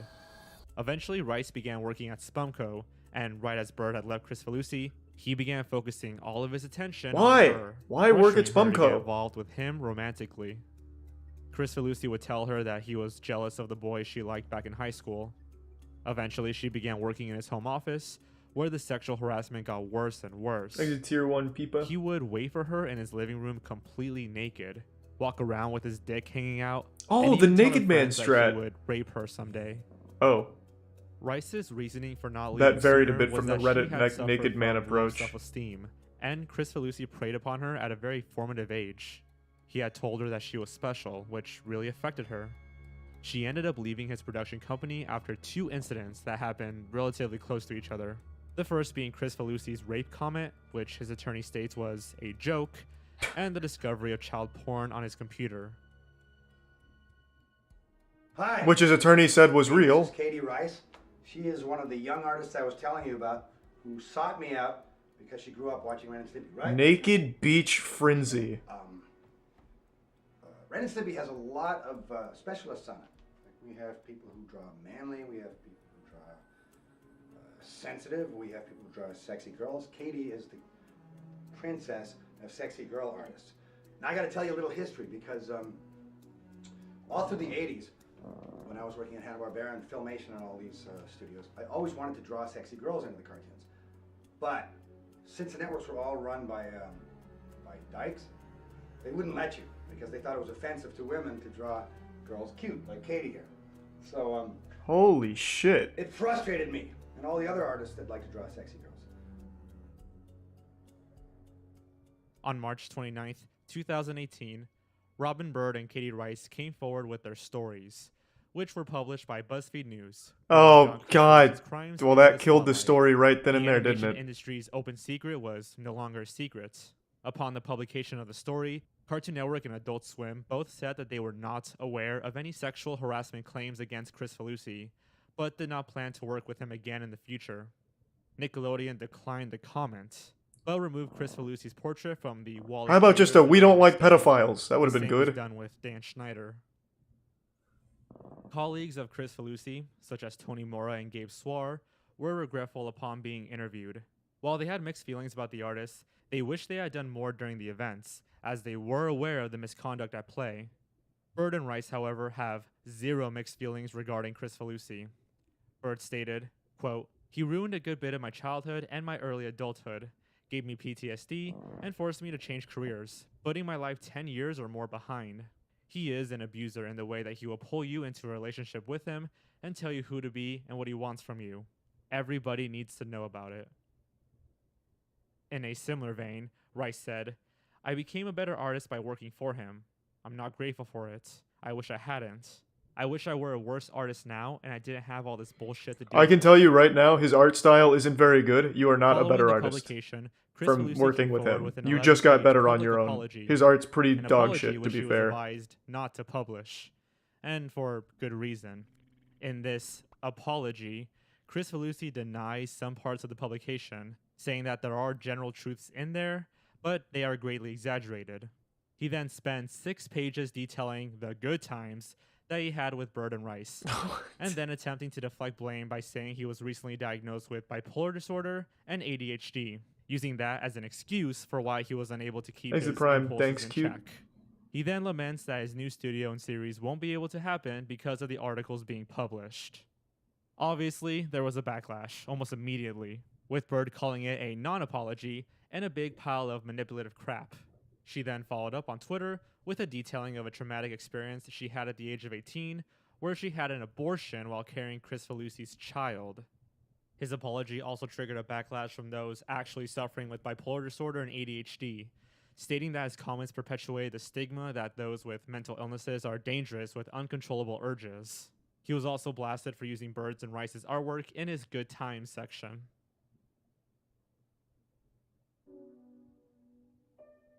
Do you think that like this pedophilia thing is that like a serious problem in the entertainment industry? Is that? I think it's an animator problem. I don't know what it is. No, it's it's not just They animators. love cartoons, you know. They're like eternally childish.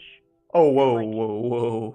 Childish sorts of pursuits. Well, let's not go saying that. It has nothing to do with I can't really animators. explain it, but It's all because Hollywood. All the women that I've been hearing about coming out in other industries, you know, they've been adults. Like they may be too young for the guy to be hitting on, but they're like, you know, in their 20s or something. But this is like, you know, John Kay constantly talks to 13 and 14-year-olds online. And Thanks, Resub that Chumley. Dan Schneider guy, like he works with like 14-year-old girls on TV shows and like obsesses over their feet. Like what the hell is going on? That is true. That is Dan. And that's the story of the fall of John Chris Felucci. Nowadays, he continues to do personal art on Thanks, his the blog, Prime. but has not worked on any official Reason? animated production in any studio since the publication in 2018. He has finally been exposed for who he really is, an emotionally manipulative child predator. And is still not in jail, so... Yeah, I had no idea it was that deep. I just remember the, him, like, being in a relationship with a kid. I remember that from a few years back. Thanks the Prime Roach and the resub Reveldus. Could he be innocent? Not a single person has defended him. He doesn't defend himself. Like, not even he is saying that they're wrong or lying. I don't think there's any world where he is innocent. Especially when they have all of that evidence. Thanks to the resub Jones.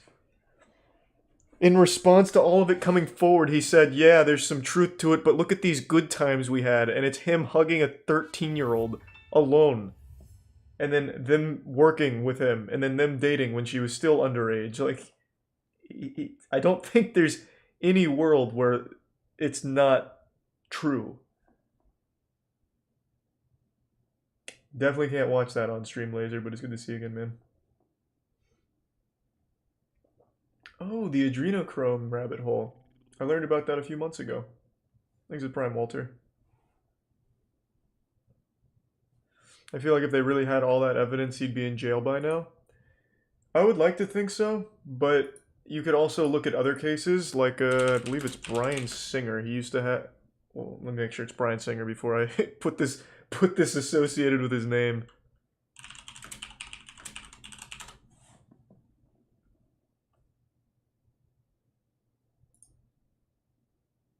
Alright, it is Bryan Singer. So yeah, like, there's other cases where, like, Bryan Singer would have pool parties with his Hollywood friends and have naked children there.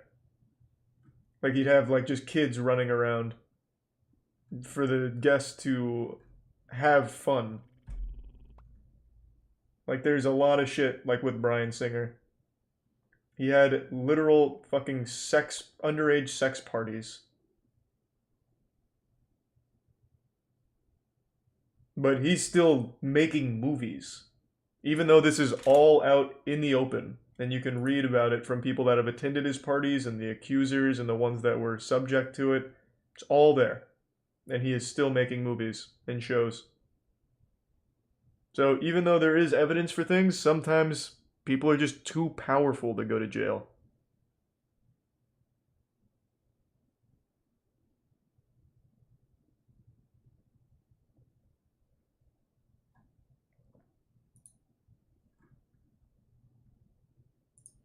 Thanks to Tier 1 Major Pain and the Tier 1 Aiden and the gift sub Walter. Oh, another good one. Roman Polanski. Well, actually, he did go to jail, didn't he?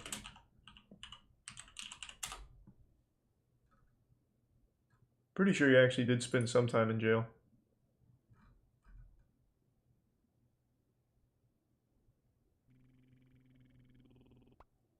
He fled? Oh.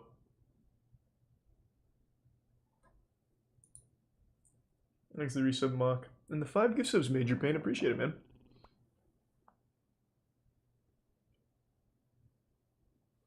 Yeah, that would be the plan, mock.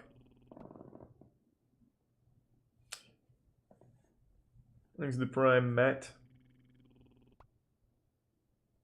Alright, let me take a tinkle real quick, and then we'll go down another rabbit hole. I'll be right back.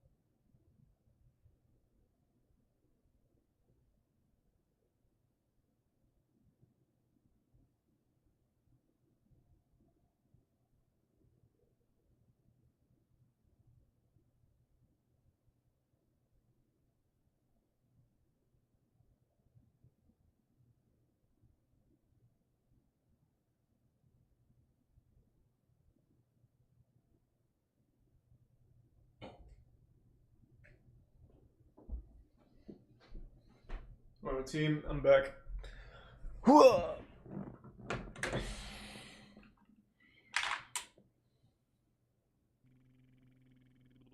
Thanks to resub Bad Orc.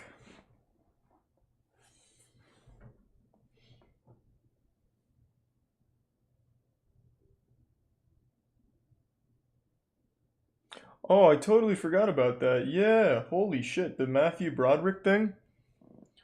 What was that whole story again? Matthew Broderick was drunk driving and killed 2 women in a car accident, and he just paid them like $200. Like the family $200. That was it.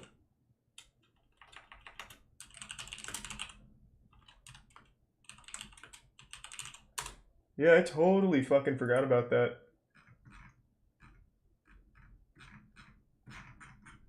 Where's that case at? 1987, driving a rented BMW, he crossed the wrong lane and collided head-on with a Volvo. The driver and her mother were both killed instantly. He was vacationing with Jennifer Grey, who he began dating in secret during Ferris Bueller's Day Off, and the crash publicly revealed the relationship. Ah, yes, that was the bad thing about the crash. Oh, now people know these 2 assholes are dating. Ah.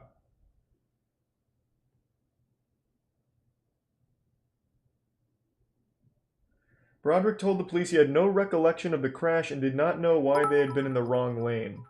What I first remember is waking up in the hospital with a very strange feeling going on in my leg. He was charged with causing the death by dangerous driving, faced up to 5 years in prison, but was convicted of the lesser charge of careless driving and fined $175. That's what it was. It wasn't drunk driving. He just quite literally killed these 2 people, and when he went to the hospital, he played the I don't remember card. And Matthew Broderick's career never really suffered from it. That was in 1987. I forgot about that. I hadn't heard that in a long time.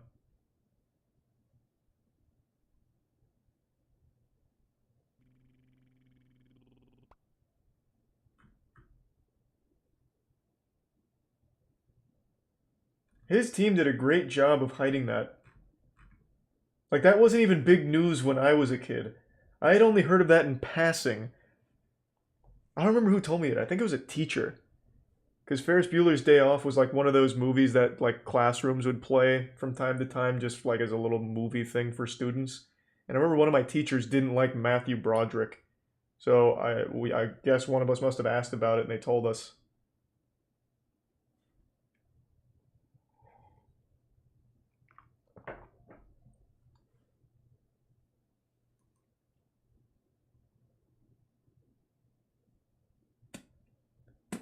Yeah, but like I said, there's a lot of cases of that kind of shit.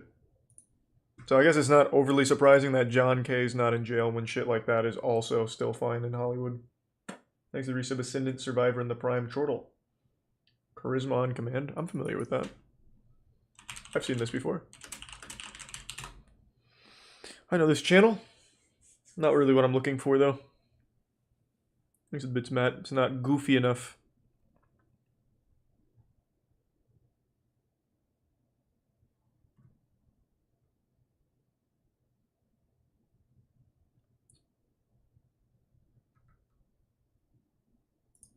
Jim Carrey's ex-girlfriend killed herself because he got her addicted to cocaine and gave her herpes. Man, you guys are bringing up all this old shit I haven't heard in so long. I remember that too. Oh, goddamn.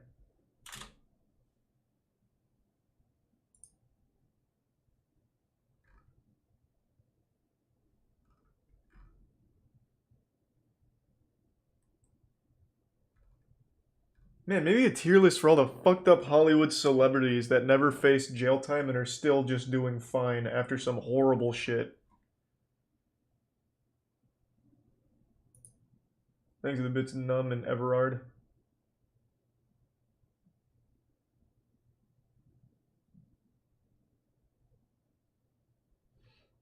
That would be a long list. We'd probably have to do like a cutoff. Fuck, I haven't heard of these in a while. He did fight the lawsuit, and he won, unsurprisingly.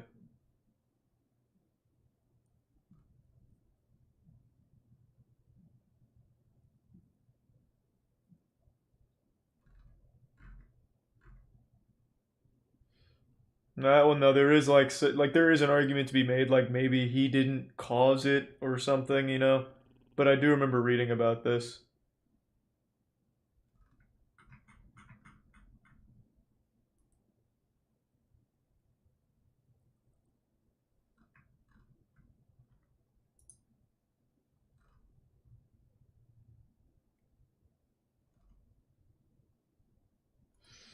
Have you heard of the OJ guy?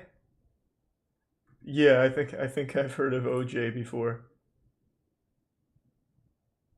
That's a significant argument. Yeah, so the thing, it comes from Jim Carrey's ex-girlfriend accused him of introducing her to cocaine, mental abuse, and disease before her suicide. That's why he was put into the wrongful death lawsuit. And the argument was, of course, wasn't my fault. This would have happened anyway. Or something like that. It's been a while since I read it. But yeah, she said that it was him that got her addicted and that he gave her disease and she was unhappy, subject to abuse, and then it ultimately ended with her dead. But no one, you know, that could be completely made up. There's really no way of knowing in that case.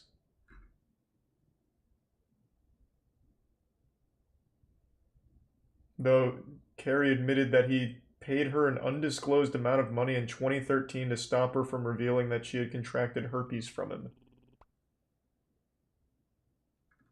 Oh.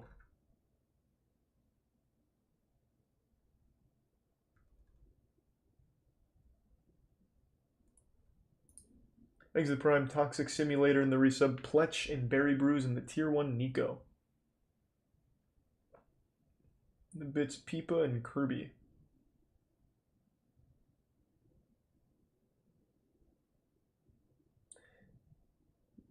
Have you heard of the story when Rick James and his then girlfriend kidnapped 2 women and tortured them? Holy shit. Well, there's one I finally haven't heard of, though. No.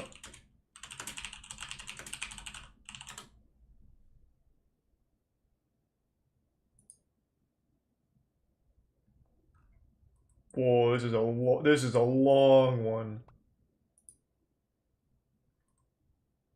From 1991.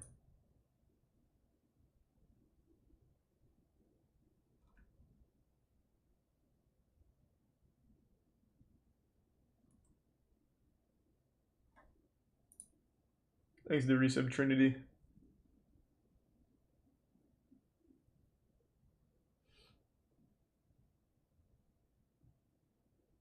Yeah, chat is definitely caught up with the Hollywood dirt here.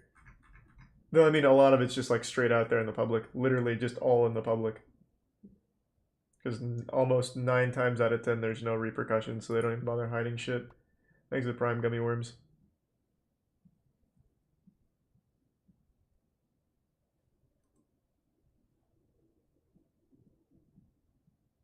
Chat's an avid Alex Jones viewer.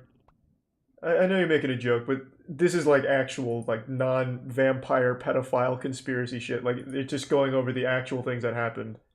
With, like, Matthew Broderick killing 2 women in a head-on collision and faking that he forgot it. And then getting off with a $175 fine. It's a little disrespectful to say that that's just a conspiracy.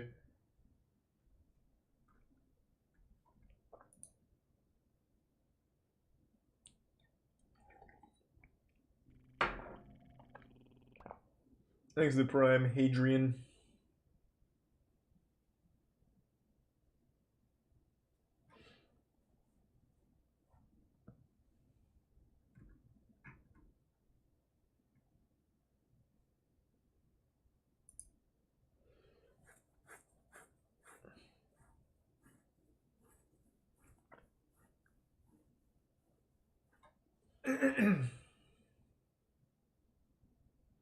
This creepy game is WoW Hylix. 4 scary shapeshifters caught changing on TV. Okay.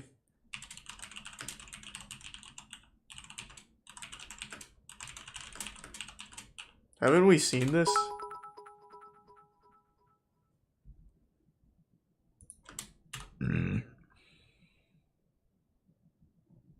It didn't work.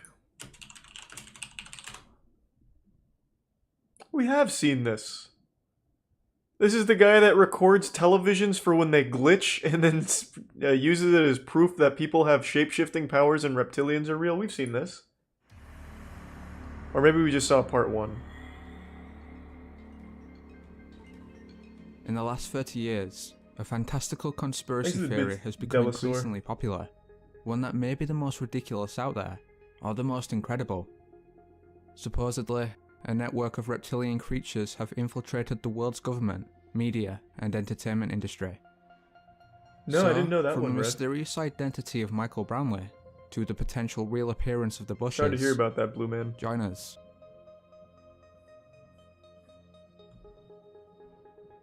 Out of all supposed reptilian anomalies, the most popular relate to the eyes. On multiple occasions, news anchors have seemed to accidentally reveal a second set of eyes. In an interview with Wolf Blitzer, CNN correspondent Brian Todd was filmed blinking furiously before viewers noticed a flash of hidden pupils. This is one of my favorite conspiracies, actually. Is that at all a consideration? It's a big consideration. Just about every former officer I spoke with says the cost of outfitting each combat troop with a tracking device is one of the main reasons they don't have them right now. So when you speak Whoa! with... I saw it! Holy fuck. Well, I'm sold. I came into this video a non-believer, and that was enough to convince me. With the cost and pay for all of this, it is worth it not only to track missing troops.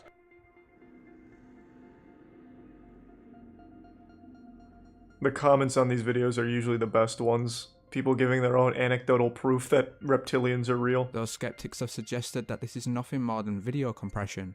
Others have questioned why the error only sticks to the eyes, rather than the entire frame.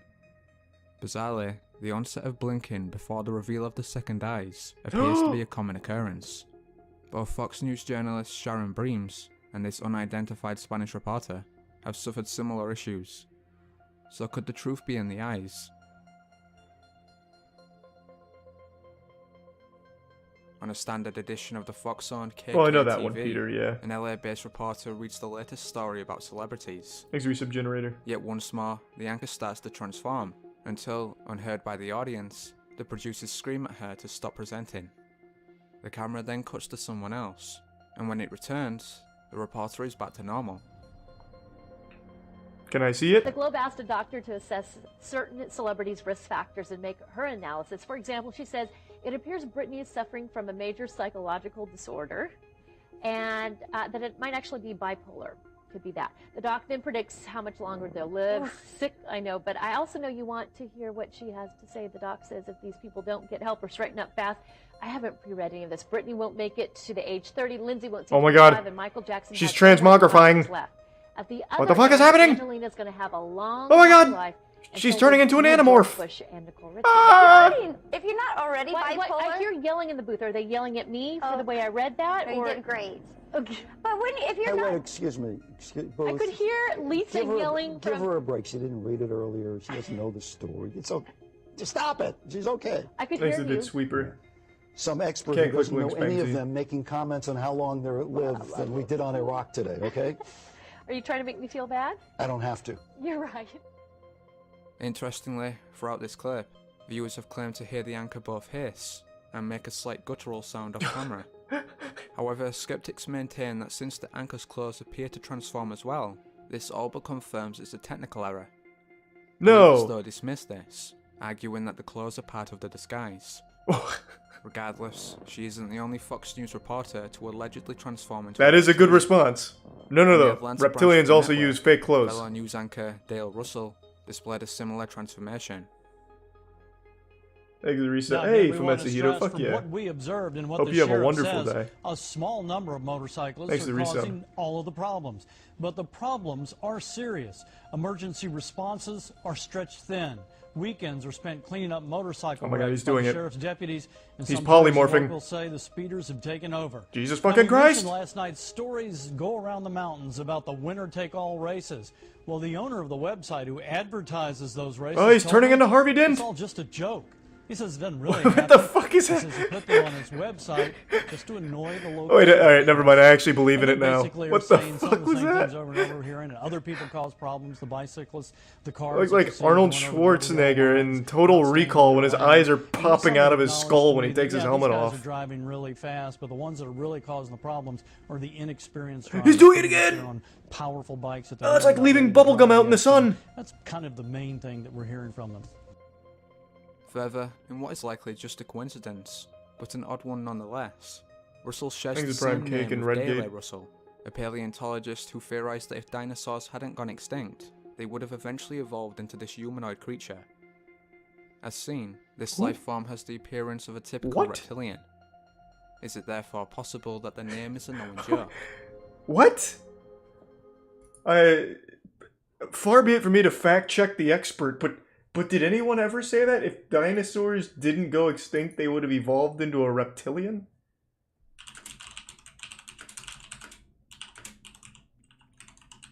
Let's see.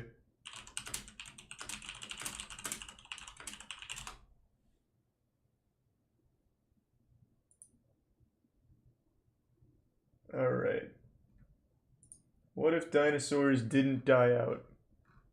And then it's a picture of a dinosaur in a movie theater. Okay. I like it.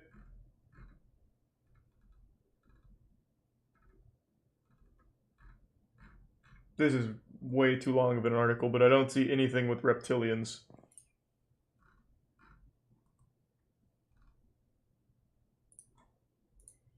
Thanks to resub Kai Boli.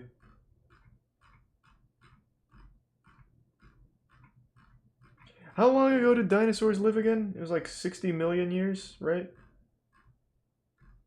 God, the paleontologists in chat's gonna lose their goddamn mind.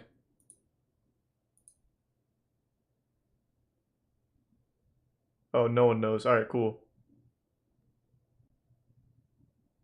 So anywhere between 60 million and 2 billion, I see.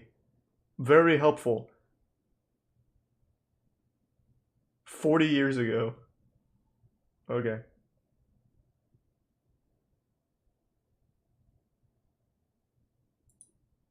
Well, let's work under the assumption that it's 60 million.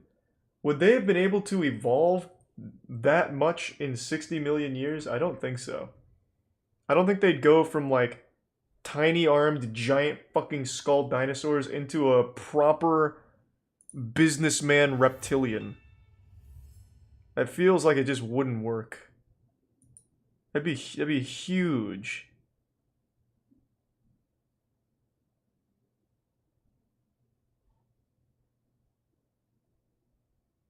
Oh, I'm glad to hear that, Eli. I'm glad to hear that you're clean now and doing well.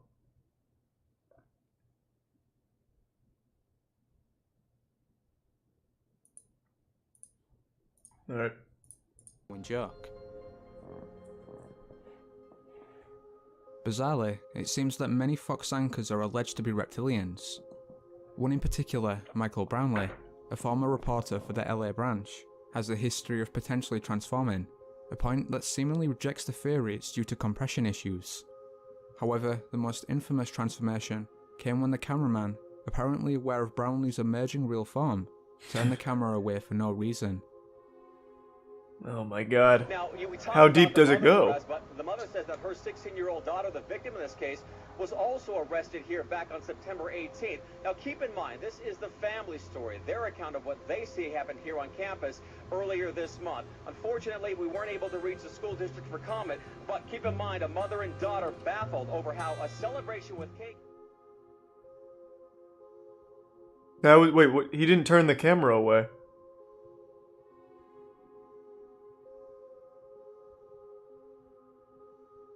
I didn't see that. What?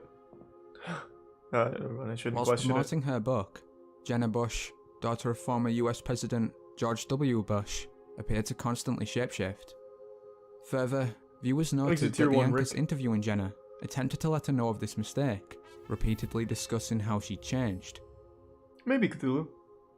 And thank you, talking with Oni. teenagers and students about Appreciate it, Anna Oni. and the other kids I met in Latin America, and so far it's been God. really inspiring. And not She's- unpleasant. I mean, Oh my God. Change all that. No, we're not going to change that. Don't change it, please. We will not change it. We will not She change obviously it. hasn't seen the show. People have been nice, and they're not attacking your dad or his policies to you. Well, I met with my job. I worked for UNICEF, which is an amazing organization that works in over 150 countries. She's and she's doing it again. meet with teenagers. She's fucking freestyling, transforming willy-nilly. Living in extreme poverty or living with What HIV, the fuck is? write Oh their my stories, God. Listen to their stories and write them for UNICEF. And so, I mean, I obviously learned so much from these kids. I learned from Anna in particular, who has lived in. Oh, it's a video game glitch in the real world. To live each day to its fullest. Doing any kind of missionary work. I think She's turned into a beehive. And you and your sister had a little bit, I mean, you guys weren't Paris Hilton, but you had a little bit of a reputation as party girls. Thanks Do you to think 5 it's gift changed? subs, Posties Beer You Pong. know, so it didn't change Thank my you, Beer Pong. personality necessarily. Appreciate it. But I taught for 2 years after the University of Texas after graduating, and then went on. Not again. I can't handle it. The truth is overwhelming. It's been 7 years. It's since too much. people had that image of me. Oh, her face is morphing into an actual butthole. Stories was incredible. Oh God. So when you see this, when you not only listen to their stories, but you get involved and you write about it as well, does it change how you look, you're thinking about how government should run? Thanks to Tier 1 DNAB. Still, Jenna isn't the only alleged reptilian in the Bush family. In one interview, her grandfather and fellow President George Bush Sr. seemed to transform for a split second. As noted, his pupil briefly became slate, whilst his eye itself looked green. Thanks to Prime Stanley. In Colombo in Sri Lanka. It's full. You literally, I don't know how they're going to get all the crates. Whoa, no. Wait just a minute there. You can't disprove that. Finally, some cold hard evidence. Been saying it for years. Could this prove that the Bushes are reptilians? Fuck yeah. And if so, does this mean that similar creatures have been running the US government? What do you think? Thanks to resub back, Needle. Good to see you again, Needle. And thanks to Prime Darman fam. Good name. Now let's see what the real experts have to say in the comments. Oh, actually, most people are calling it out. This is uncommon.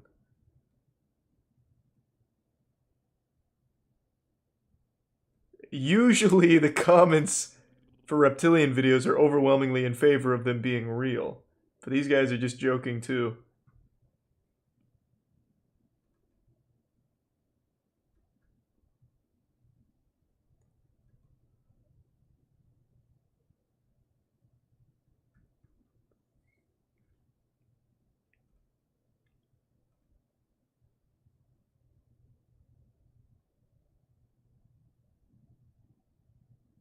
Oh, actually, here we go. Here's someone. The Bush one I saw as it was happening live on Christmas 2001. Both Bush and Clinton were shifting during that Christmas special address right after 9/11. All right. Here's the resub Calv. Code Geass, probably Guardian.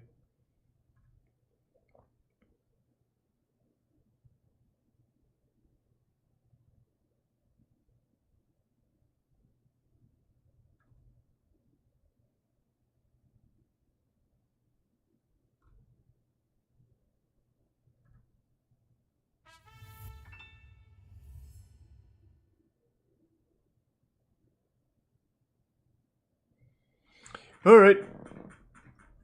That was cool. I always love reptilian shit, to be honest. I think it's great. This guy hasn't posted in quite a while.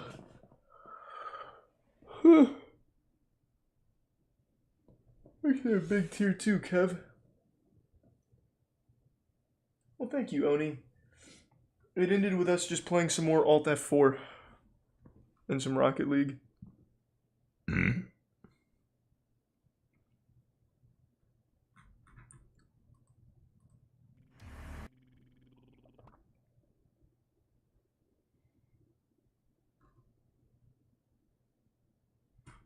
Actually, I want to watch some more reptilian shifting.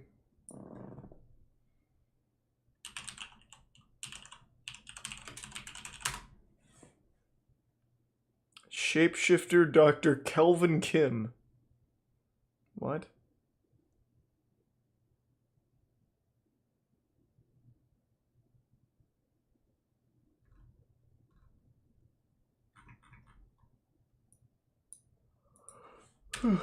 What if I put scary in front of it?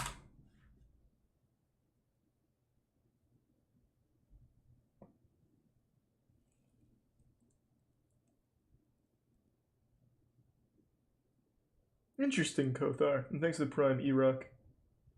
Yeah, I know all about the one, Bangsy.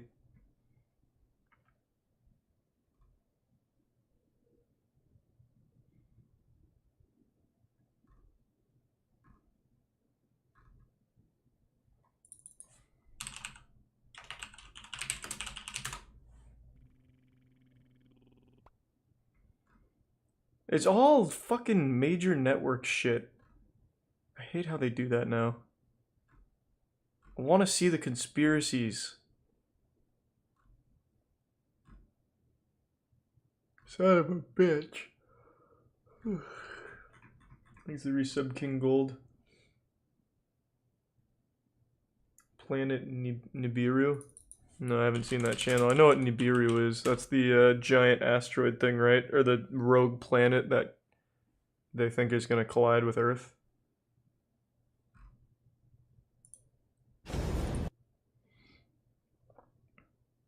Big Bang. Odds of life and why you don't exist.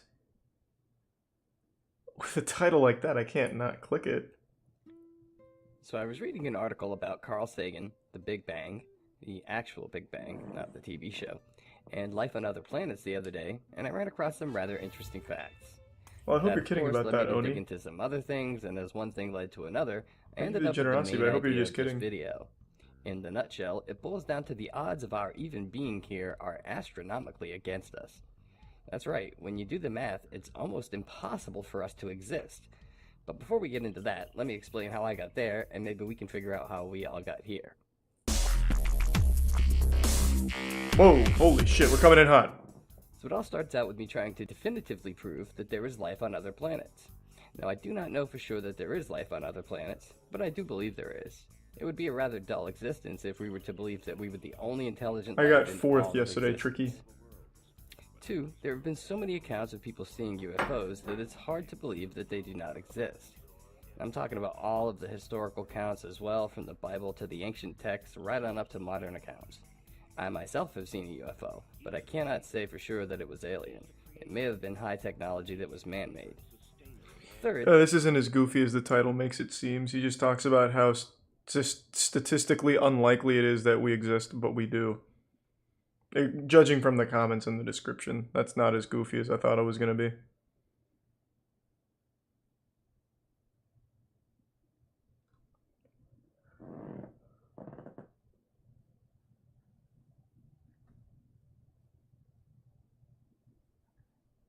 Alright.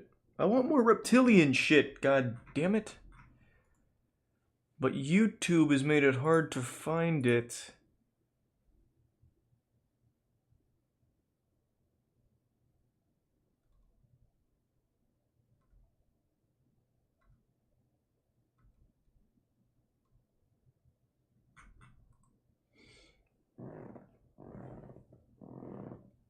This is a joke video.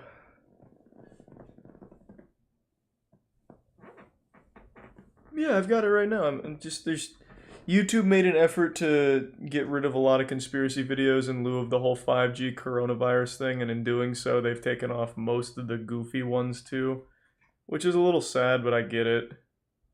Thanks for resub latitude.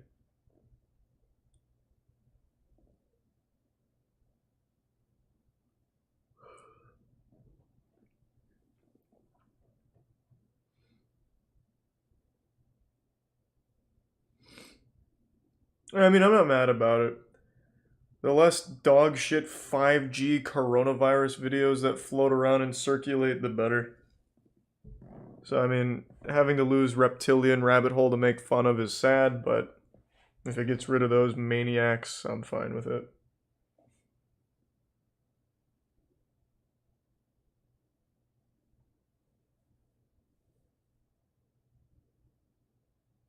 I did a video with most of them at the time, Submissive. I don't have very many sex toys anymore. I've like blown them all up.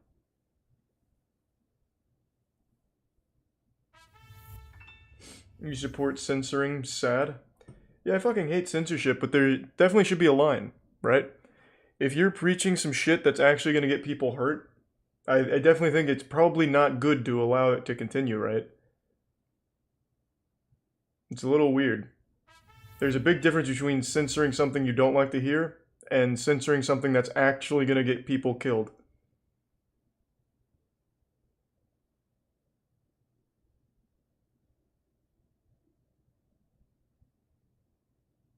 No. Oh, God. Whatever, I guess. Let them. You also pay the price for that, though. The more people burning down 5G towers because they watched a YouTube video explaining that 5G is blasting them with gamma radiation and coronavirus hurts you as well, and the people around you. It's not just them. And anti-vaxxers that watch like the Facebook videos and previously the YouTube videos on it are also hurting you as well. It's not just them killing themselves.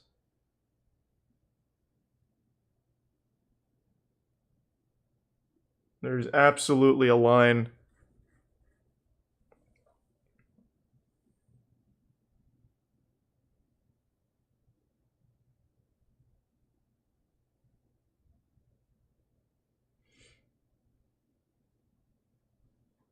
Thanks for the 5, Oni. Appreciate it, man.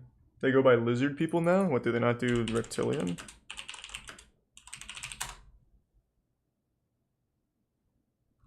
No, they don't go by lizard people. It's still reptilian. It just doesn't really exist on here anymore. What is this? So for today's drink,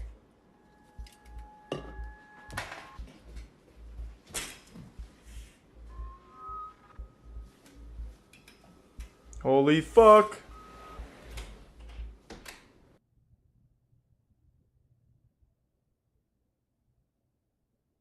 Oh, we saw that one. It's just the spirit of an old soldier going back to his post. Nothing special.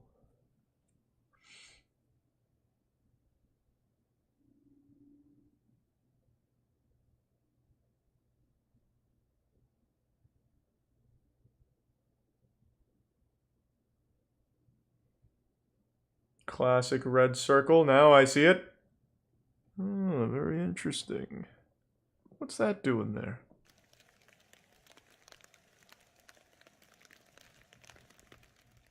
You're not going to want to miss any of this video because there are parts throughout the entire video that show visuals of I can't explain, he can't explain. Thanks, resub, Gary. There's audio of noises from something.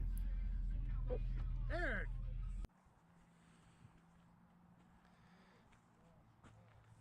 Wait, was that the video? What is that? Wait, is this the same video? Wait, what? Eric. That was terrifying.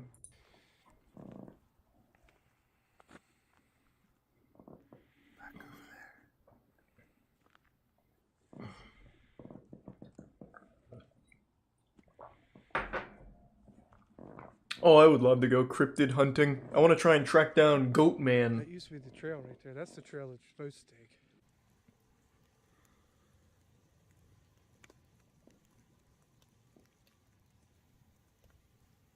Looks like we have a lot of bones. Teleportation, Anstad. A lot of hair. Oh, skunk ape would be a good one. I would say these are probably from deer. Several of them. Ripped apart. Looks like they're ripped apart pretty good. So after seeing the bones and everything, we decide to continue. This is all the same video? Cave, the Hozak's cave. we had gotten permission to be able to actually Alright, this fly one it sucks. during Holy shit.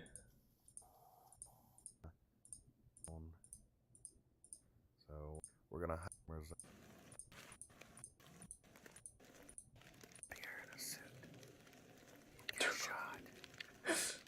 No, never mind. The payoff is worth it.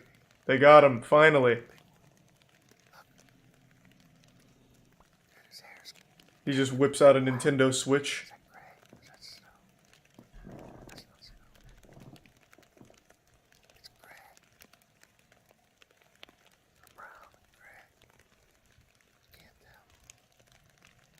I've seen that one as well, Kev. That was pretty cool.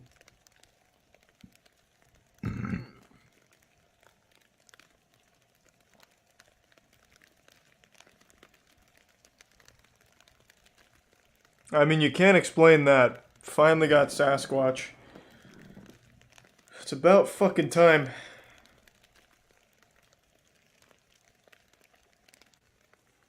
I wish they threw a Pokeball at it or something, capture it.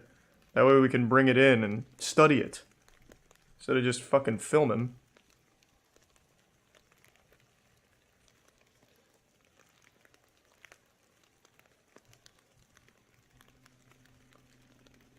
Thanks, the gift sub Birdie and Boost. Good to see you, Boost.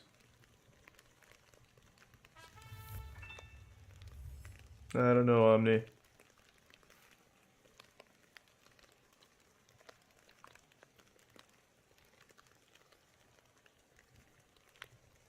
I feel bad for the guy that they dressed up to do this. He just has to walk around aimlessly in the snow, doing nothing.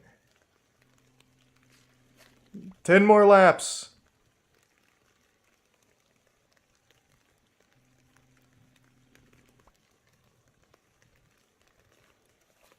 These are 2 gift subs, Submissive and the resub Arisen and Prime Froggy.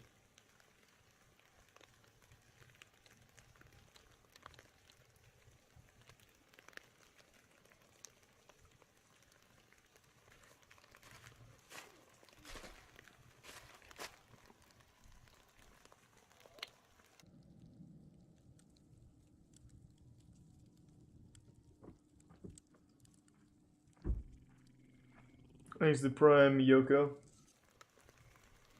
Is the rest of this compilation just this one video?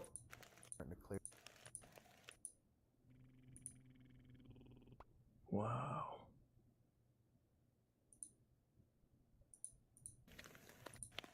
can't hear it. Finally, be friends and family. Thanks the Prime couple.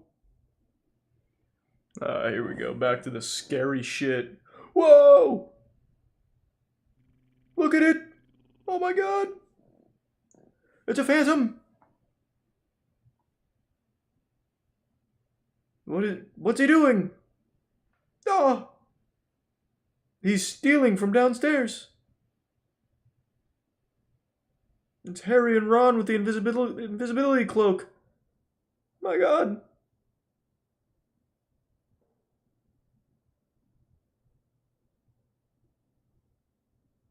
Thanks to Tier 1 Echoing. And the gift sub Kev.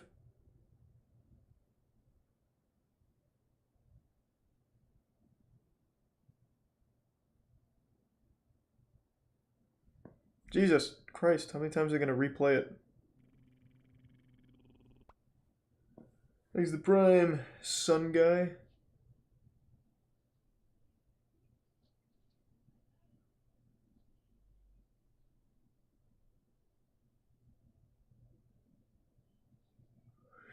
No way!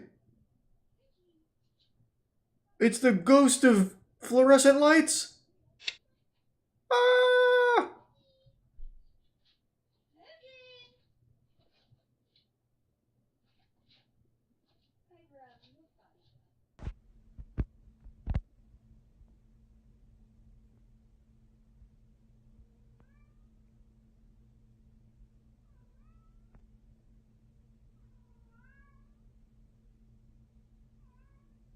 What the fuck is happening? Yeah, I think this is just a jump scare or something. I don't know what that was. Oh, well, thank you, Omni. Well, that... You can't explain those. 2 Komodo dragons fight on Indonesian island?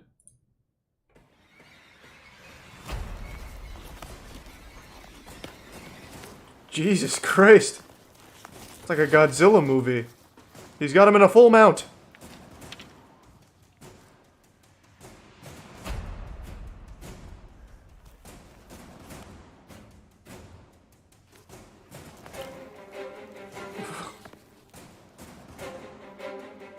Thank you the 5 gift subs, Faulty, and the resub Cumgar. Appreciate it, Faulty. Is that the whole fight?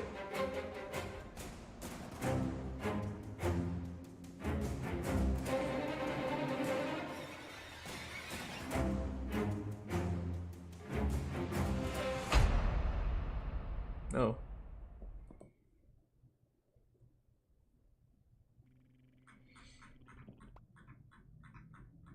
That was wholesome, sun guy. Well, thank you for the kind words. It was a penalty? Oh, okay, so they had to call it off.